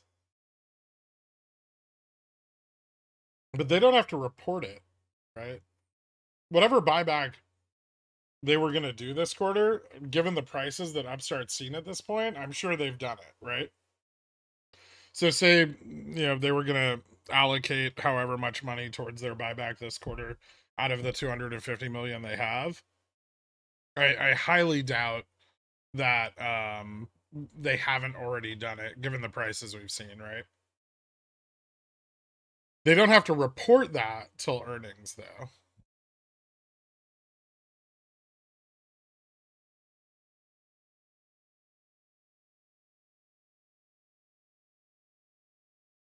Because you don't have to. You don't have to say shit. Generally, it's so insiders can buy.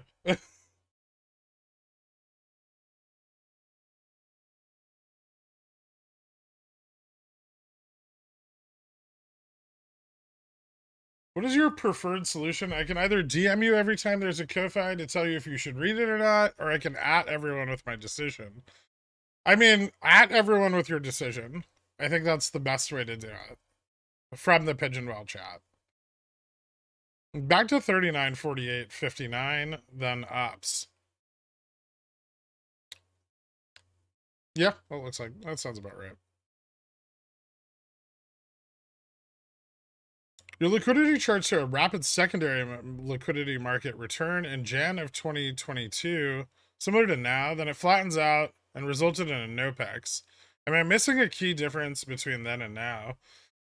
So, technically, we had, first of all, a lot of liquidity was recovered on Jan 7th, well, 6th into the 7th.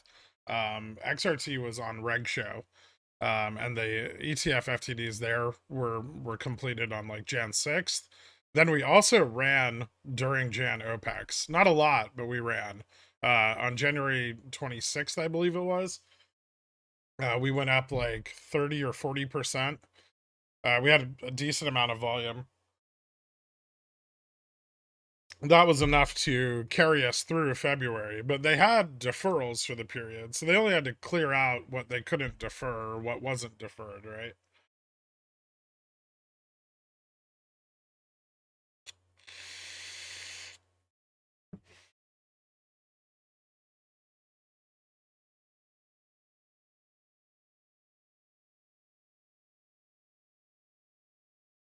Your liquidity chart show, okay. Also, GME is more illiquid now. Well, I don't want to say more illiquid. The size of the market is smaller now than it was historically due to the accumulation of DRS. It is, in fact, it does in fact have more secondary market liquidity than it did because of the split.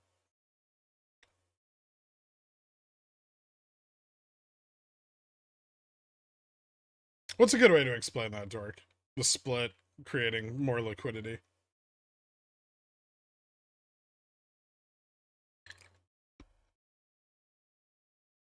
Hmm.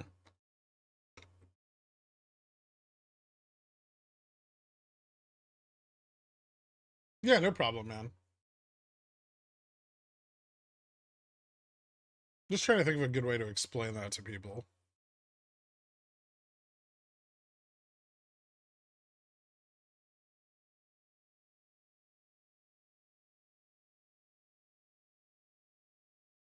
People are more likely to sell shares than fractions of shares. No, that has actually nothing to do with it. Retail's still accumulating shares. It's slower. Obviously, economic conditions are far worse. No, so the split generates more secondary market liquidity. Zero shrunk the market, meaning the liquidity became more volatile, as ETFs would need to be leaned on to satisfy larger purchases without elevated counterparty risk. Yeah, that's not what I'm referring to, though. I'm specifically referring to the split itself. So, when Jimmy, I'll just try to explain it this way. When Jimmy split, ETF holdings are increased, right? So, ETFs that had, 100,000 shares of GME before the split now have 400,000 shares.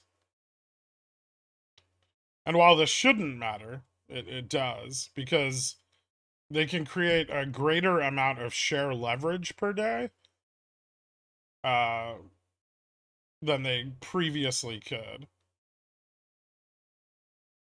And it also takes more leverage to move the price. So the liquidity of GME became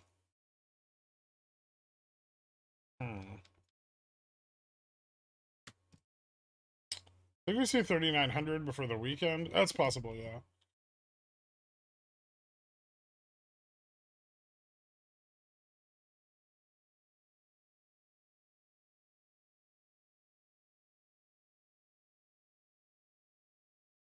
Retail buying's tapped out. They're not tapped out, but I mean, their buying has never been super significant, right? It's been cumulatively significant.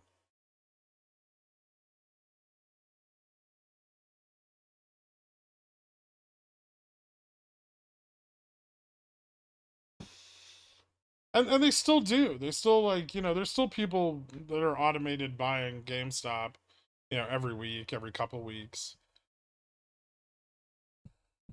Retail wasted all its leverage, DRSing shares at 150. Yeah. I mean, they could get, what, double the amount of shares now? Close. Not quite. Thanks for all you do, man. Took 90% profits on my crowd March 100s this morning before the dump. Planning to get back in with some March 110s. Okay, nice. Not bad. I still think it's a good play. I mean, I'll be. I sold my 100s too, but I'll be getting back into those and probably continuing to average down my 110s and 120s through the next week or so. I'm very happy taking any profits there, though. I mean, there's a lot of upside potential that may not be realized until their earnings, and then you have to, with that, you kind of have to worry about other earnings kind of uh, affecting it in sympathy. So if capex is down in certain sectors, that could hurt them and realize like more bearish sentiment. So the moves up are strong and like it's got some decent range, but be careful. Don't be greedy with that one. What's the significance of the beige book in terms of market performance? Like the Fed beige book? Like I don't really know if there is any significance as far as market performance goes.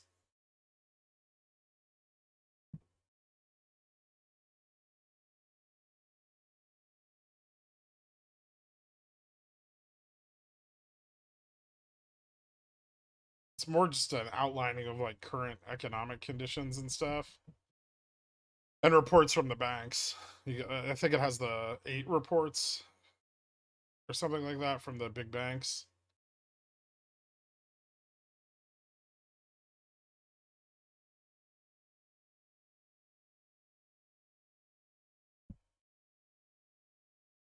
The funny part is the split adjusted volume on GME went down post split, as well as primary market liquidity, CDM. We've also seen an engorged DIX, which means that the split may have aided internalization. Yeah, well, increased inventories, right?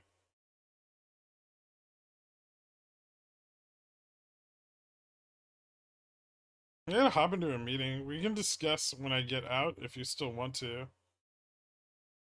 Yeah, I feel like we've communicated it effectively. I think there's a better way to simplify it.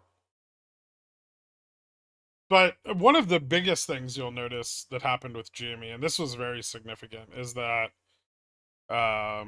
options open interest did not accumulate at the same rate that GME was split, right? And so, you know, we did not post split. We did not have 4 times the options volume, and so we have much lower volume now than we did then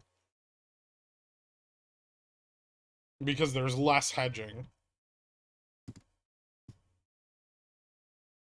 Remember a long time ago I said the more hedging they have to do, the more they're going to fail? Oh god, this was like back in like November of 21. So the more calls people buy, the more hedging they have to do, which means the more failures they create. Yeah. That's still true.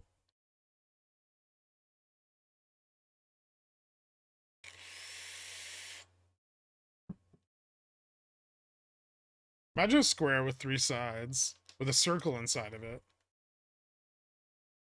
You inflate the circle and it pops out of one side.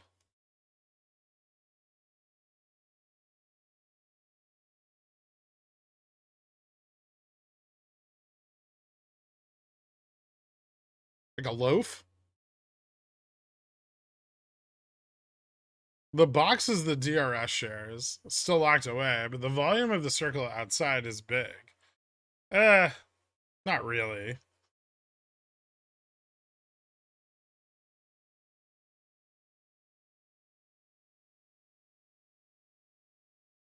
Sort of. I mean, you got the right idea. I know I asked before, but do you think there are some unknown obligations from the split that they boofed and tried to solve them in time? I think there were obligations due to the split, but I think we saw the resolution of those throughout August.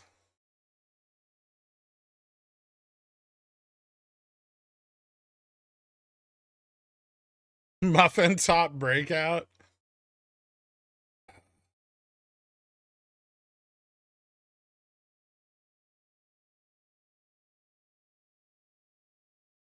Good time to play the downside for FSLR around 150 strike for June 16th.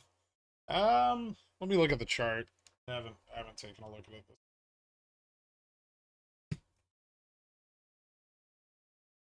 Not terrible, provided you have enough time. Although, honestly, for a position that far dated, I might wait until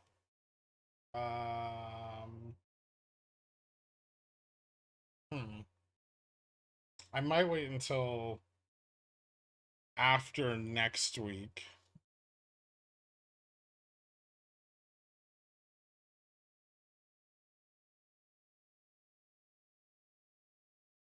Yeah, I might wait till after the 27th.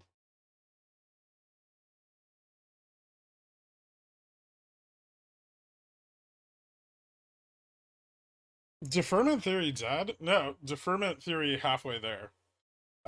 Also looks great. The fucking stock went up 50%. Almost. 42. Deferment theory, awesome.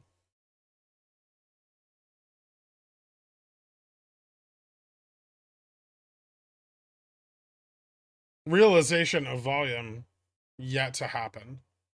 But it doesn't happen during this period, at least historically. The realization of volume still occurs during OPEX.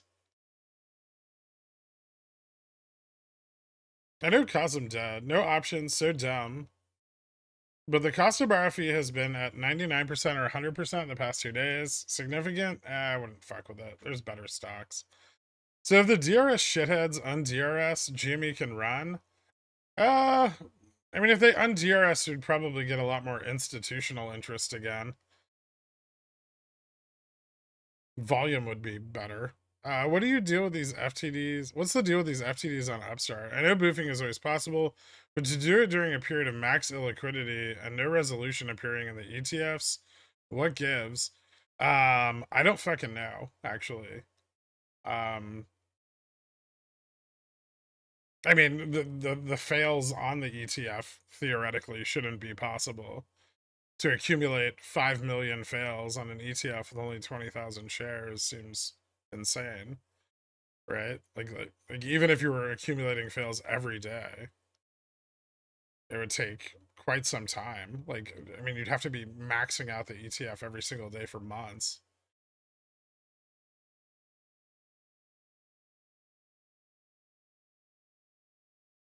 So it's interesting. I don't know, but we're not seeing a return of liquidity in ACWI yet.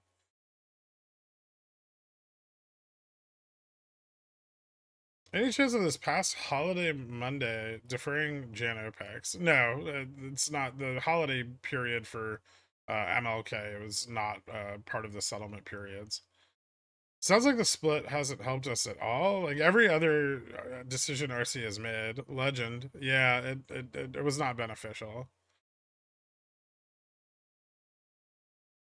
What's the deal with these FTDs on Upstart? Okay, in order to avoid option wash sales, just avoid the same strike and expiration date rate. Making them rare. Not only are they pretty rare, here's another alternative. Don't sell your options for a loss and then rebuy them.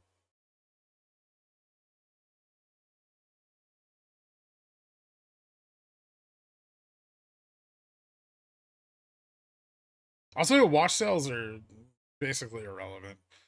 I don't know why everyone's always so worried about them. Gherk, need a favor. Can you call in a rug pull on Baba, please? Bubba's not been doing well the last couple of days. It looked like it got rejected off of like the 116 or 118 resistance. I haven't really been paying attention to it. I would have no interest in buying this until it went down to like 80 bucks again. Jesus, people, when you shove enough GME shares into a sex dungeon and then the SSers come and jigsaw the size of the dungeon, incrementally the shares start to do the same, but same butt stuff, only this time it's more chaotic because there's less room to freely make white and continue butt. Okay, yeah, that's not too inaccurate. Are you going to average down your OPEX position? I mean, not yet, but in due course.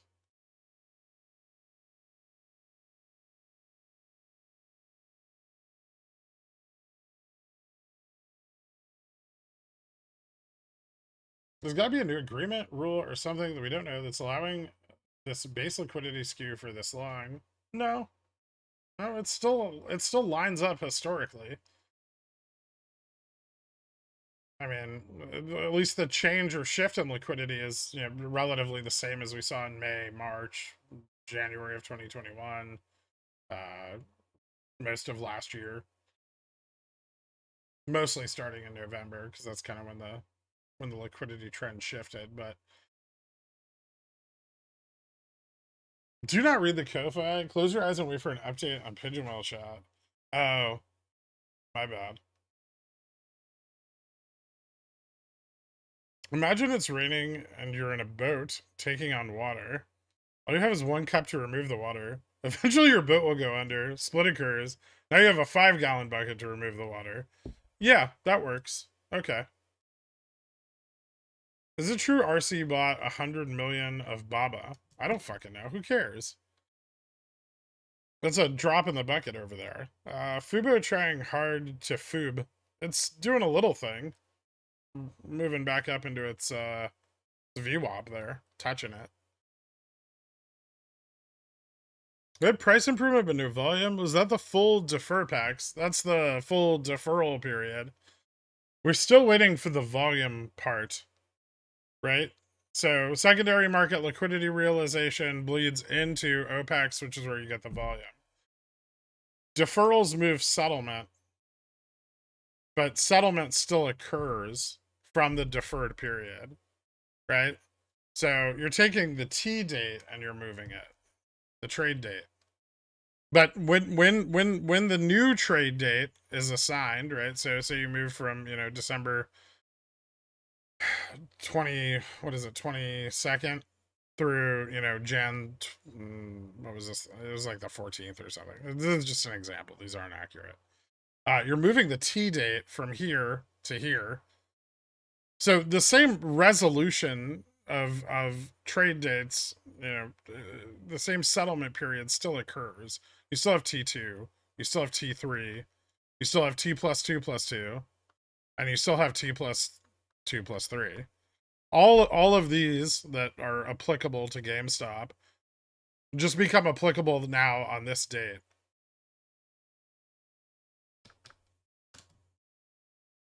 Otherwise, in March, we would have started running on like the 14th, right?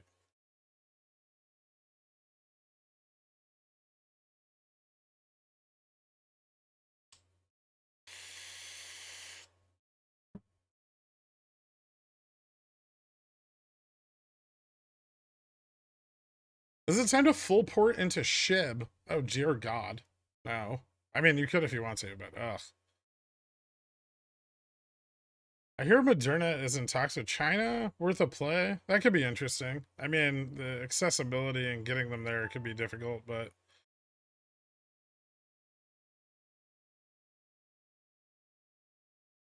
So settlement won't make Upstart run until the next OPEX.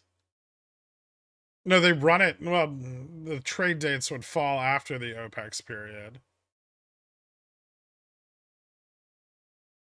Or, well, actually, for trades that occurred on the 12th, they could fall this Friday, technically. Quick recap of your NVIDIA bear thesis and near-term price target. Join Zillionaires and find out. I'm not going to rewrite it or talk about it again.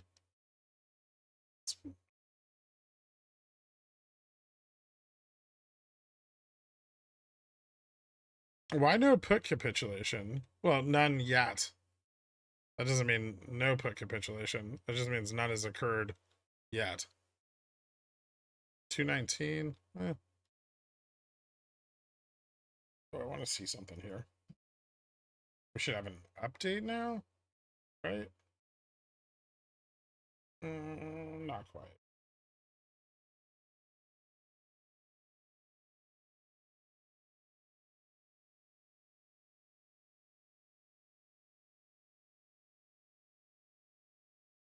Still quite a lot of put volume at 39.50.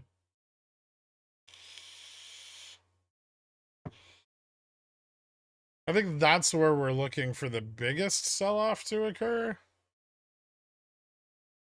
After that, you know, if more puts capitulate, then they start rolling into strikes where there's not only put but also call volume. But yeah, we want to see above 39.50 to really force the puts to close for the 0 DTs.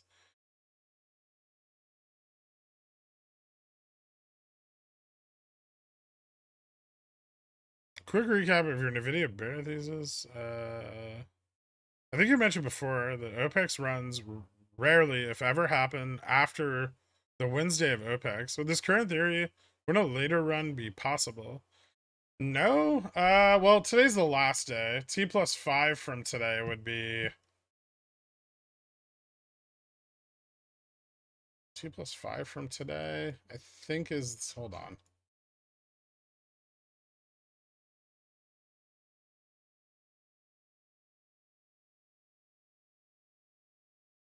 One, two, three, four, five. That would be Wednesday the 25th. So today would be the last day of any secondary market liquidity realization or deferrals, right?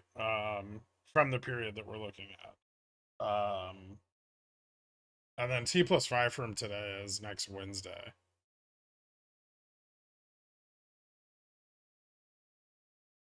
BTU to 35 again? That's possible.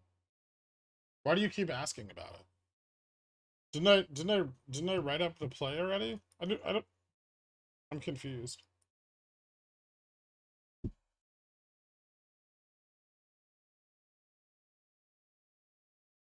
I know fishing boat. I have them on my screen. I know they're repainting back to flat. So the liquidity that they get in the pre-market, they then use in the day. So there's not like a actual shift to like a contraction in the liquidity. There's just a contraction in the morning, and then as they use that liquidity and it resolves, you know, it kind of repaints and it ends up a little flatter. For your current thought, GME options volume fell off a cliff after the split. Less shares were needed to move the price due to less market maker interference. That makes the shares in ETFs more powerful for moving the stock. Is that what you wanted to say, or am I thinking wrong? I mean, it's part of it. That is the case. That's part of what I was describing, but not all of it. It's not just that the ETFs are better at moving the stock. There's more liquidity that can be gotten every single day from those ETFs. And less demand on that liquidity because options volume is significantly lower.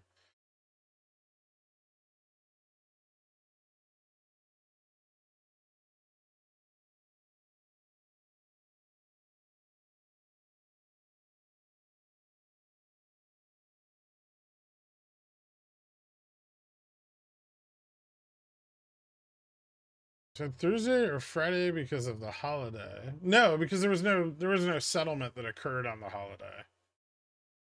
The holiday, the market was closed. I keep getting so close to buying some 2 DTE 3950Cs and then holding off again. Think we're going up? I mean, we're stable.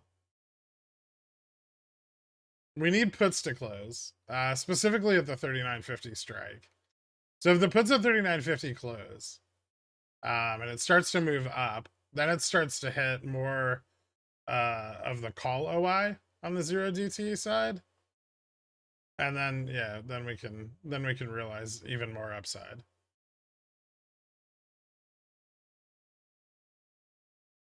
Thoughts on going long on Tyson, turnaround to chicken egg dilemma, or is this downtrends, or is the downtrend still strong? I wouldn't. I think Tyson's overvalued. It's obvious that getting a gremlin wet and their babies wet also is the best way to explain the GME split, increased liquidity. Actually, yeah, a bit.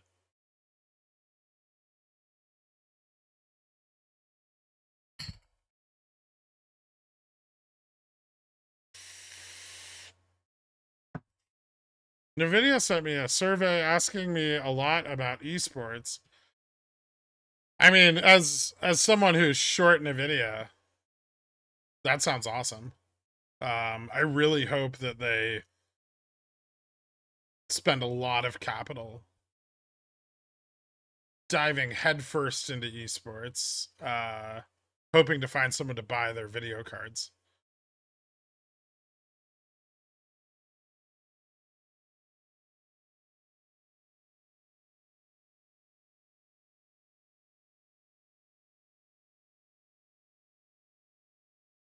Chant with me, breakout, breakout, breakout. We'll see. Time to buy Tesla weekly puts. Right before the market maybe bounces? Jimmy should do a 16-1 reverse split so we can reach all-time highs. They should. I don't disagree with you. I'd be very happy if they did that.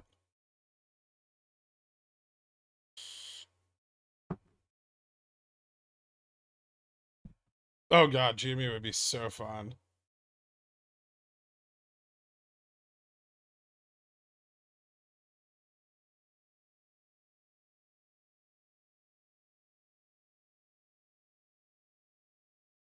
Same like refinancing shareholder equity.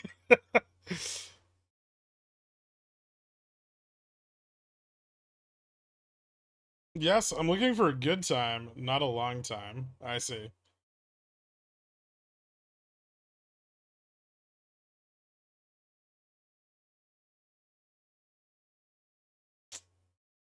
That's not gonna happen, OG rules. So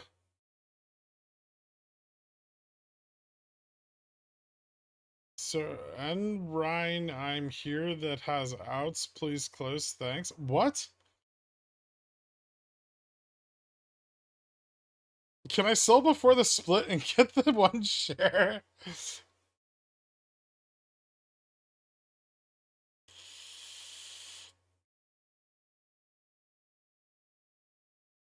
Would it be too risky to enter SPX puts again for this SLD for next Tuesday if we break up past 39.50? No, I don't think so. I'll probably do something similar.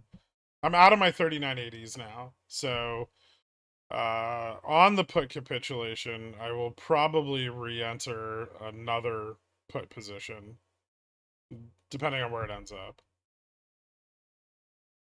You're not gonna happen. Boom, roasted. Got him. Nice.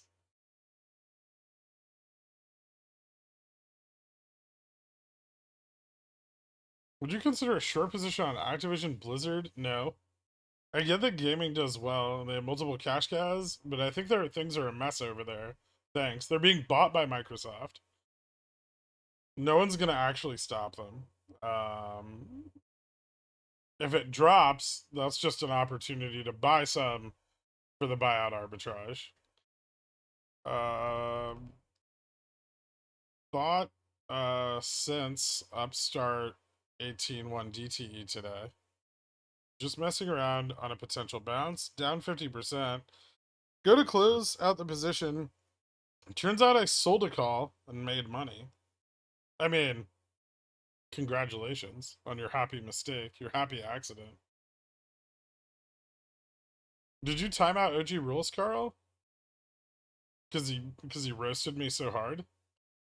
They're gonna make $1 billion at least with the release of D4 this year.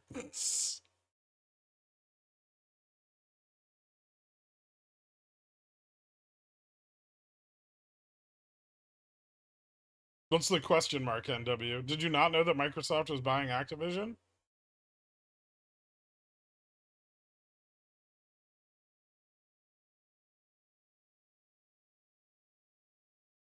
When you say arbitrage, are you trying to say arborist? Abogado? Arbitrage ain't a word. Yes, it is. I think I'm picking up 3900p for Friday on another test of 3955-ish, or if weekly capitulation. Why so far? Here's my question. Why so far out of the money? Why not just closer to the money? That way it moves into the money. You don't have to buy as much theta, right? And you can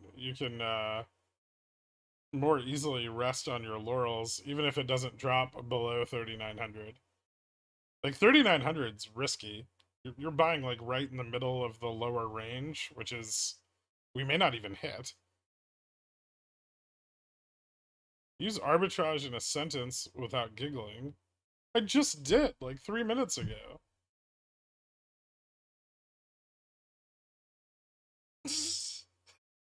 You son of a bitch.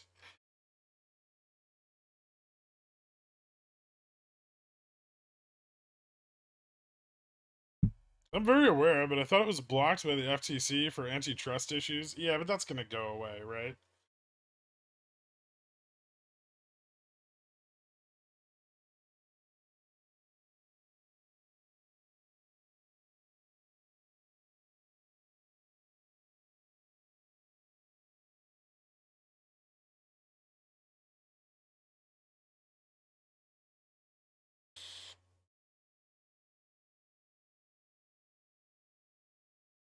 Risk-free rate arbitrage. There, I did it. Damn it. I just realized I'm 5 minutes behind the stream with you reading one of my comments. Now hitting live. Thanks. Sofa King Silverbag. He's not only a quant, Trash is also Supreme Leader mod. Oh god. Um as if any regulatory agency does anything. I mean, generally no. If SPX pops up, think we can see 3970? Hope so. Susquehanna. Alright. Wouldn't be surprised if Microsoft wants it to get blocked. They're overpaying in the current market. They are. Bull case for GME, well, really just RC. GME starts to actually invest in a massive marketing campaign around e-commerce, same-day shipping. Bear case, GME is still just a physical game store in a largely digital environment, and RC makes commercials with an Oops t-shirt. Yeah.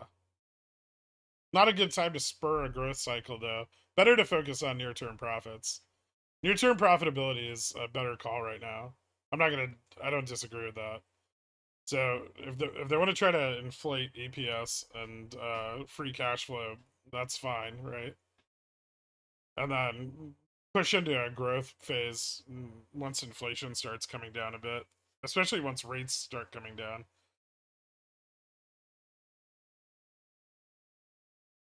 Like, how are you gonna get fucking bondholders to come in for like? I mean, you're not gonna want to get bondholders to come in right now for like 5 billion at fucking the current yield rates.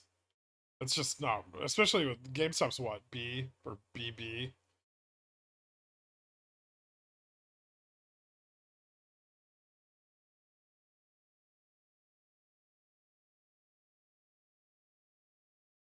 Do you just agree with Walken? Maybe. Ugh.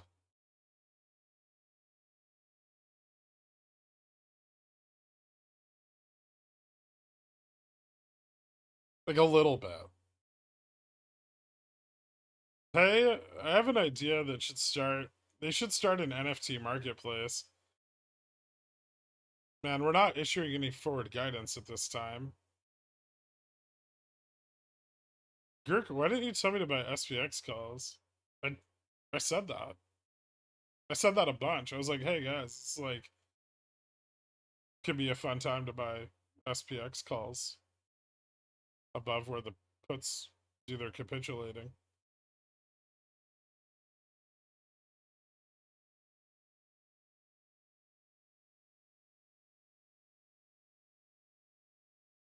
What do you think about Ryan's tweet? I don't know what it was.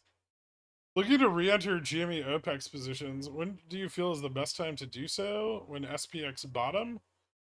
Maybe? I mean, GME didn't come down super hard today. Almost not at all. It's fucking holding up above 20 really well. But yeah, I mean, you probably have a couple days. Or at least one more day. I make more than the NFT marketplace. I made more than the NFT marketplace will for the next 2 years on SPX puts this morning.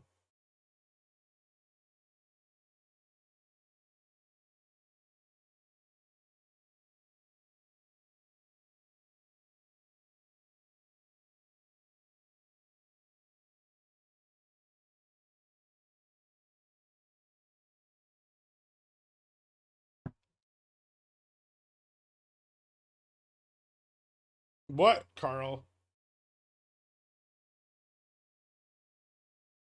That could have been prevented if you would have just followed the process we designed. I need a white paper.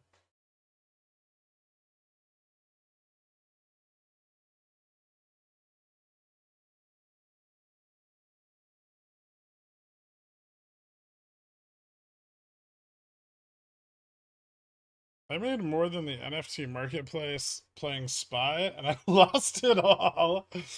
Instead of wasting money on the NFT marketplace, Jimmy should have just become a publisher for smaller indie studios. They would have actually swung casual sentiment instead of the exact opposite. Yeah. I don't think Cohen's in touch with how gamers feel on the ground, you know? Like, he's not spending a lot of time amongst the pores. Do you like walking or do you prefer to drive? Yeah, well, I made brown while I was making white. Okay, well, good for you.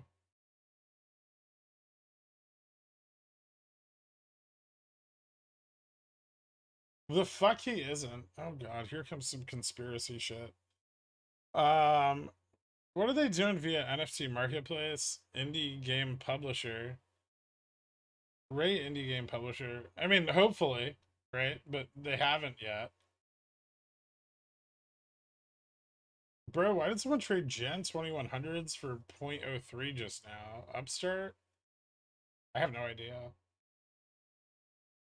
Might have been like an arbitrage opportunity.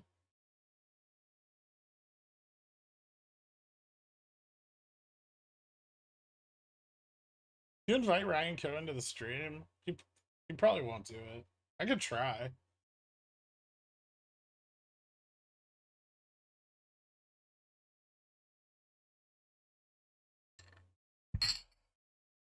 He literally said, I don't know how to get sticky customers. Like, yeah, man, this isn't dog food. We aren't trying to just keep an animal alive.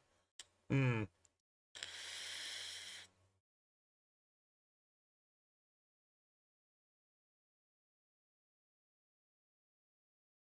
Here's how you break into the current video game market.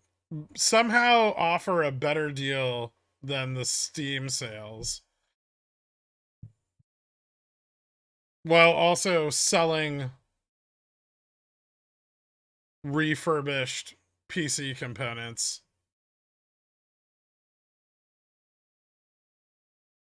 If you can do those two things, GameStop would be a very successful company.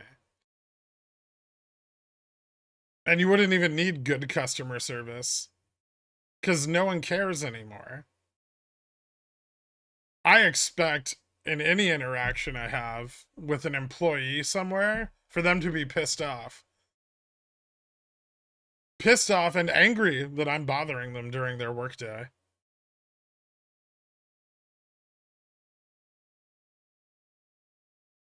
Only boomers care about customer service. I just want to fight with someone.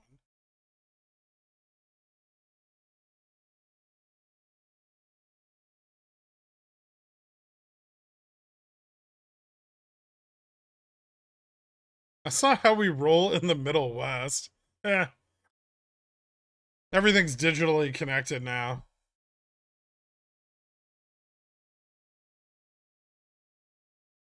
I mean, what do you really need out of customer service? Fix my problem. It's not that hard. They don't need to be nice about doing it as long as they fix it, right?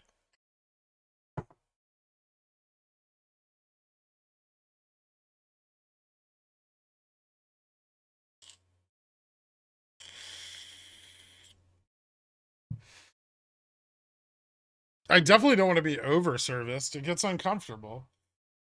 Or better yet, hear me out. Jamie starts a marketing campaign wearing a t-shirt with Icon holding a cute puppy that says believe and reveals Chewie was never his idea. He then links a GoFundMe for a C-suite, staring at the camera, resting his chin on his hands.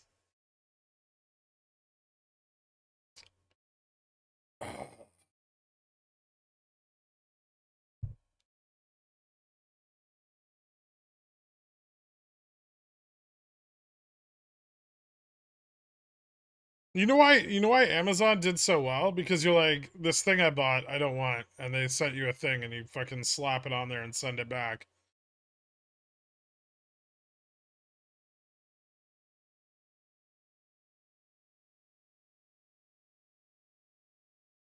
I've lost track of the number of times I've yelled out fuck at the stock market today. Really?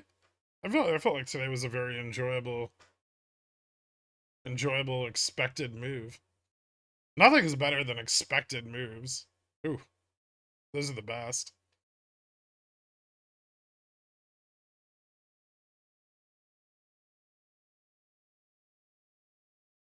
Thoughts on Elon facing legal troubles for tweets he put out on Tesla? Eh.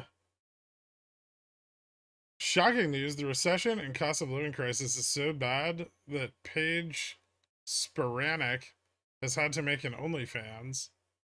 Who the fuck is that? I'm about to make an OnlyFans. I could buy at least one more zero DT every day.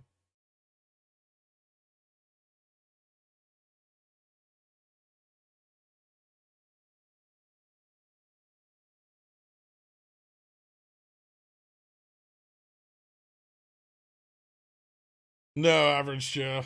My GME25 Cs are not in the money yet. Can you please call the SEC? I don't think that's going to do anything. Let's just do that. We'll call it Pickle Pewters and get bought out by GameStop. You know what? If Ryan Cohen's equity offering somehow ended up in my pocket due to me building a company that he decided to purchase, the amount of shit posting I would attempt to do on Super Stonk would not be. There'd be no. Oh my god. You know what? Let's fucking do it.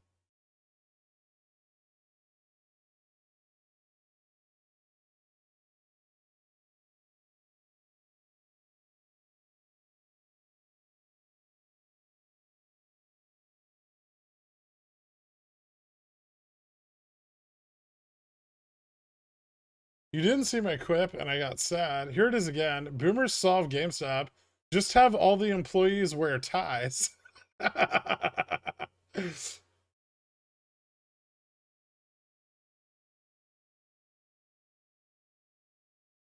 fucked up and didn't take my spy calls.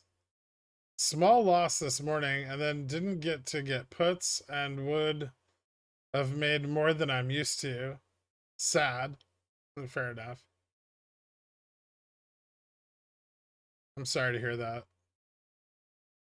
RC should buy Micro Center. Micro Center is dope. I don't think they have great margins.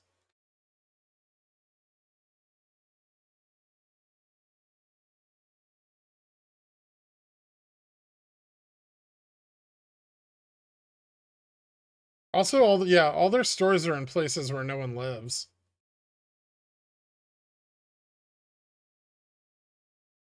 You worked in logistics. I'm sure you can make it happen. I'll keep your office clean and change light bulbs for 1%. You're gonna have to do a lot more than that for 1%. SPX drops from 411 to 39.40 on an expected move, and people didn't make money. Fucking pores. It happens. It does happen.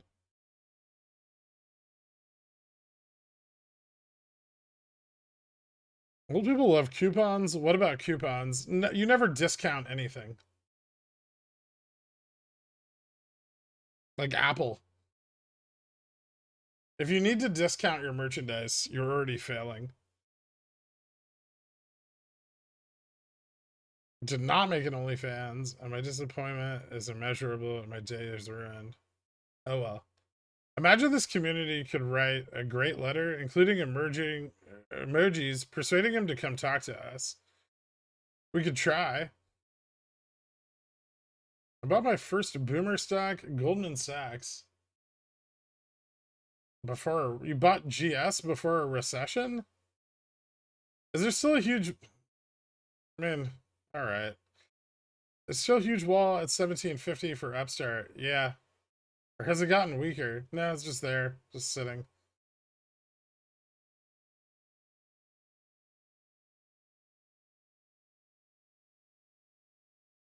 My body is ready for 396.50 end of day.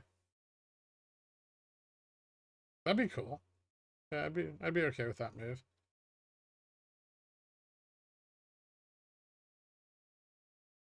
You take a look at DN on what?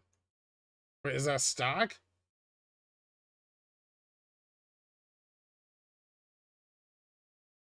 What about Newegg for an acquisition? I don't think they can acquire it. It has some really weird ownership shit through China. They have like preferred stocks. Like you can't just buy it up. It's I at one point tried to sort through all of Newegg's like SEC filings, and that thing is a shit show.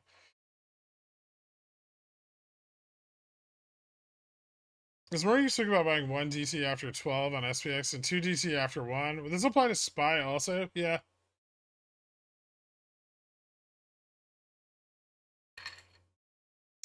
Gork, are my SPX 4000 DT calls going to go in the money? No. Probably not worth a shot. Can I have a negative P&L for the day in the 1000%? I mean, it seems like you're trying to do that. I guess if you keep depositing the same amount of money to enter new positions that are going to expire today and are also very far out of the money, then sure. Can you wave your magic wand and make the SPY and SPX put holders capitulate and sell? Pretty please. Probably not.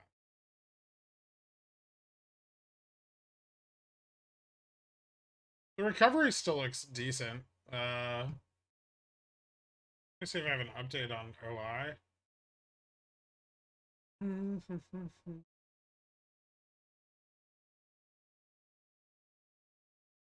Ooh.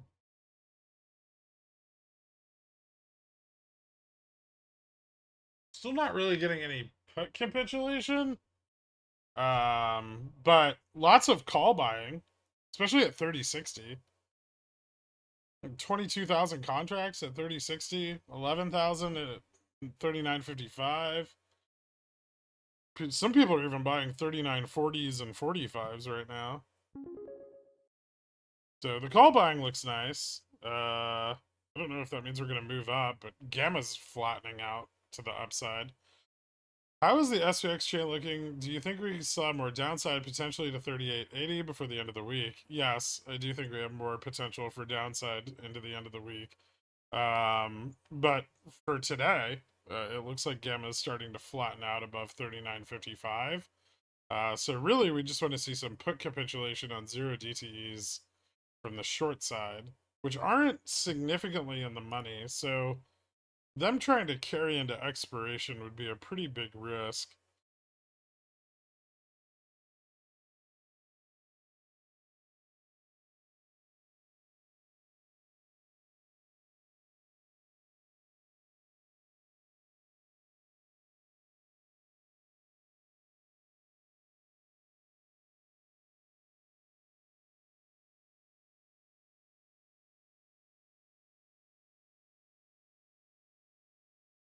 Yeah, but that's essentially liquidation, Stefan. then all you're doing is selling discounted merchandise, right? If you're gonna be like a primary market leader, you're not gonna do it on the backbone of discounted merchandise. Sales are bad.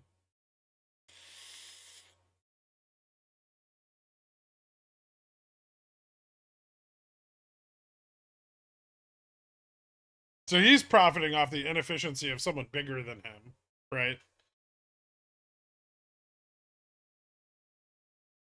But if a company has that much excess inventory that they have to constantly discount it all the time, they're buying too much fucking inventory, right? Or they're not generating enough demand for the inventory that they have. Either way, that's not a good signal for the company moving forward. He's buying your friend is probably buying merchandise at a discount from someone who overstocked on merchandise, then selling that at a steeper discount to retail premium. Please read the Pigeonwheel chat white paper. Important news about Ko-Fi moderation. I'll check it out after the stream. These calls on SPX, the 0 DTs is what I was talking about. Is Cat Lady still alive? Yeah, I saw her this morning. How is she? The same? She might have combed her hair in the last couple days. That was a bit loud. Sava $25 CSP is still safe for Jan 27th. Thank you. How are they doing? How's Sava doing today? Probably pulling back a little. For Jan 27? Yeah, I don't think you need to worry about them. What price did you sell them at? Did you sell them when it was still below 30? Like, have you been in them a while or no?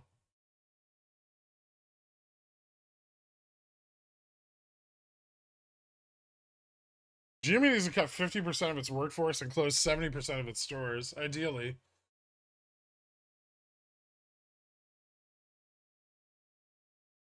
That's not necessarily true. Bobby is always pushing out those 20% off coupons, and things are going great. Oh, wait, never mind. I'm feeling underappreciated after all my hard work. I'm going to read it.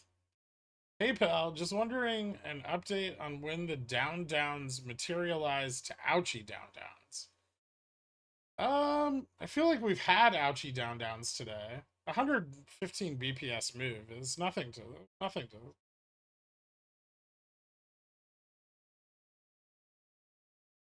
I don't know that expression.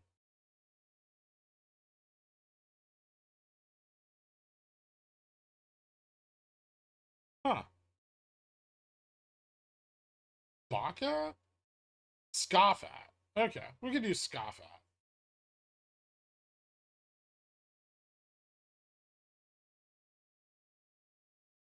Any tips on managing emotions while trading? Stop caring. Losing money makes me big sad and affects my trading and ruins my day. Set stop losses when you enter the position so that your risk is defined.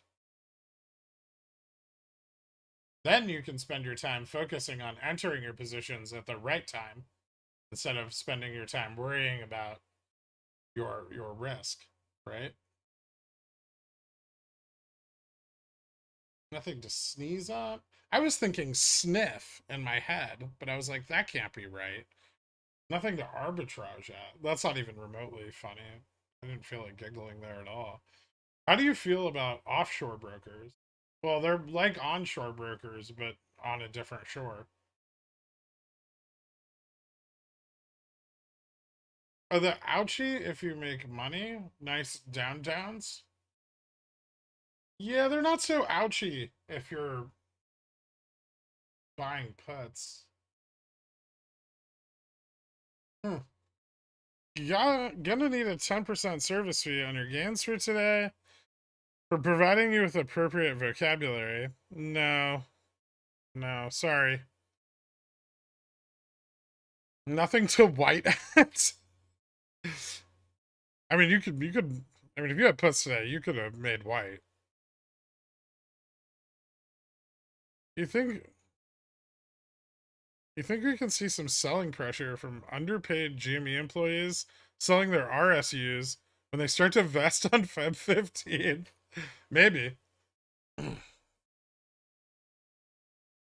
you give me a quick walkthrough of how to set up stop losses? No one ever showed me. Probably not. I don't. What broker do you have? Click the option and then click stop loss and then set a price. Referral, the honey badger of bankrupt companies. I'm just trying not to look at it because I don't want to get excited and I don't want to spend another $5,000 averaging down my cost basis.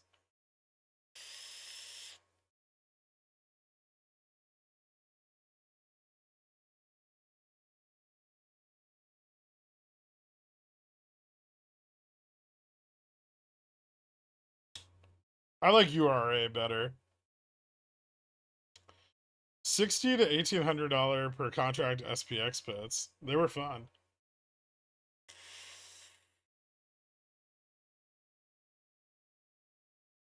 You can set it as part of the original buy order. Well, it depends on your brokerage. I don't know what brokerage you have. They're all different.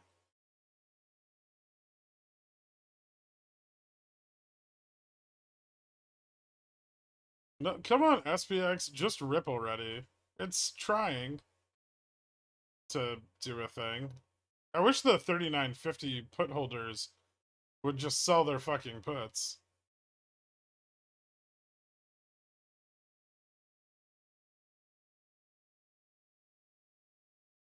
SPX options flow looks like calls are being bought, but none of the puts are selling off. The puts are being very fucking stubborn.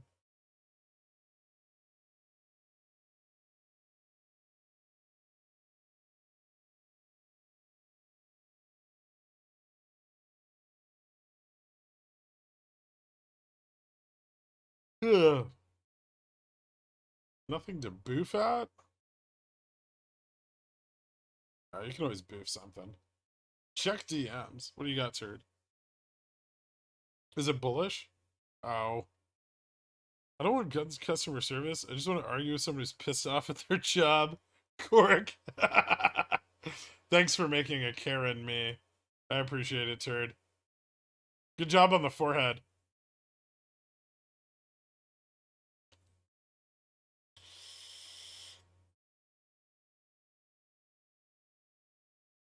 How do you explain that when your boss walks by? It's like, what you doing there? It's like, I'm turning a YouTube streamer I watch into a Karen.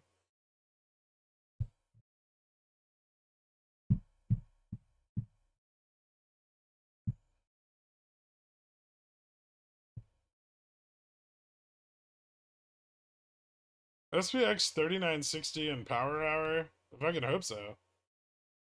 Theta's starting to decay.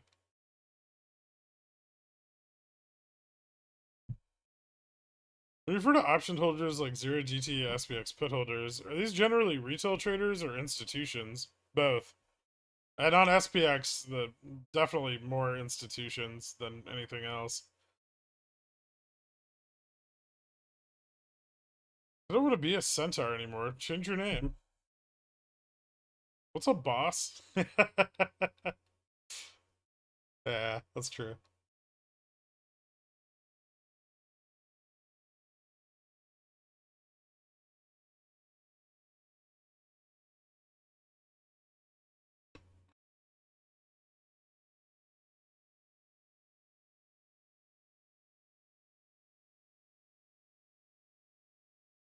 Are market bears and shorts always this stubborn? A little extra stubborn today. Usually we would have seen a bit more capitulation by now, I think.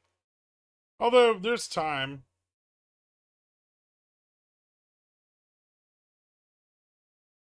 Jimmy, nice inverse head and shoulders? Where? Yeah.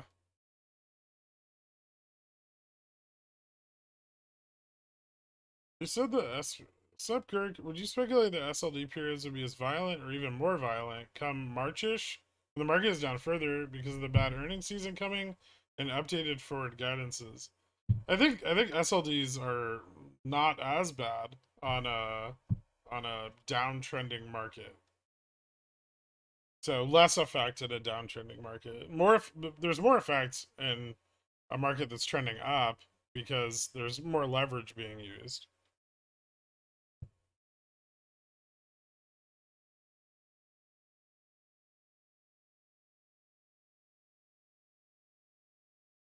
No expiration of the calls. 0 GT as well? Yes.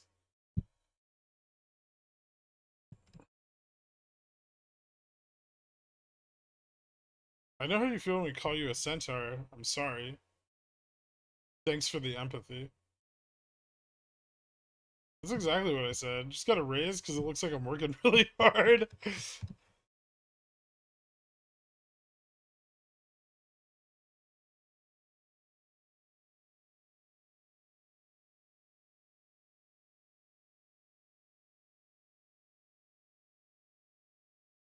I don't know which one of the aspiring to be trash can mods put me on strike. Put me in timeout, but now I'm on strike. Oh, okay. Quintuple bottom on the SPX. No.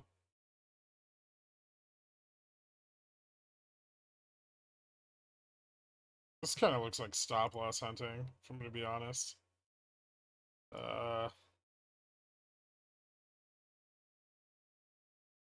The future sell-off is not nearly as significant and recovered positively.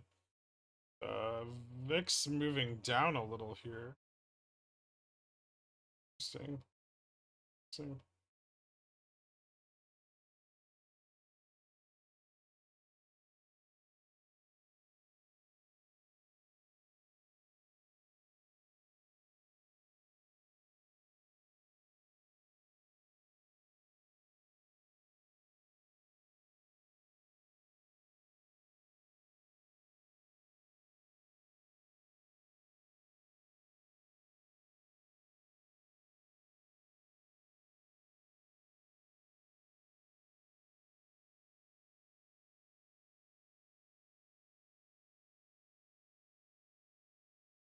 I think the thing that might be affecting us the most here is the lack of interest on the long side in futures.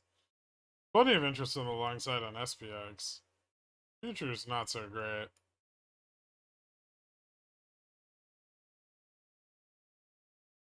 Although they both kind of look like it.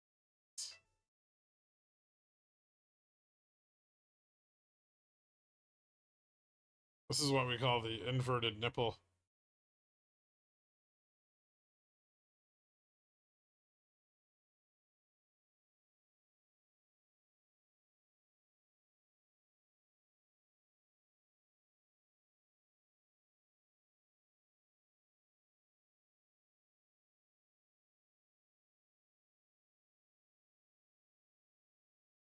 In a meeting for a while. Don't read any Ko-Fis. Okay.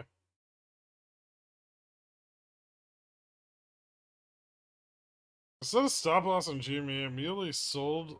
Had them sold. Help. Don't set them so close.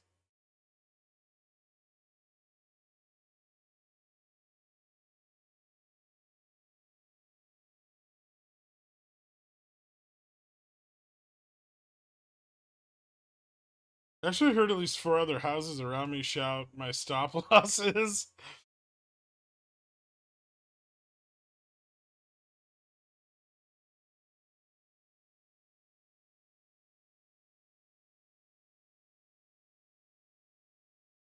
Big shoulders, small head. This must gonna be some spicy OPEX they prepping for. We'll see. When you open a buy order, how wide of a stop loss should one sell by percentage? Oh, like 20% of the premium. Depends on the underlying. You can tighten that up. 10, 5.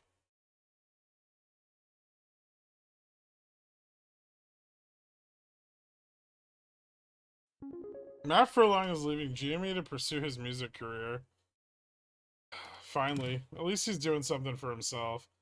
Alright, what about this? RC and I changed, both wearing GME shirts. They're holding hands, skipping through a field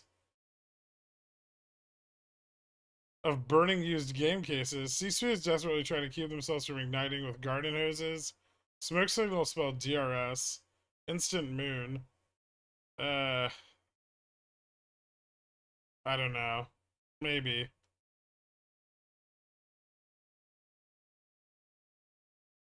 Do you have the brokerage set auto stops on all entries? No?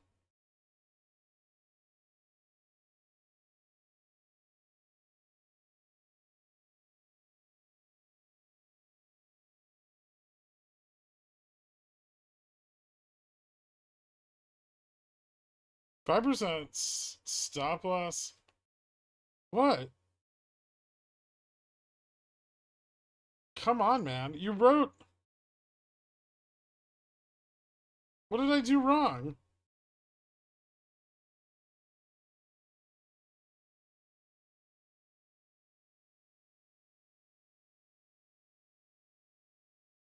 $5% stop losses on SPX seem like donation to Kenny.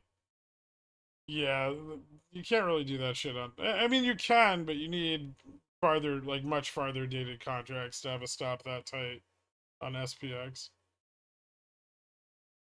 When I first started trading SPX, I would only I would trade every position I entered had a 20 or 25% stop on it. And then I made money and I didn't have to do that shit anymore.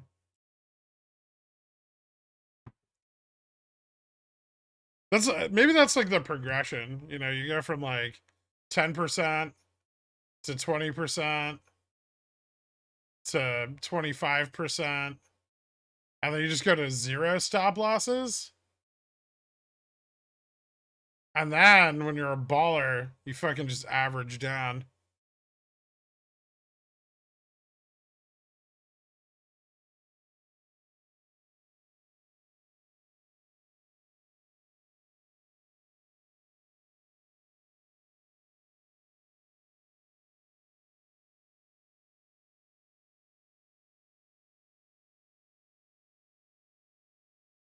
Huh.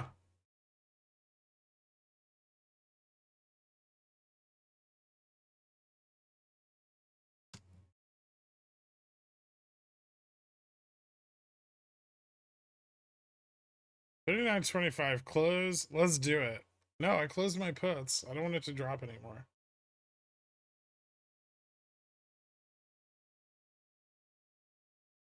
Can you please give me stock tips to make 100 million 0, please? I just gave, that was such great advice. Are medium dated SPX calls at SLD lows end of Friday seem like free money? There's no such thing as free money. No, because then you buy those and fucking Putin blows something up over the weekend and J-Pow gets put on an intubation and fucking market opens down 300 BPS on Monday. I tried to skip the average down part without having the money to support it, and now my account is PCO'd.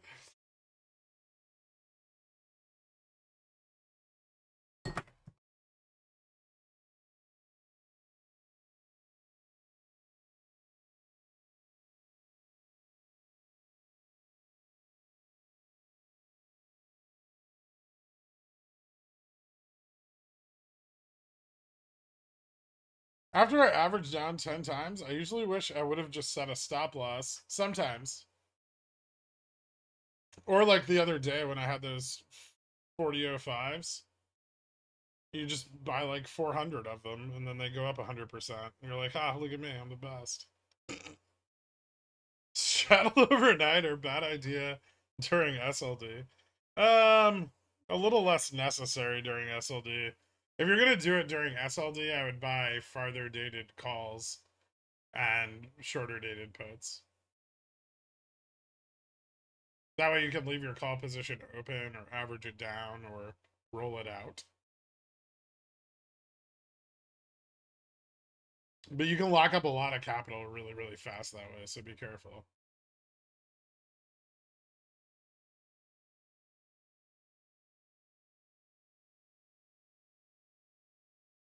Jimmy likely continue getting dragged down by the market until Monday next week to see upside. That's a possibility.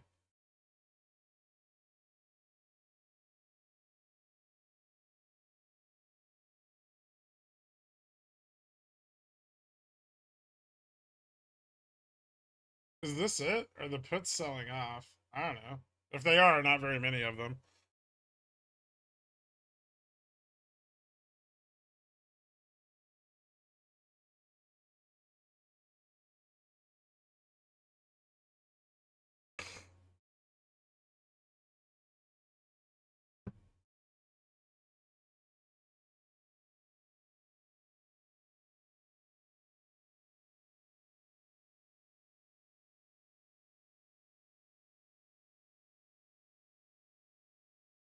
Ooh.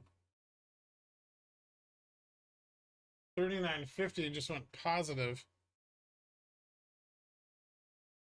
Positive gamma at 39.50. Capitulation. Haha.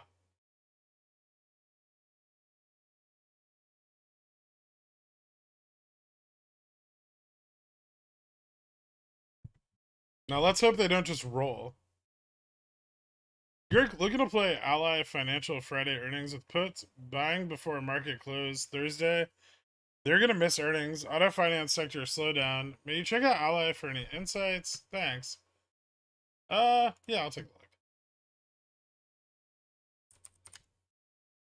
a look. You consider spreads maybe to capture the volatility so you're not overpaying for the puts and the IV crashes. Because it seems to be like there's a bit of the market makers pricing in a bit of a move.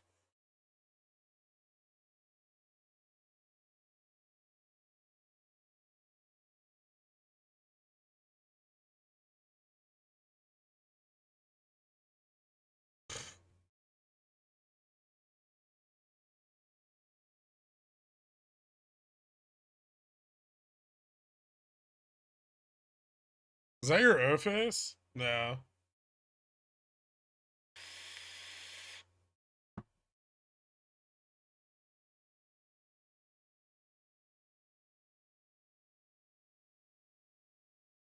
SPX to close above 39.60. I don't know about that. Let's just hope that the puts don't roll down or just roll out, right?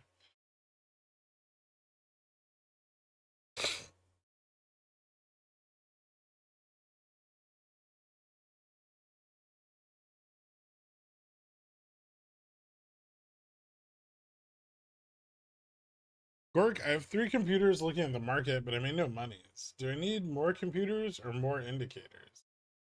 You probably should stop spending all your money on computers.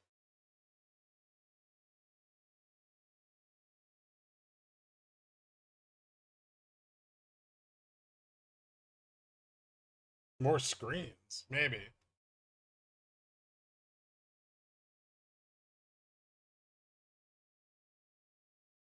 Ooh. ES is looking nice. ES isn't going to go back to 39.80, right? The volume's too low. That'd be too bullish.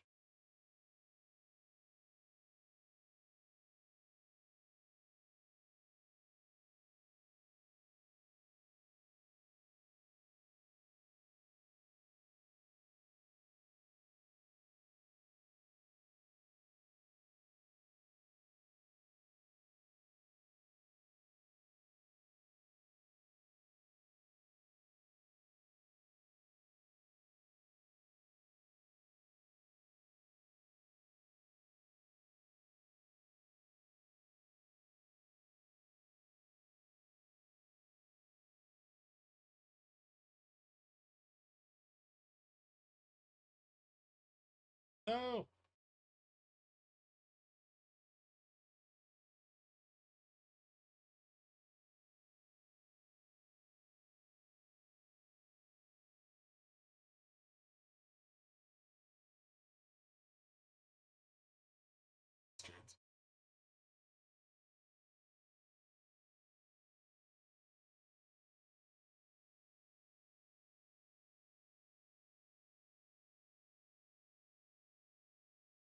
The fucking 39.50 put sold off. But now futures are getting pummeled.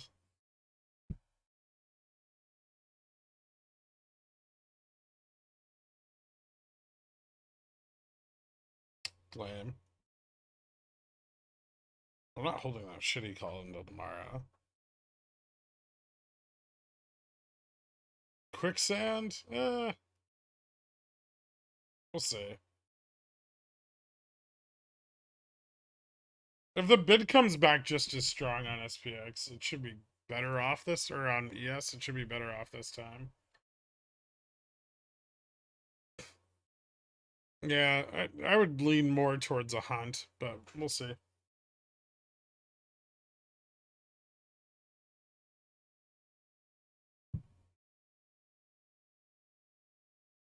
You heard me when you called me a brony. That was the idea. I didn't call you a brony. I just said you dress up like a unicorn. What are some good tips for becoming more patient before entering into a position? Make sure you're entering on low volume. That's always a good one.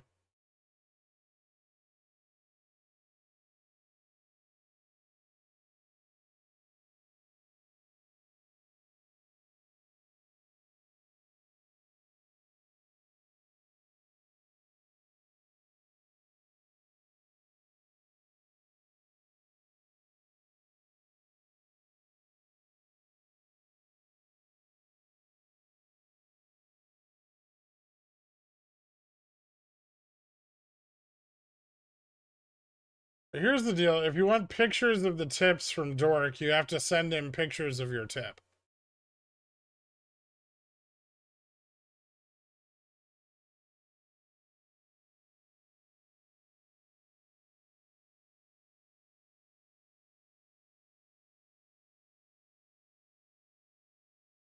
Because XSP is super illiquid and no one fucking ever trades it. 1, entertaining walk-in. 2, introducing the term into our lexicon. 3, getting us hooked on My Little Pony. I did no such thing.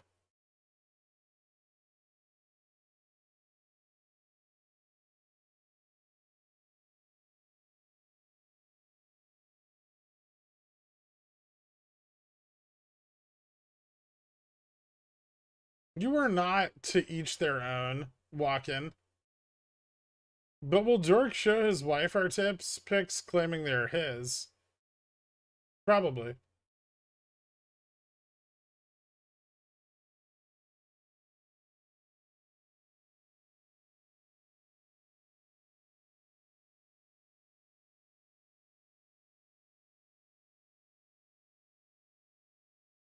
Or what SPX0 DTs? All the super fun market action we're having right now. I mean, given that futures are barely moving, I would say that most of the price action you're seeing on SPX right now is driven by stop loss hunting.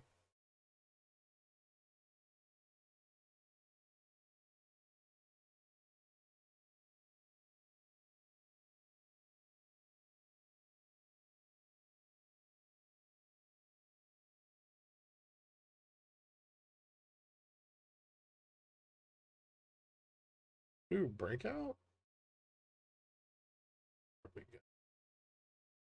Like zoom in on that.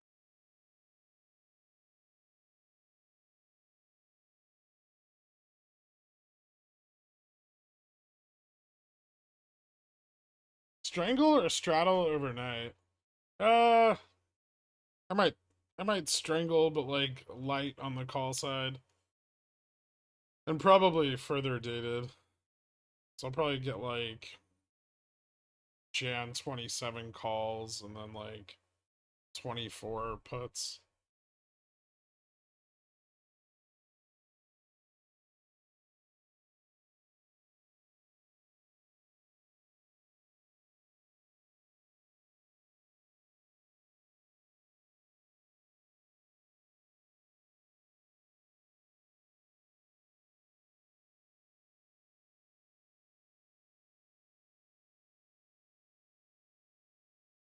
Do you remember a week or two ago when SPY SPX would be flat, then go up or down 100 BPS in what felt like only a few seconds?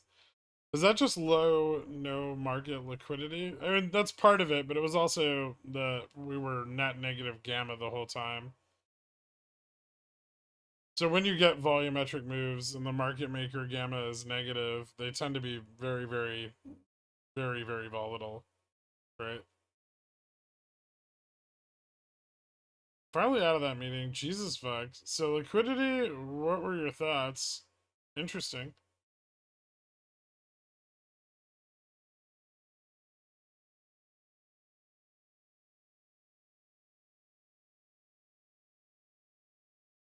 It seems like the trend is to continue recovering, but they're fighting back for a couple days. I don't think that usually pans out for them very well.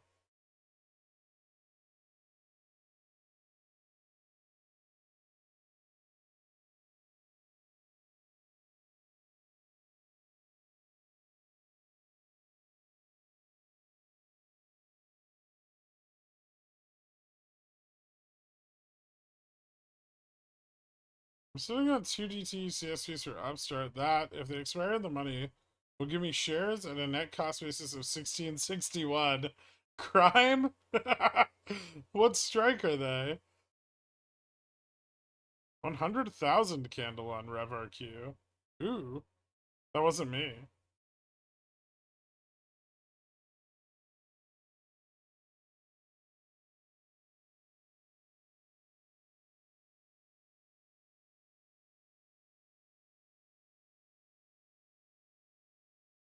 So while you were in that meeting, I told everyone that if they wanted to see pictures of the tips, they had to send you pictures of their tips. I figured you would want that arrangement with as many people as feasibly possible.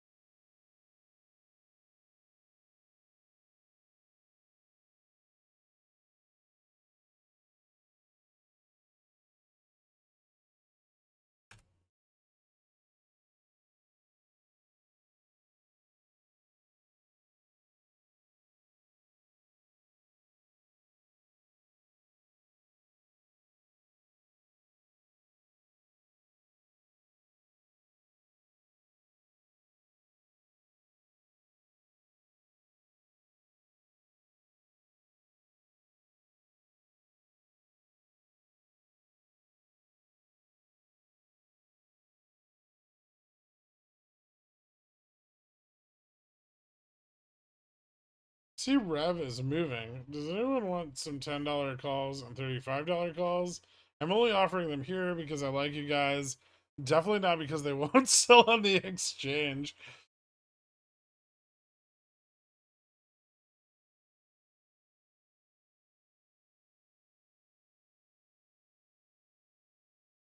So Jimmy could possibly go back to 16, potentially. Well, I traded for free today. Large gain on puts, rolled them into calls, stop loss at break even. Okay. Why is DDS the only good basket stock? It's behaving very well. It's very hard to short once it starts running.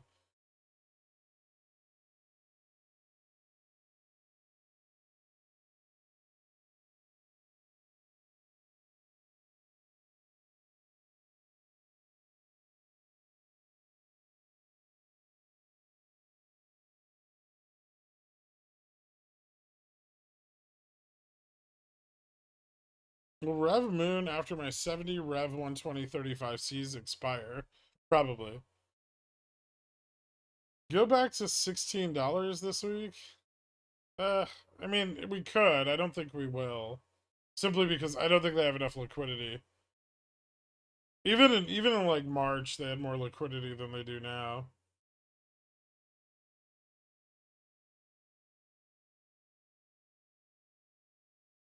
So when we pulled back to gamma neutral, or just under gamma neutral, in March before the OPEX run, there was a lot more liquidity, right? We also had earnings.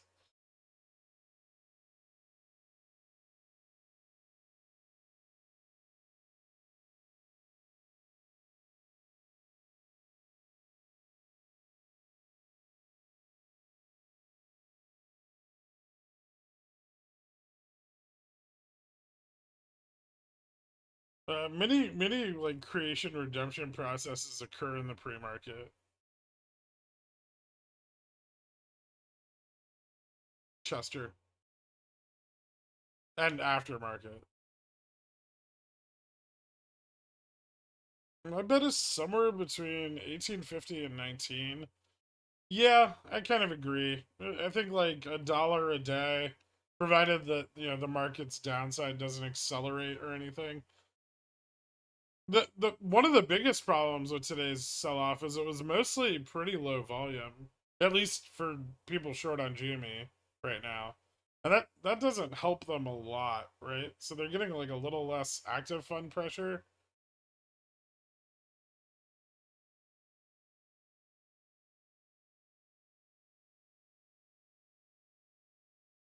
Do you think Bookmap's worth the money? No, not really.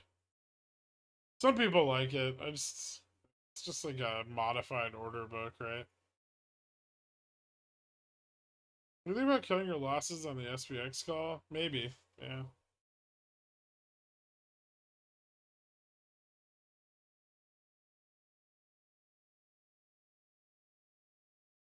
Although I kind of still like the potential for us to move up here. I don't know if we will, but we need some pressure from futures.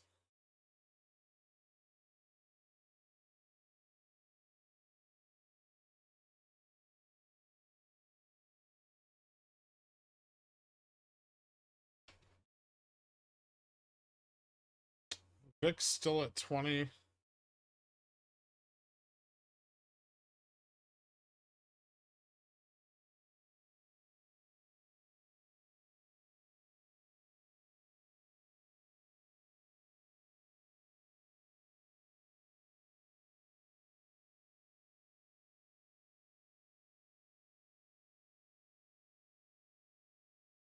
Like, volume is just so low.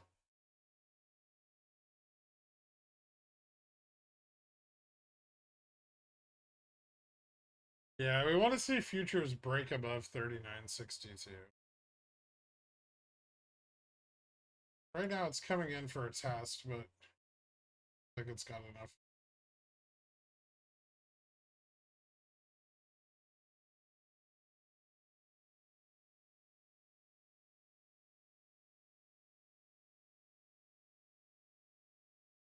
Those calls are still there, though. They haven't been selling off.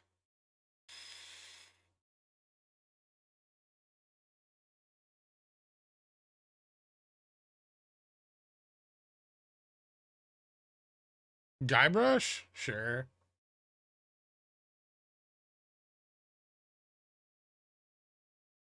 Where have all the SPX bulls gone? Actually, there's plenty of SPX bulls right now. It's the futures are stagnating at resistance, and it's a big resistance.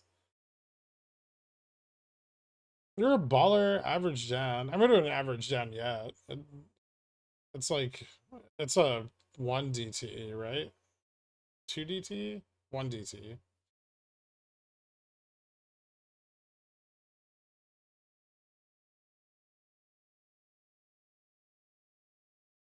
What's your primary method of watching futures? Either TradingView or Ninja Trader.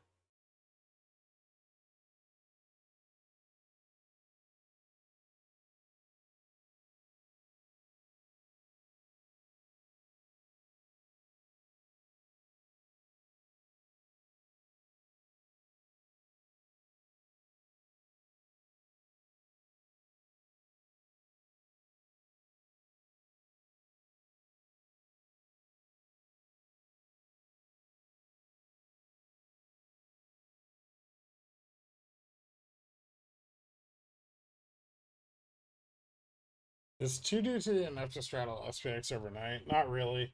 You need like 3 or 4 at least.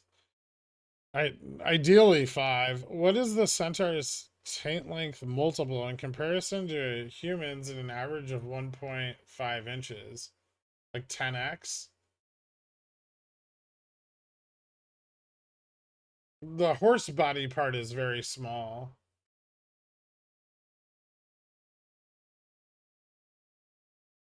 So like tiny horse body.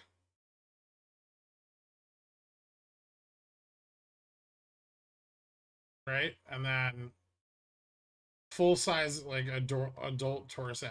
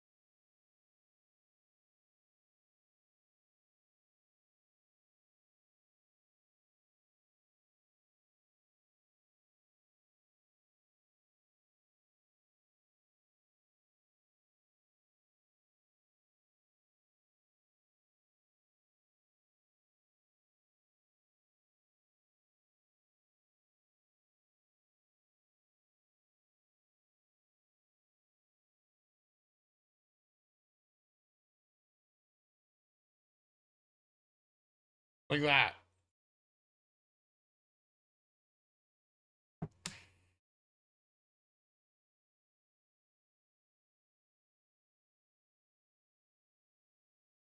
Are you positioning? We're very top heavy. Are you positioning SPX puts for SLD tomorrow? Not yet.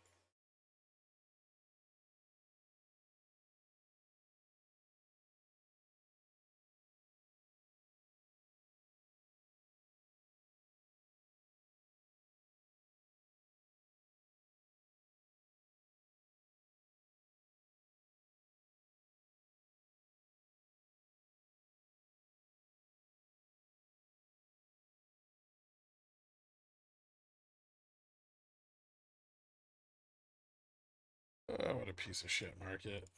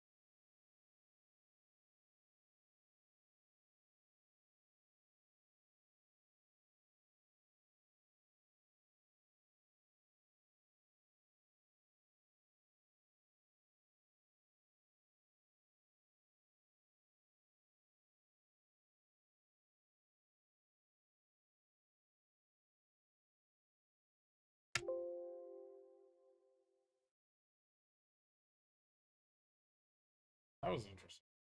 Fucking volume came in hard.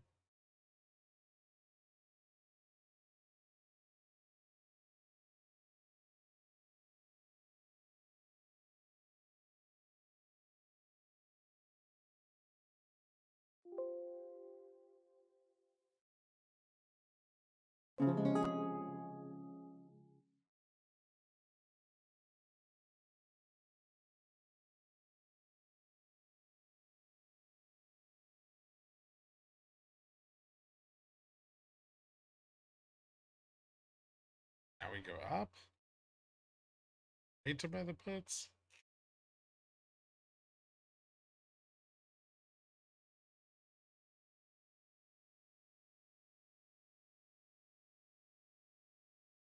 No.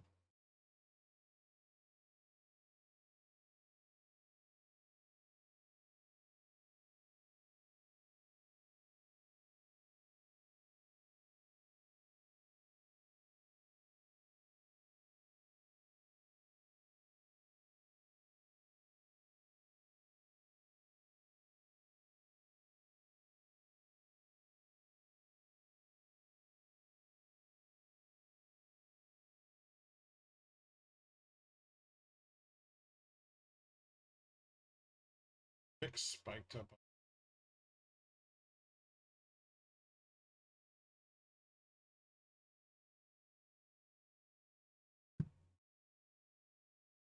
Enough time?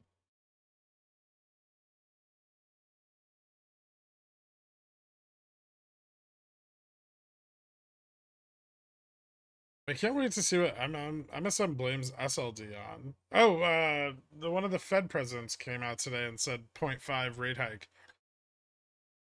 Yeah, the usual. Do you think the gap will fill tomorrow? Will SPX go lower before the end of the week? I think SPX will probably go lower before the end of the week.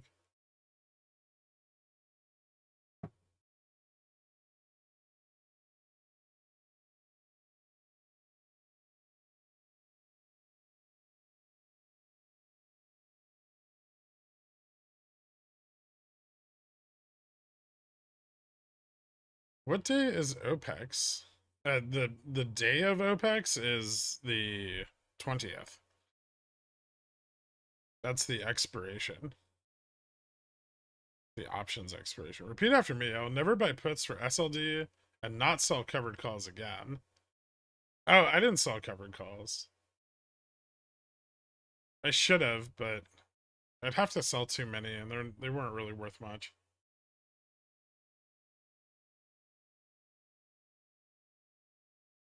I'll probably sell some CSPs this Friday, though.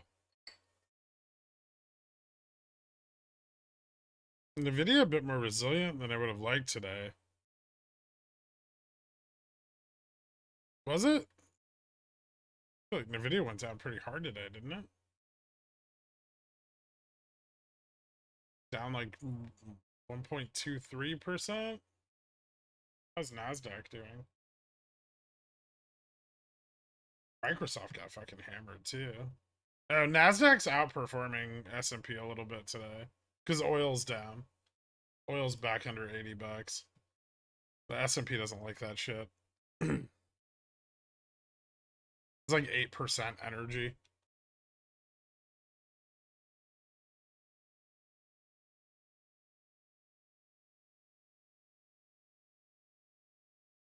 More calls capitulated? Maybe.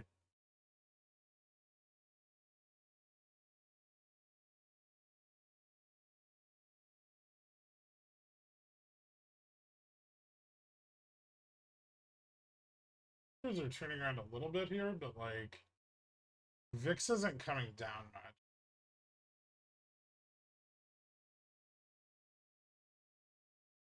I still want to see like VIX drop. Still so many fucking sellers at 39.50. Jesus Christ.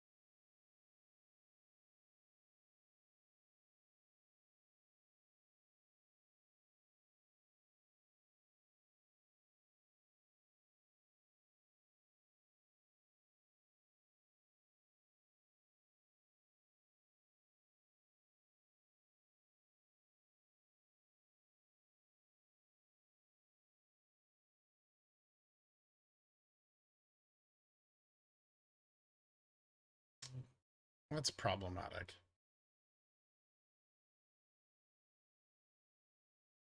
I was just thinking CSP is safer than long calls for Jimmy OPEX play for this Friday. I'm learning.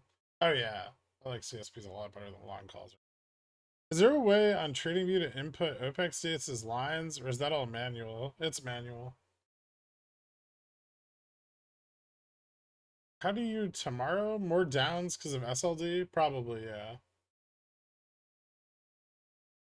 Is that a stop loss on the put side?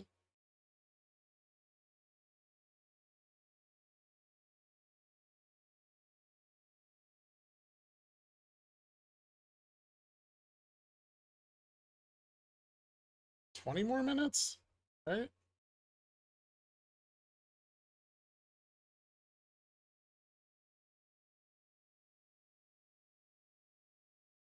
How do you see tomorrow? More down because of SLD? Yeah, why do people keep asking me that same fucking question all day? Yes. SLD, bearish. 3 days.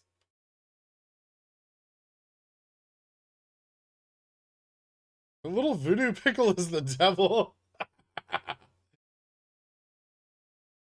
He needs a minute to work his magic.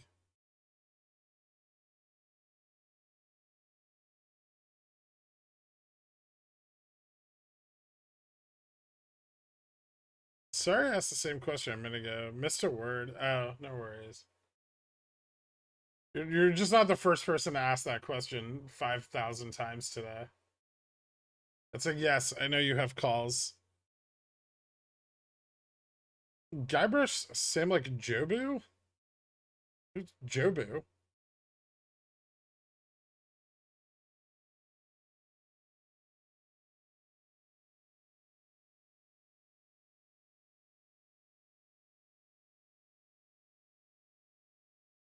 SLD sliding lower daily. Yeah. Are you gonna have anything good for dinner tonight? I don't know.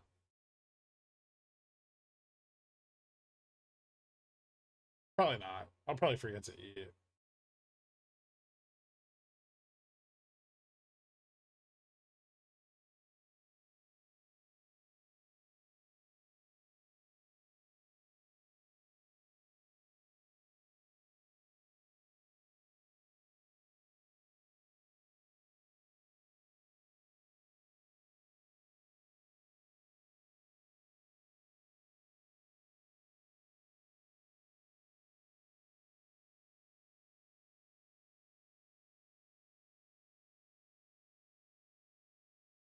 Hmm.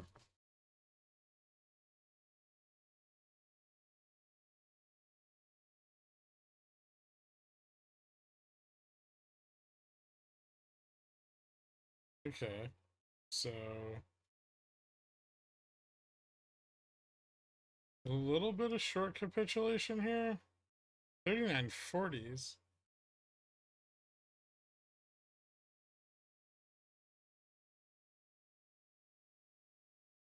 I don't even fucking care about the call. I want it to bounce so I can buy more puts.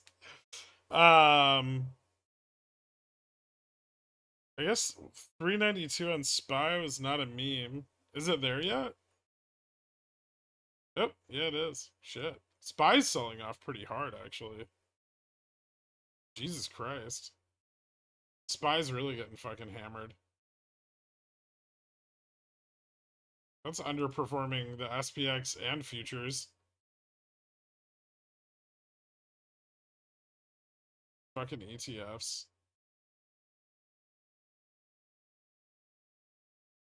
Oh, come on. This shit is oversold. Let me buy some fucking puts.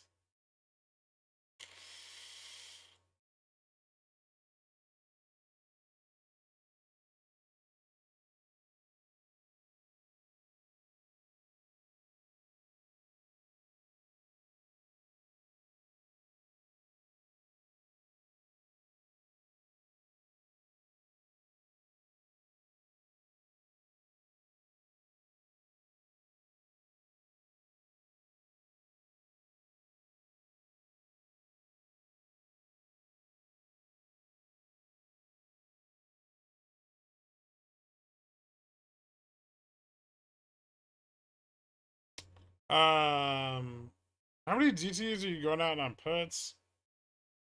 I don't know, a couple? 2, 3.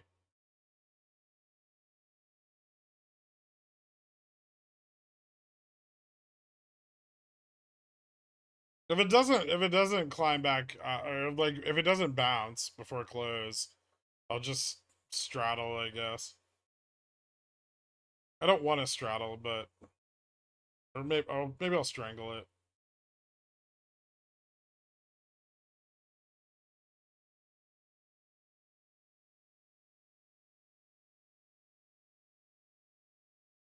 Fucking overly aggressive sell off.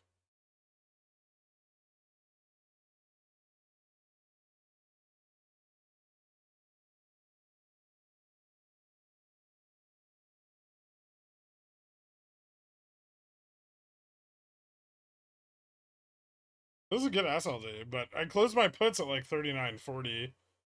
So I want to re-enter puts. We should still get some capitulation today.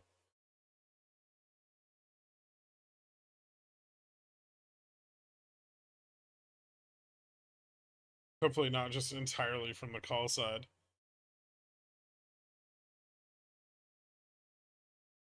Dang, I just paid 87% of my 4,000 C for next Friday. Bought a 3,900 for next Friday to take SLD's lunch money. Feels good. Nice. Watching all this red feels way better knowing I closed out most of my positions this morning and locked in profits. Nice, man. It ain't bouncing 39.25 inevitable. I don't know. I think it's bouncing. The longs aren't gone. They're not pushing. They're not like fighting back, but they're not gone.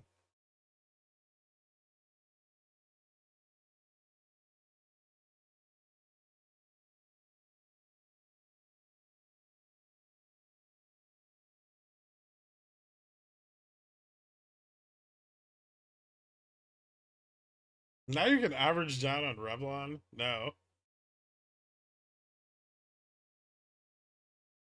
$4 is my cost basis is at like $4. It's fine.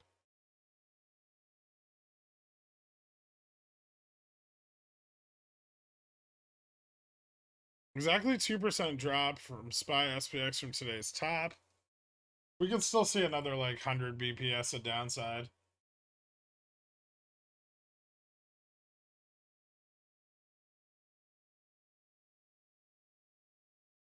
Longs know about SLD too. Yeah, but they're also positioning for it to bounce back, right?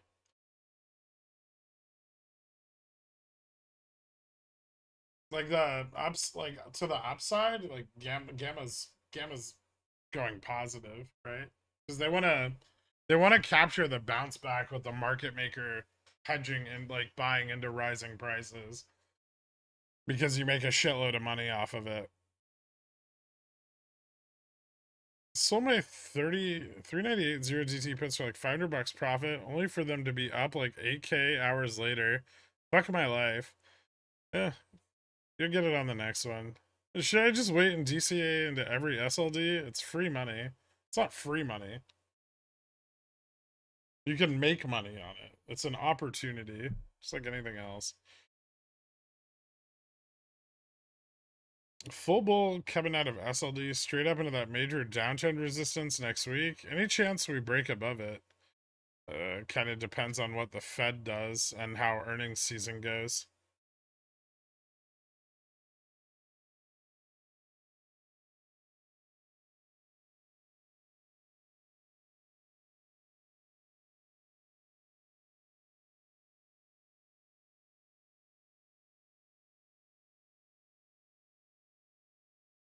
How wide a strangle for SLD overnight? I don't know. I'm probably gonna go like $10 out of the money, $20 out of the money on either side.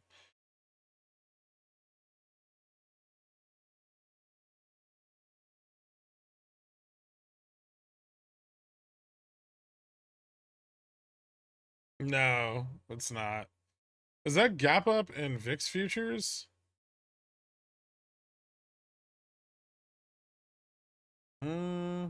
No, I mean, VIX is still kind of flat.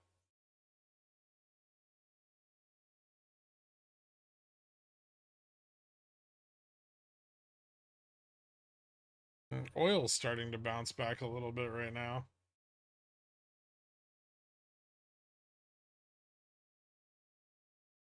My belly button is a little dry. Am I supposed to clean it after I white? Oh dear God. I slid one into your DM. Still on strike though. Okay.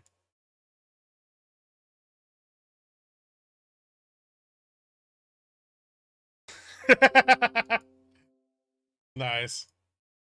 Okay, that was pretty good.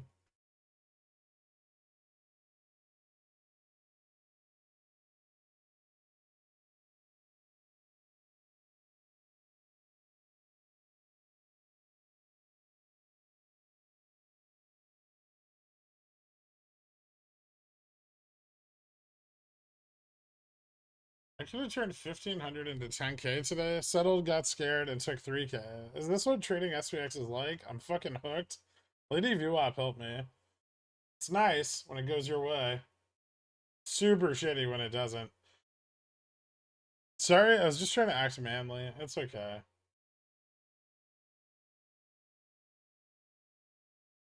10 minutes left. Eh.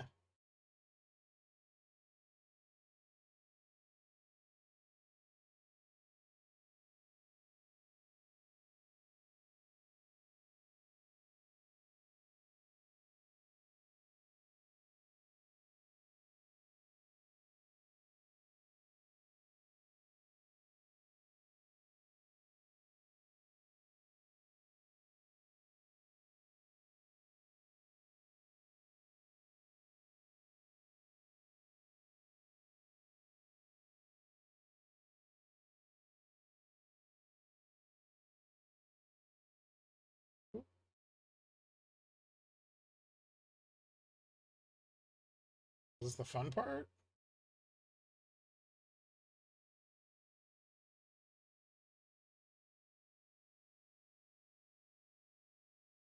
Nope.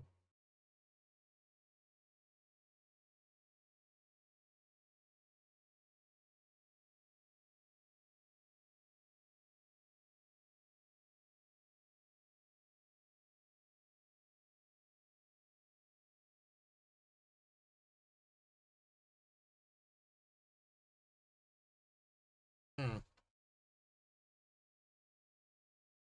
I kind of feel like I should exit my Jan 27 SPX calls.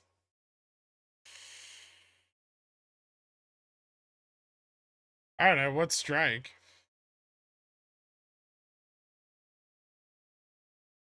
Strangle puts a call ratio of like 2 to 1 overnight. Yeah, probably. Missed most of the stream today. Should I hold out hope for Upstart weeklies, or is that ship sailed? If you had Upstart weeklies, you should have ditched them this morning before SLD started. So yeah, it's probably sailed. There's potential for Friday, but it's weak.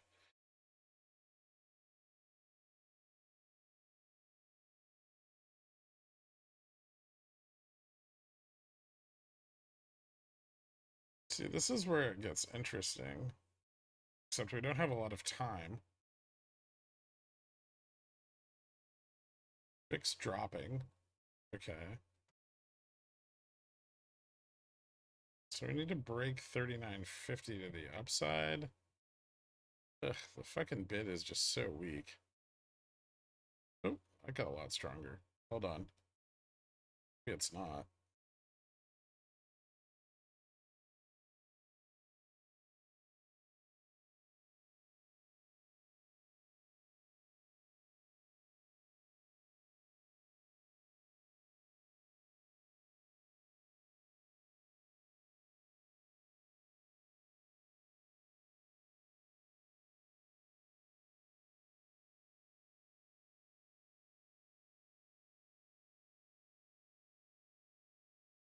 More downs tomorrow? Possibly, yeah.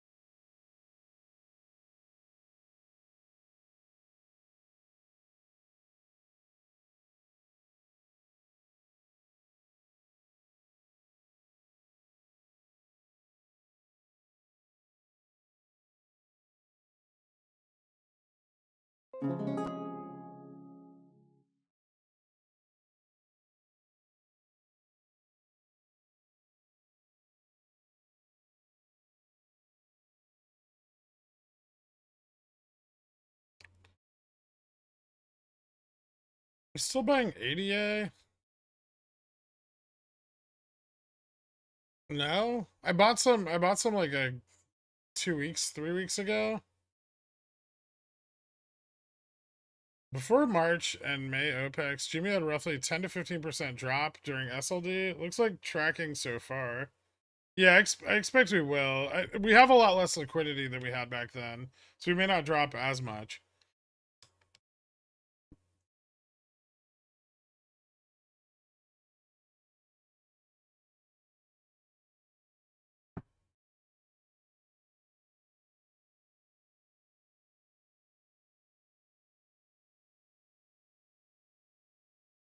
So much for SLD not having much of an impact in a down market. The market wasn't down.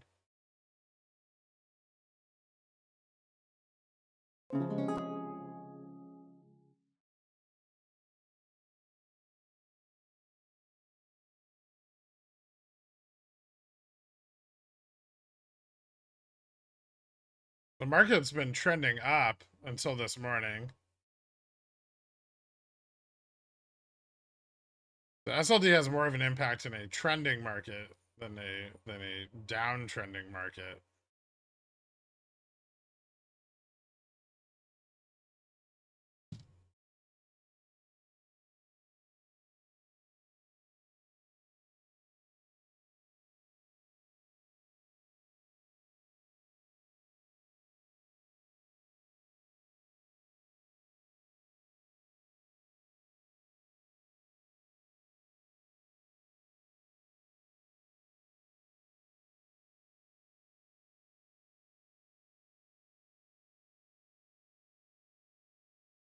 With the put sold tomorrow, we might see similar price action as today. Morning bump, then downs. I don't think you're wrong. Small bounce until BTC drops. BTC does not influence the SPX. Trillions and trillions of dollars. Couple 1 trillion? Not even? What's the fucking market cap for BTC now?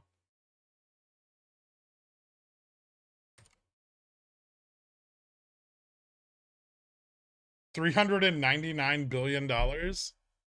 It's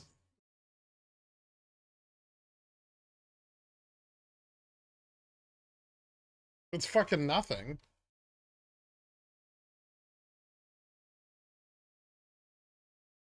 Apple's worth 2 trillion.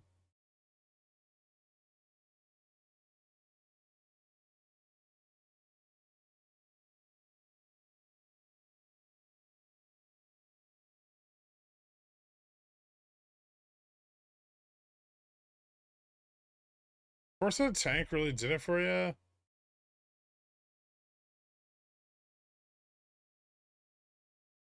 Deferpex canceled? No. Does nobody pay attention to anything?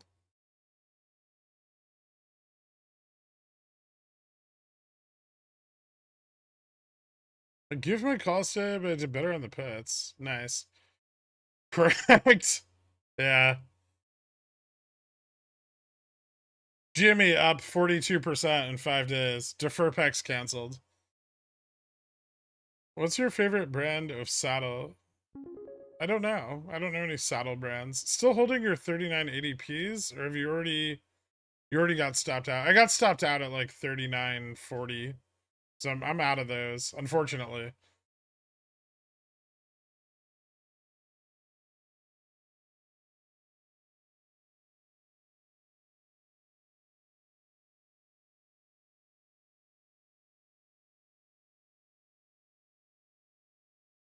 To follow up on my note from a few days ago that I want to be that guy, I think I should be your hype man. Give you props for all your trades. Thoughts? Eh. Hey, Gurk, are my Gen 20th 30C safe? No. Buy when I bought GME at an average of $40. Anything less than that is no pex. I think people expected Deferpex to bleed aggressively into the coming OPEX period for like mega VUPs. It is bleeding aggressively into the coming OPEX period. What expiration were your 3980Ps that you closed? Jan 24. As always, appreciate you. See you all tomorrow. Thanks, Boxem. How do you guys not see these downs coming every single SLD period? I don't know. And I always tell everyone about it too. Back to the drawing board. Maybe I can be drawing board guy. Maybe. So defer packs all coming due next week, if not this Friday. The volume from it should be, yeah. Well, fair enough. BTC has less derivatives. You really think Apple has 10 times as much of people's cash? Just go ask your mates how much Apple compared to BTC they have. They have more BTC. No, they fucking don't. And I don't care about my mates. They're all broke dicks.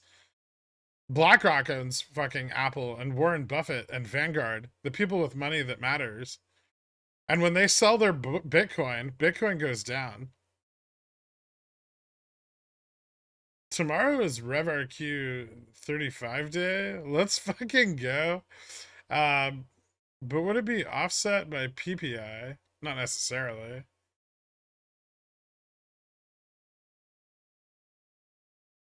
Ding ding. The day is done. Let me know if you need one blanket shanked. Nah, I'm alright. Thanks though. Sorry, man. Trying to understand the missing volume. The volume doesn't come in until after. The volume's not missing. It's just not there yet. It doesn't. Deferred settlements mean the settlement is deferred, right? So you still have a full settlement period from the deferral date. Like March deferred to the like the deferral from February to March was to March 14th, right? But then we don't run until the week of OPEX. Right. So the secondary market liquidity is realized before liquidity is realized in the primary market every single time. Upstart 500K after hours candle. Oh, cool. Well, we'll have even more liquidity tomorrow to short. Can you explain how that works? Yeah. Settlement occurs over a number of days because we don't have instant settlement in the US markets.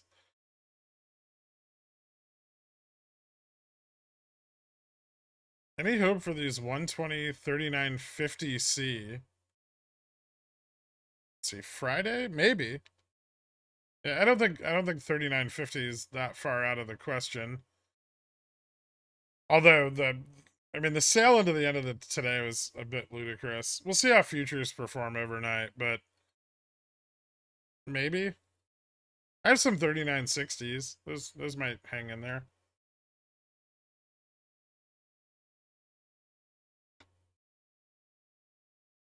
What's GME liquidity looking like today? Like they got some liquidity this morning and then used it all.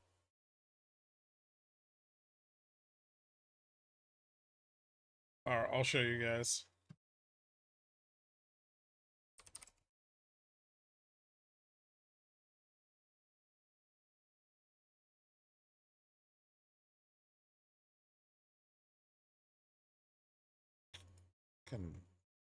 There we go. So this morning this was worse, right? This was pulling like all the way back. And as they use the liquidity throughout the day, you know, we ended up kind of flat. Right? So we're not, you know, contracting. And we started, you know, expanding as they ran out of liquidity in the middle of the day. Which I could zoom in on more, I guess. So this was their big liquidity grab in the pre-market. Right? They used up some of it today. They'll probably continue to try to grab some in the pre-market again tomorrow, and they'll use up some of that. It stabilizes price, but they still need a resolution of the liquidity, right? It needs to return to mean. Otherwise, they can't get more liquidity to bring the price down effectively, and then they're at the mercy of the market. Because then active fund pressure has more control over the position than they do.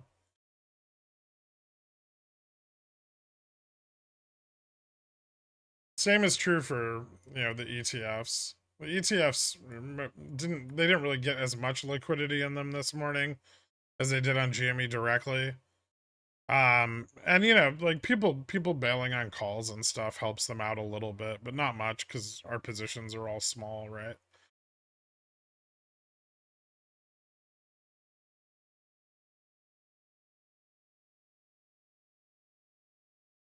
But here's what we don't want to see. We don't want to see this collapse again. So we don't want to see like a big move in liquidity back to, you know, where it's illiquid.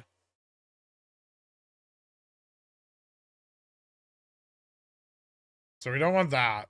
We want to see continued expansion.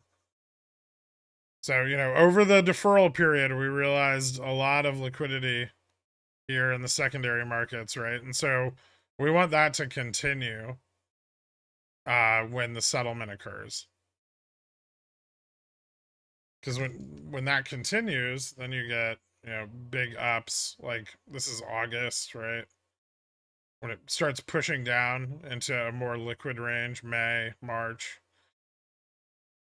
But you know, they do try to stabilize it through the SLD period. I mean, you can see back here in March, you know, those little contractions like we saw today are very prevalent, right? See how they try to stabilize like the liquidity in these periods? Here, you know, you have like 3 days of contraction, and then we get the realization of the liquidity. And then, you know, here the same thing. They kind of try to stop it through the SLD period before it begins running.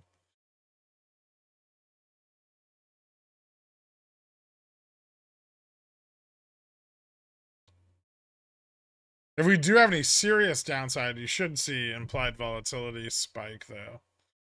So while IV is low, you probably want to try to take advantage of that. Or, well, I mean, you don't have to, but it's not a bad idea.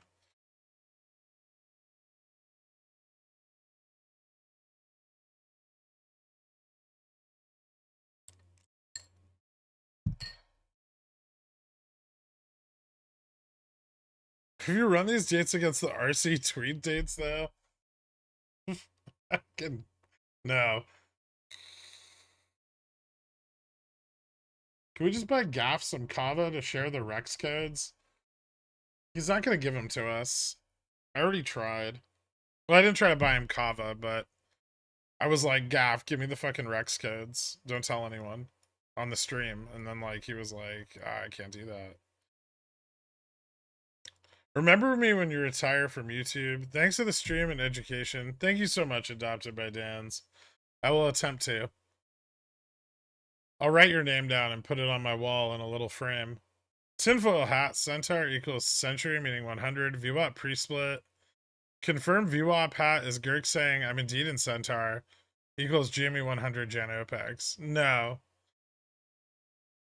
Just tell him to tweet vague things. Does Gaff have a Twitter? He probably does. I've seen him in spaces before. Thanks, guys. All right. Everyone have a good night. I'll see you tomorrow morning for more downside in the market.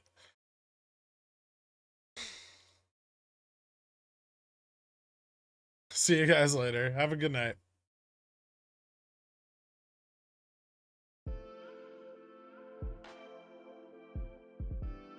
Hold on. Hold on. Just to confirm one more time before everyone leaves. SLD continues.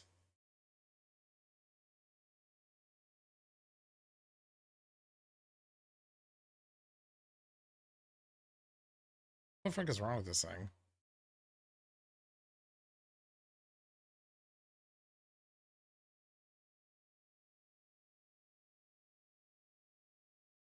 All right. It's not gonna, it doesn't end early. It's not over tomorrow. Your calls still fucked into the end of the week. Things can keep going down even though you don't want them to. Okay? I think it's really important that people pay attention to this. 3 days of this same shit. I hate it too. And I know it's crazy talk. But it can keep going down. I know you bought calls. I know your calls are now out of the money and losing value. But the market can keep going down even though you did that. Crime? Maybe. I don't know. If you want to make money on something that's going down, you buy the opposite of a call. It's called a put. Now, a put is an obligation for the contract seller to buy shares of the underlying at the strike price, which means if the strike goes lower, that contract, the price goes lower than the strike. That contract is worth more money than when you bought it. So price down, your money up. Okay. And then a call is the opposite. Price up, your money up. Right? So during SLD, which happens every fucking month for the last 18 months that we've been here, and we've talked about it every fucking time, maybe get a put or two, you know? And then on the red days, you're not so sad. Then on the red days, you're like, oh, this is nice, right? Believe it or not, money can be made both ways, regardless of the color of the candle.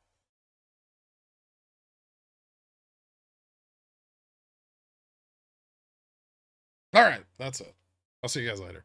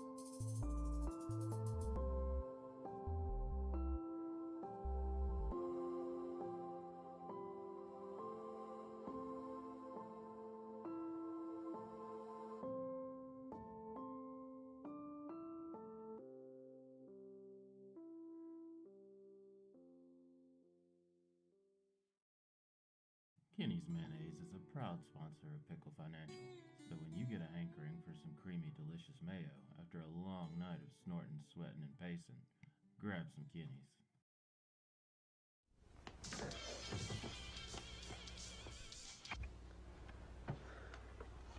It's yours? No, Mother said she found it in your closet. I don't know. One of the guys must Must have what? Look, Dad, it's Where not. did you get it? Dad, Answer me. Who taught you how to do this stuff? You, all right? I learned it by watching you. Parents who buy weeklies have children who buy weeklies.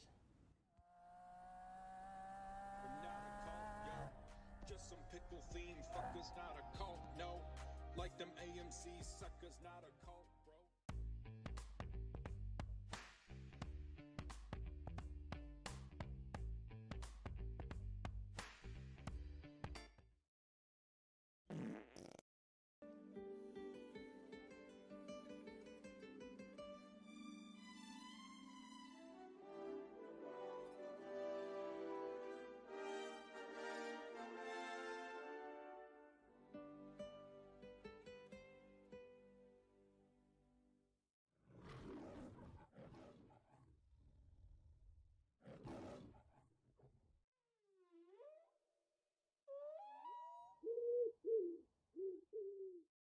Rico!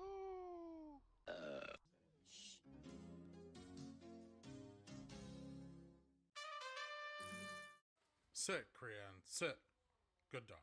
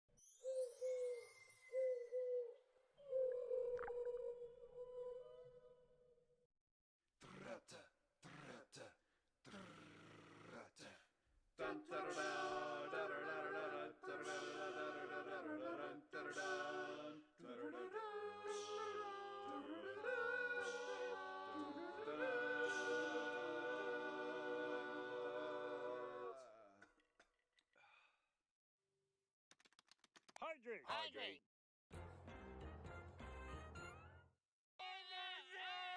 Did you get any of that? It's a good show. Not an advisor. Frigulon.